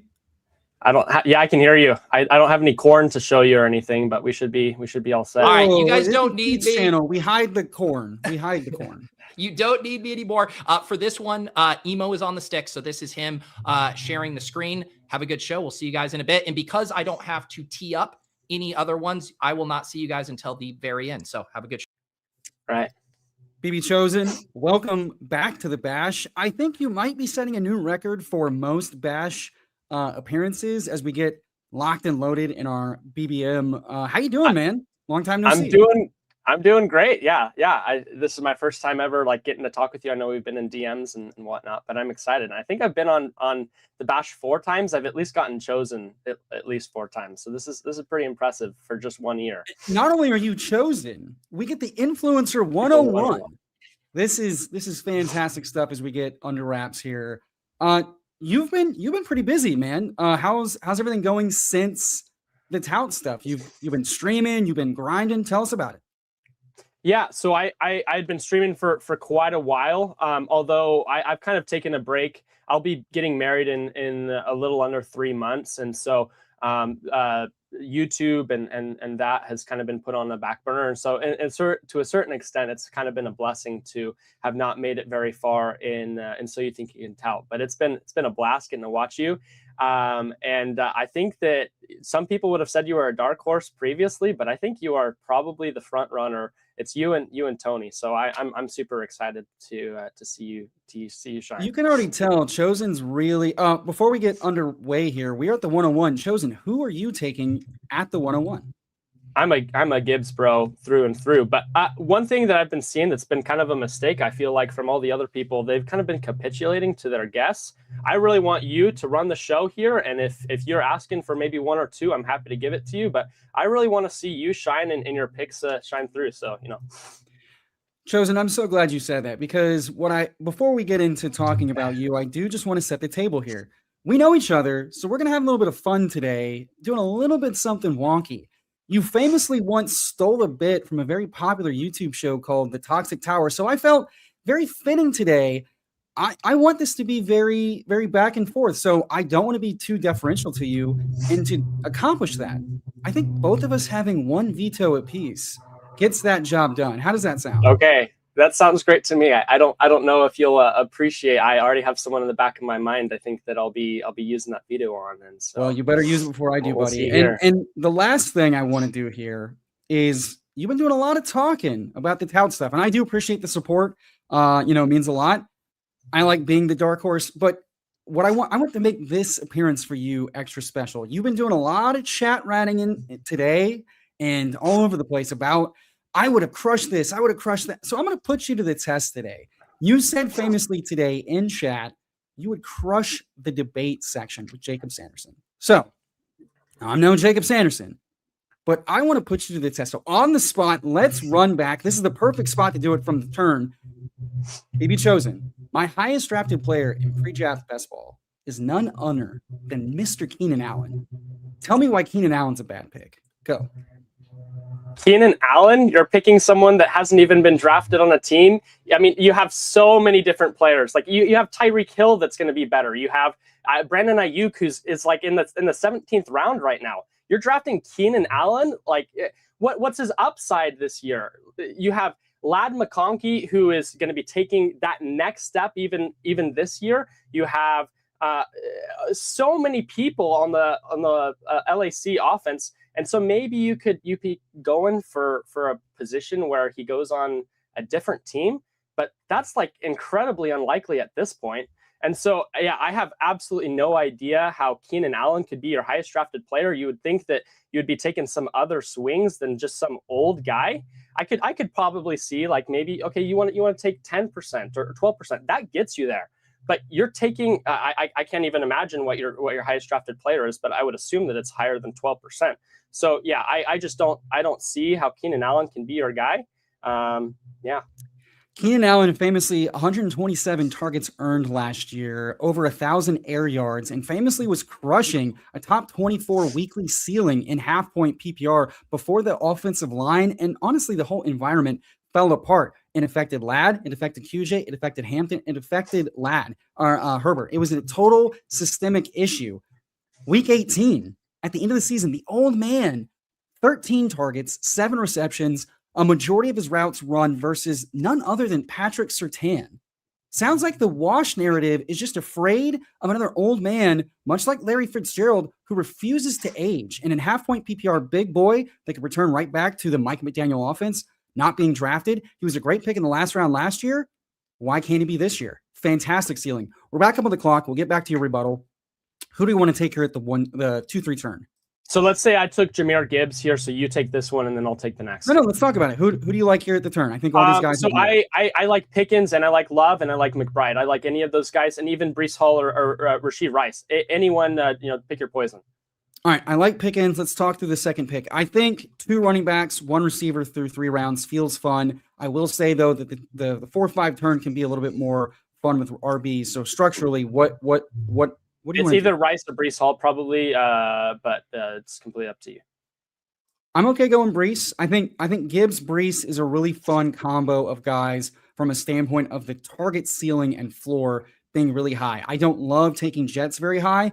But before we get into that, your rebuttal back to Keenan Allen. Finish me off. So I would 100% agree. He had a historic season to a certain extent as being an older guy. You agree with me? I won. Well, no. For last year for sure, but this year I just don't see it. You have them drafting multiple younger guys. You have a new offensive coordinator this year. They're not going to be calling nearly the same type of plays like they did, and they're trying to build something with Justin Herbert. They're not trying to have a one-off year where Keenan Allen maybe. They're trying to truly build chemistry with their guys. And so to say that Keenan Allen is the guy that pushes the needle, I just can't buy it. I don't see it. I would definitely say that Trey Harris gives you schematically something more versatile, but I'd say that what this offense is kind of missing is some big bodies that can be red zone threats. And having a deep wide receiver core is a good thing for a Super Bowl contending team with a new OC and a head coach who's already overperformed and overachieved in year 1. I see no reason not to bring back a hometown favorite to just provide some depth for the whole Super Bowl run for a team that has not historically stayed very healthy. And as much as I like Ladd, he's not been anything close to elite from yards per outrun, targets per outrun, target share. He's been very good. He's not been elite. So I think at the end of the day, and by the way, QJ, not exactly the most sure-handed guy. Keenan Allen, here's the fun stat for Keenan Allen at 2025. Had a top 15, if not 10th highest first downs per route run last year. A really efficient, sticky, lots of signal metrics showing a guy's dependability, efficiency, and for third downs and moving the ball, that's huge. Having a guy for a quarterback to trust is big. But enough about that. I would give you a solid C+ there. I don't know if you crushed it. You said you'd crush the debate. I don't know about that. Let's talk about Breece Hall and George Pickens at the turn. Let me hear the Pickens and the Breece bull cases here in the top 30 picks. So I've been fading CeeDee Lamb pretty extensively. I'm not a big CeeDee Lamb guy, especially with we have George Pickens where he currently is at ADP. I just don't see both of them doing well. And I think that George Pickens is a lot closer to the skill level of CeeDee Lamb than we're pricing in. And you already saw him take many weeks away from CeeDee. So I think that his price is lower than it should be. And I think CeeDee Lamb's price is a little bit higher than it should be. I think that they probably should be closer to pick 20, And I think George Pickens should be closer to pick 20, and I think that CD should be closer to like pick 15 or something. But that's my hot take. Yeah, I see a lot of similarities between, like Pickens and Higgins. And Higgins famously was going in the 2-3 turn for a lot of times. His touchdown equity and if Lamb goes down or misses time, he has a huge ceiling. I think both guys have merit at cost. I always kind of personally like the cheaper guy, but sometimes we also fall into that trap a little bit. But it seems like all the vibes are good about him back with Dallas, signing the tender and all that. So as we're coming up here on the 4-5 turn, what do we like to do here, BBChosen? I mean, if you could get both Burden and Loveland here, like that would be a complete smash. But at least one of them is completely fine. So that's interesting. I feel like that's a controversial take. So we get both guys here. You like both guys at cost? Yeah, I love both guys at cost. You're getting one of the best offenses in the league, and you're getting them for super cheap prices. Like they will. In my opinion, I think that they're going to put out very similarly as far as points per game as, like, I don't know, the Cincinnati Bengals, and you have the two highest Cincinnati Bengals going at like the 103 and like pick 27, something around there. And so to be able to get Luther Burden, who I believe is going to go off, there's some chance that Rome is going to be the number one guy, but I really don't see it. And then Colson Loveland, I think, is an incredible prospect, and we saw incredible usage from him, particularly in the playoffs. I am super in on this Chicago offense as a whole. Yeah, and then getting ADP values is crazy. Yeah, there's been a lot of talk about how the Bears are probably a little all overpriced, but at the same time, like the heuristic is that there's only so many offenses that are going to make a difference for fantasy football. I think we've seen that trend, 10, 15-year trend now of like less volume, less touchdown scoring is down. So I think that heuristic of like investing in offenses is all the more relevant this day and age for like attacking fantasy ceilings to actually win all the money. And it's also kind of fun to say, hey, some humility here of like two interesting prospects. A lot of people like Loveland over Burden. You've got Rome, flailing behind in ADP.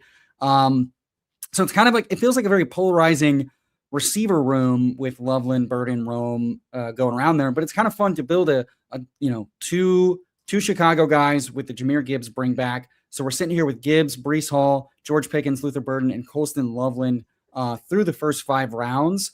Kind of balanced. From here, I would assume we're kind of targeting Caleb Williams as our quarterback at the turn. How do you see this team kind of evolving as we kind of try to build it backwards with an eye towards, our final construction? So I think that we've left ourselves pretty open to a lot of different ways to go about it. Having 2 solid running backs, having 2 solid wide receivers, and then being very solid at tight end.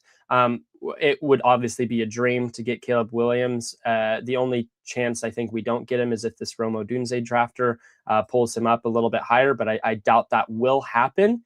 And so I probably would go. I really like if we can get like a running back faller here at pick 6, in the 6th round. But if not, then I would probably push running back for quite a while and just say, hey, these are the 2 guys that we need week in and week out. And then probably try and get as much receiver help as possible after we've gone, elite onesie at both, hopefully getting Caleb and getting Loveland. I think we'll really need some wide receiver help.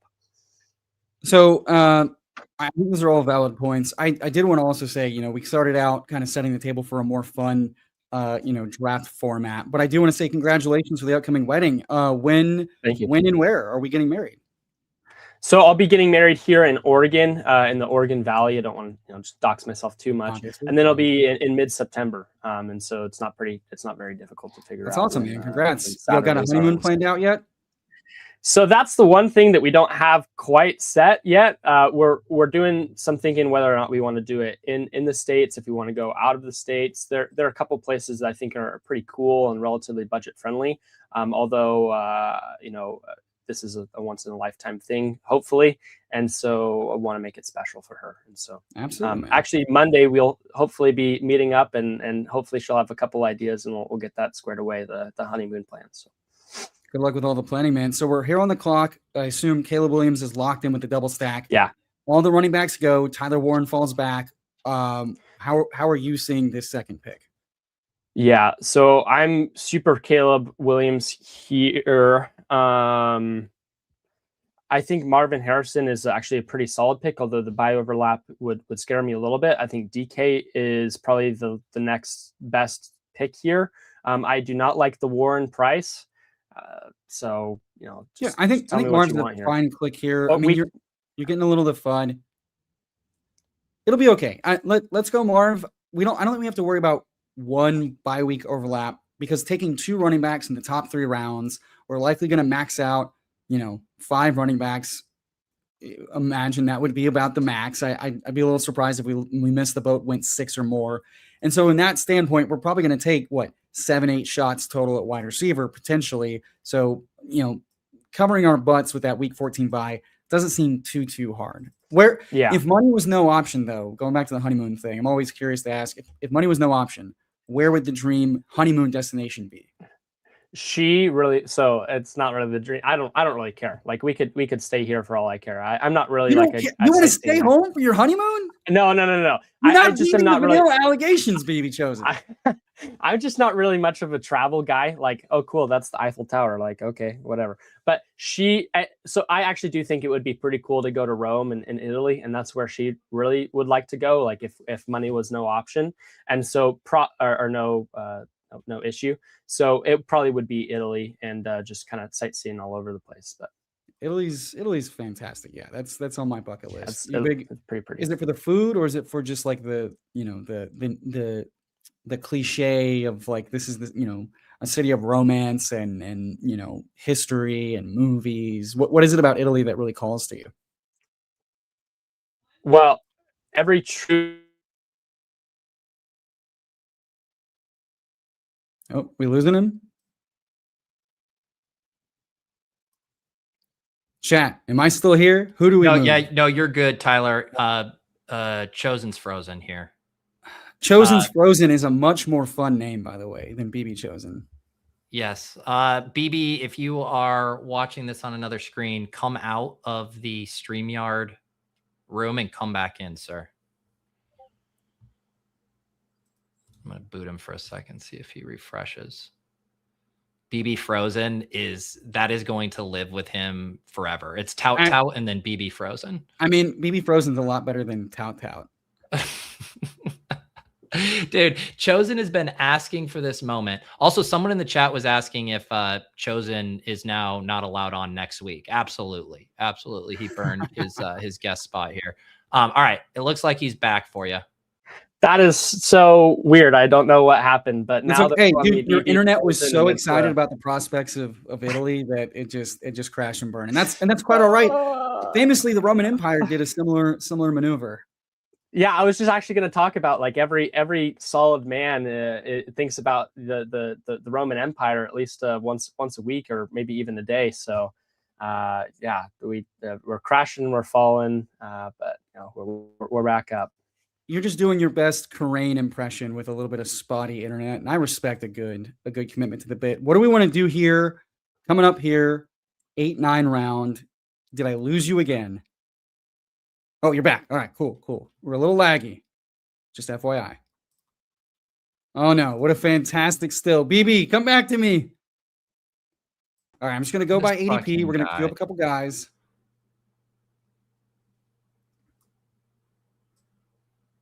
The sandbag allegations are not beating you. I mean, BBChosen's just... All right, we're going to take a third back. Okay, RJ Harvey. I'm sorry. I just switched to my hotspot. Yeah, we should be good. You're good. Who do we want to take here? Addison is great here. Okay. I love Addison. Addison's great. I'm good with Addison. Go a little value hounding. So we get about a 10-pick discount on RJ Harvey and a 10-pick discount on Jordan Addison. BBChosen, you know what time it is. Are you ready? Yeah, I'm ready. There we go. A little value hounding. And then, I got to put my own little personal spin. We give a little nut button when we get some value. So let's service the audio listeners here. A 1-3-4-1. We've been battling all of the fronts, all of the allegations, all of the internet. And despite that, I think we've got a pretty solid team coming out here. Caleb Williams, Jahmyr Gibbs, Breece Hall, RJ Harvey, George Pickens, Luther Burden, Marv Harrison, a.k.a. Botox lips, is the newest insult I've heard someone describe him as. And I'm not saying that. I'm calling him not Maserati Marv, but Miata Marv. Jordan Addison and Colston Loveland at tight end with a 1-3-4-1 build. How are we feeling so far? And what is the final structure we want kind of guiding ourselves? How do we want to end this? Are we going to go 3 onesies? Are we doing 2 tight ends? How do you like to build this kind of team? Yeah, I think this team is super solid, and we're able to go 3 QBs, 3 tight ends, go 7 wide receivers, and go 5 running backs. That would be how I would want to build this just out. That's just kind of the standard prototypical thing. We're not going to lose really any value in any position, and I feel very strong about that. I don't know necessarily what your thoughts are, but I would assume it's pretty similar. No, I think 5 running backs for sure, the max. I wouldn't be opposed to a 3rd tight end if we push tight end very, very late, just saying, hey, we've got the anchor guy. We've got 2 other guys for the volatility. Loveland can maybe hit the flex. I don't mind that. I certainly am tempted to kind of push it to 2 tight ends, saying tight end doesn't matter. Just get the guys that matter. And if Loveland's going to smash at his cost, he's probably going to be a guy that hits our lineup late. So I prefer 3 quarterbacks for like stacks and be able to game, advancing out of the regular season in the playoffs. Where are you at in the quarterback meta? This landscape with kind of pushed up mid-tier quarterbacks, you got to have 3 QB. And then some people are saying, I'll die before I take 3 quarterback. Where do you land on that? So I really like taking 3 quarterbacks, but I'm more of the flavor where I'll take like 1 really good guy, and then hopefully take a couple dart throws of people that should be better but are cheaper than they truly should be. But it really just depends. Like if I take 2 like really solid guys, like if I got a falling value like I am at the 6-7 turn, and I'm able to get like a Jaden Daniels and a all right buddy, and a Caleb Williams, something like that, then I would maybe stop. But other than that, I'm almost always going just 3 quarterbacks, trying to get the stack value and see where it takes us. But who are the quarterbacks you're liking to try to target in that mid to late tier then? Are you playing the Atlanta guys, the Cleveland guys? Are you trying to have it wrapped up by, Bryce, Ward, Rodgers, Mendoza? How are you kind of playing that as we come up here on the 10-11 turn?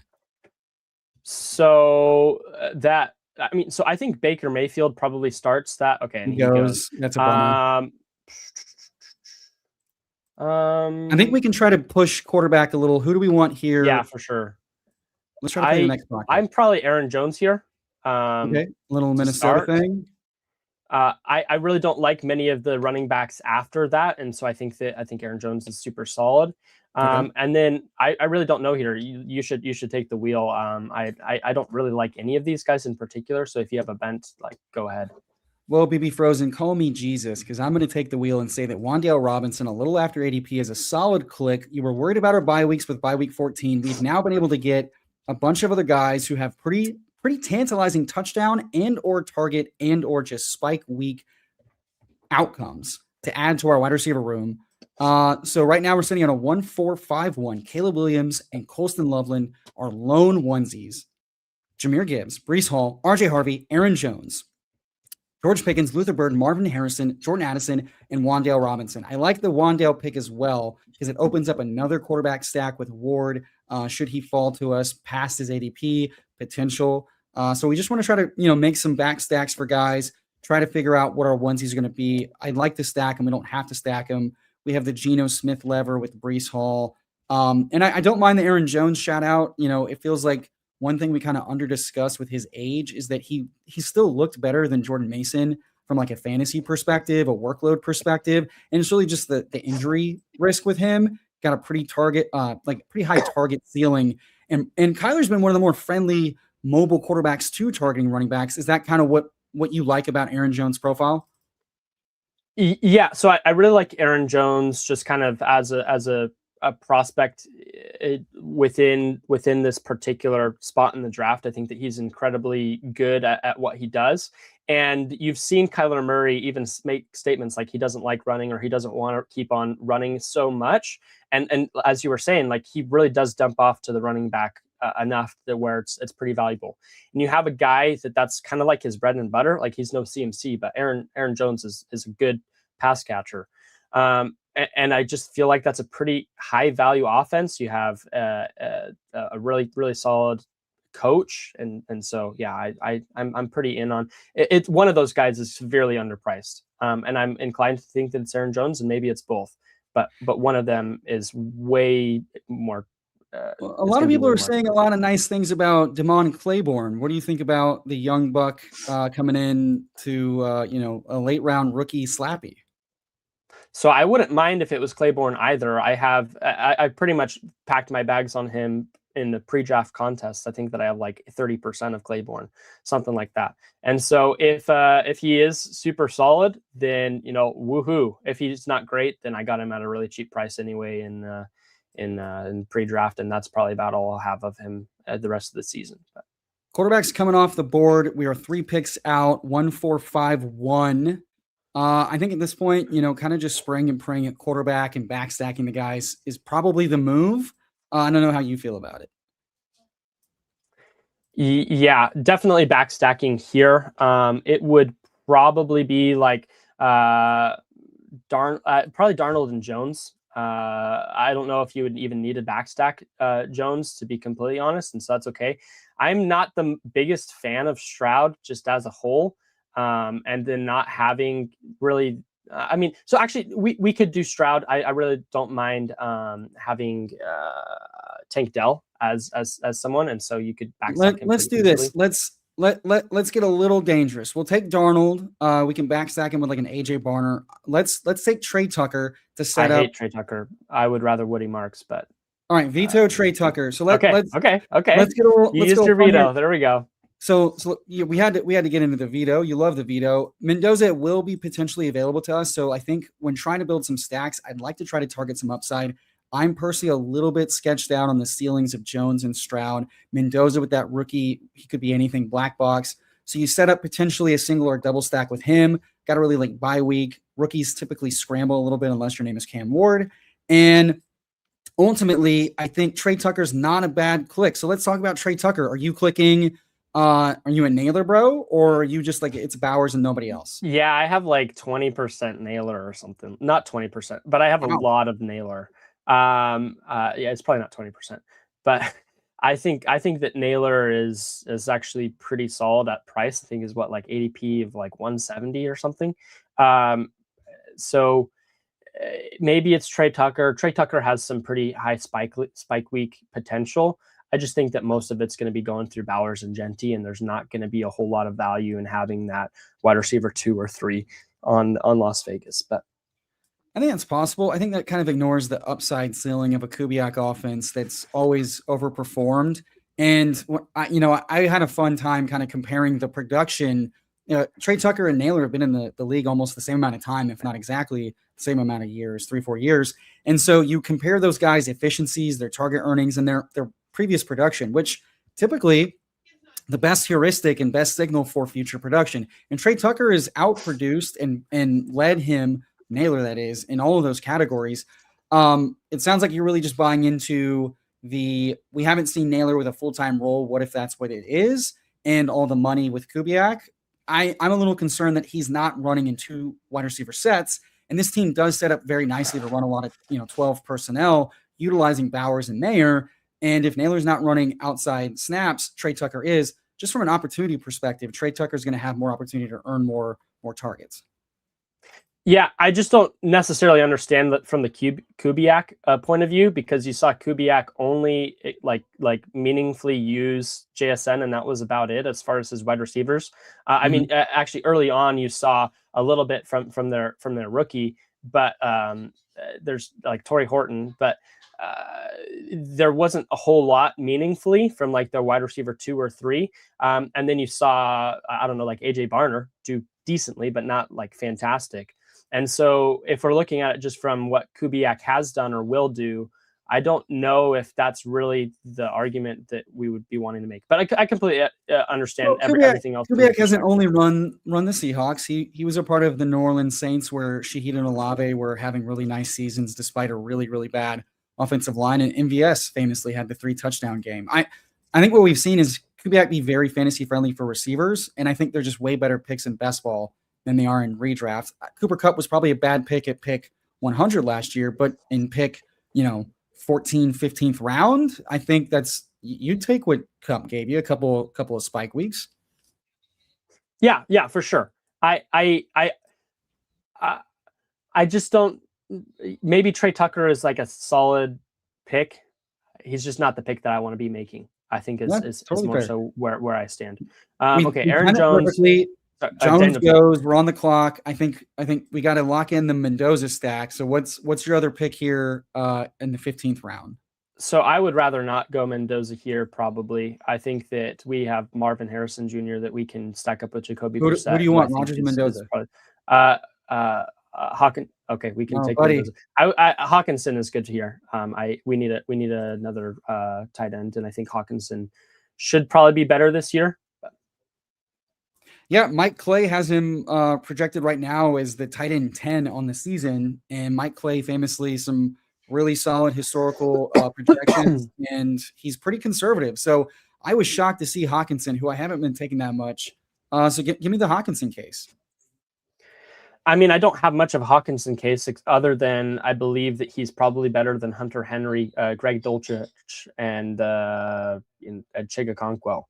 And so all of those guys going significantly higher than him just doesn't really make a whole lot of sense. And so if we're going to get him at what the value of ADP that the masses have said that's where he's valued at, then I guess I would be more than happy to scoop him up. Not necessarily that I think that he'll be the tight end 10 on the year. That seems absurd, but maybe Mike Clay knows what he's talking about. He knows what he's talking about more than me, I'm sure. And so, yeah, I'm happy to take Hawkinson. We already have two other Minnesota Vikings. And so just making an all-encompassing bet on that as an offense, I think is a completely fine and good idea to do. So we're coming up here with our last three picks: 3, 4, 6, 2. Caleb Williams, Sam Darnold, Fernando Mendoza, Jahmyr Gibbs, Breece Hall, RJ Harvey, Aaron Jones, George Pickens, Luther Burden, Marv Harrison, Jordan Addison, Wan'Dale Robinson, Trey Tucker, Colston Loveland, TJ Hawkinson. So 3 shots on the Minnesota offense. Taking a big bet on them improving a lot.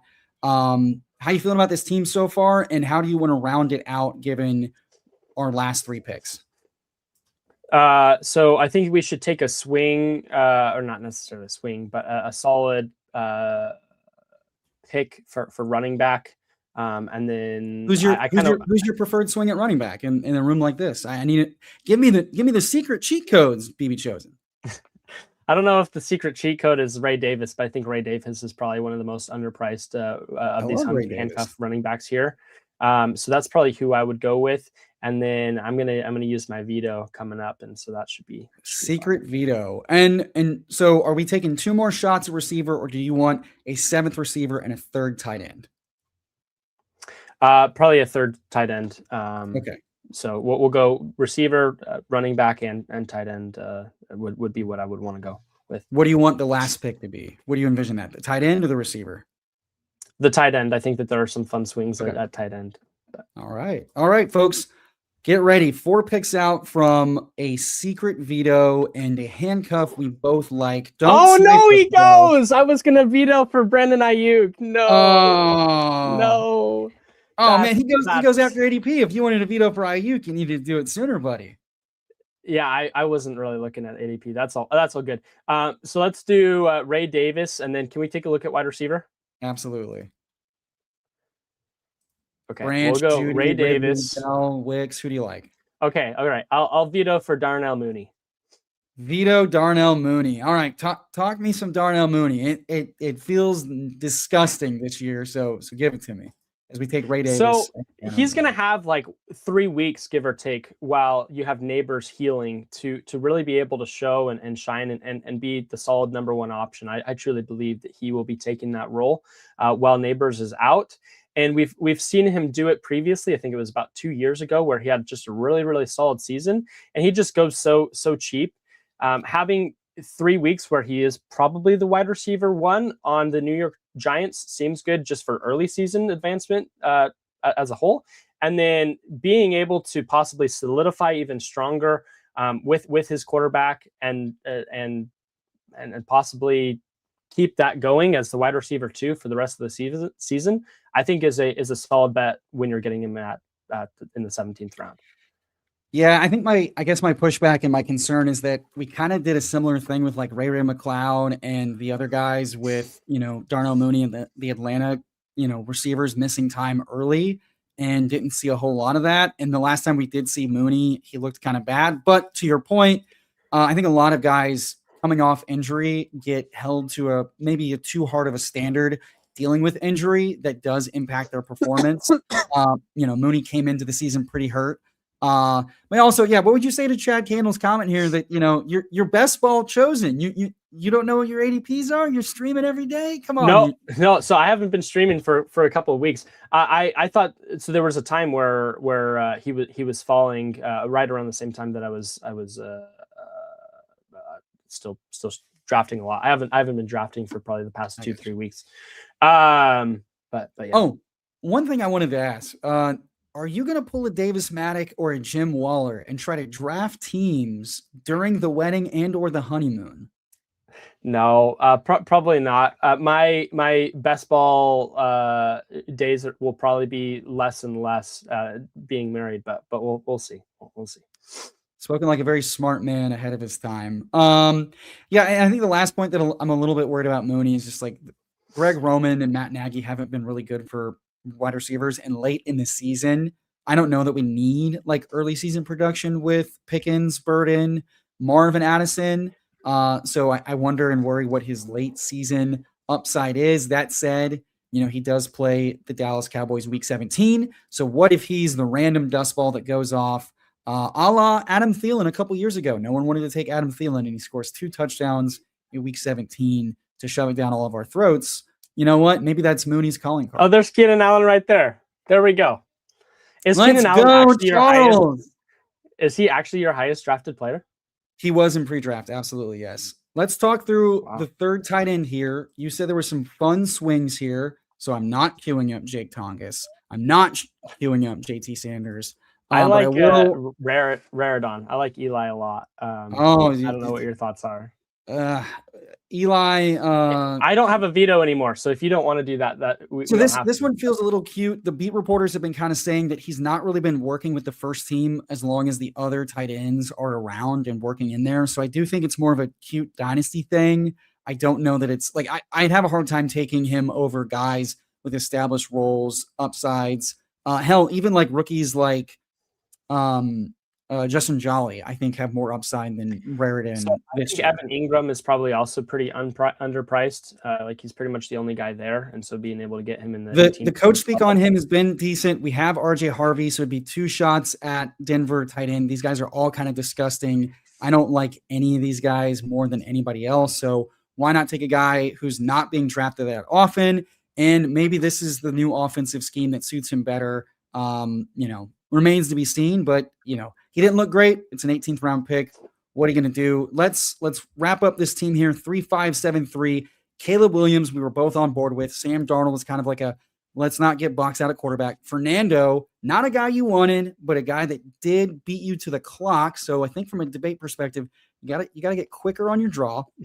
Jahmyr Gibbs, Breece Hall, very fun 2 clicks. RJ Harvey was I hope we get BB Frozen back, and we did, and we got some value. Aaron Jones, Ray Davis, I think that's a very strong running back room. George Pickens, Luther Burden, Marvin Harrison, Jordan Addison, Wan'Dale Robinson, Trey Tucker, very contentious. Darnell Mooney, Colston Loveland, TJ Hawkinson, Evan Ingram. Final thoughts on this BB Frozen team? Yeah, I completely didn't even realize that we didn't have a stack for Sam Darnold. I totally would have done that instead of vetoing for but that's all good. I think this team is super solid, and I think that of all the teams drafted today, this might be one of the best ones. So. Yeah, I mean, so AJ Barner over TJ Hawkinson was probably a miss there to try to stack up Darnold. That said, the sidekick would tell you that a naked quarterback is maybe a guy you need. So, how much can we really worry if Big Sims tell us not to worry? And I'm curious as we kind of wrap up this, and you say you're pretty much close to the end of your drafting this year. How worried are you about the Sims going forward? Like, are you really worried, or do you think, hey, it's a nice idea, but it works better in DFS than it does in best ball? Well, so I'm actually pretty like there are parts of me where like, man, if I was drafted more, like I would spend the money and just get the sidekick. I really think that they're super sharp, and if you want to enjoy, you want to see the numbers in your bank account go up and not down, you probably should be drafting with the sidekick. I think that there's just a lot of pride within the community of just thinking that our abilities are better than they actually are. When you have the ability to simulate so many different things and have so many people that have been doing this for so long, to be able to give relatively close to the actual inputs that they're supposed to be, I think that it's foolish to say at least one that it's bad system all in all, and then two, I think that it truly will be able to make you more money in the long run. So it sounds like what I'm hearing is that the next BBChosen big drama may be taking on big PPR Tyler to go pro sidekick. That's what I'm hearing. If you want to set up a debate where we get, maybe a week or so to prepare and just have a solid argument in place where I debate for, 10 minutes, he debates 10 minutes, and we do kind of a small Lincoln Douglas style type of thing, although it's not going to be like, ethics. Like I would be more than happy to, or we actually could do, is it ethical? That could be our thing. Is it ethical to use outside help when drafting a BBM team? I'd be happy. Ethical Sims. That might be the next stream we bring to the fantasy landscape. I'm sure everybody would be gnawing to get that content. But for sure. BBChosen, thank you for joining us. This was a fun team, a fun bash. Good luck with the wedding. Good luck with the honeymoon planning. Keep us posted on all the fun things going on. Pete, over to you. All right. Thank you, guys. Emo and BBChosen. BB, I just want to make sure that you understand next week you are ineligible to join the bash. I know that's been kind of an issue with how this works. Okay. But great seeing you guys. Good job, Tyler. Good job, BBChosen. I'm going to let you guys go. We're going to land the plane here. Thank you to everybody for tuning in for a 4+ hour bash extravaganza. I don't think I'm ever going to adjust the size of my bubble. I think it just feels really natural at this point, and I hope Adam Levitan is proud. So here's what's going to happen. I would love to hear from you guys, from people who are watching this back on replay in the comments. Let us know how you thought these guys did. I hope everybody realizes from what just transpired that this is a really tough challenge. And what these guys did today, all of them to varying degrees, was so impressive. And doing a draft with a stranger on the fly like that, I guess not a stranger in the case of O'Hara's, was very impressive. So kudos to all of our touts. They continue to crush it. And I will be getting in the lab with our judges later. David Kitchen and JJ Zacharyson will have more content for you guys, more updates on how this challenge is progressing. My only other plug for tonight, for After Dark, 8 p.m. Eastern, I'm doing a little Lulz crossover. Have not done Lulz in a hot minute. So Brick75, aka Brian Hooper, will be joining me at 8 o'clock. If you guys are YouTube members, like all of you guys are, you will have access to that if you are in the Best Ball Value Hounds tier. Otherwise, thank you again. The bash will be back to normal next week, 12 p.m. Eastern. I will be hosting, but I gotta say, man, I got a taste of the soft life today without having to work, just sitting here on the sticks, making a few picks for people. That's the good life. That's the good life. Thank you to the chat as well. All of you guys were awesome today. We'll see you next time on the bash. For Tiny Pete, for all of our touts, Tony Squares, Alec Cups, the Commish, Nathaniel, Michael O'Hara, and Emo Cowboy. We'll see you guys next time. Peace.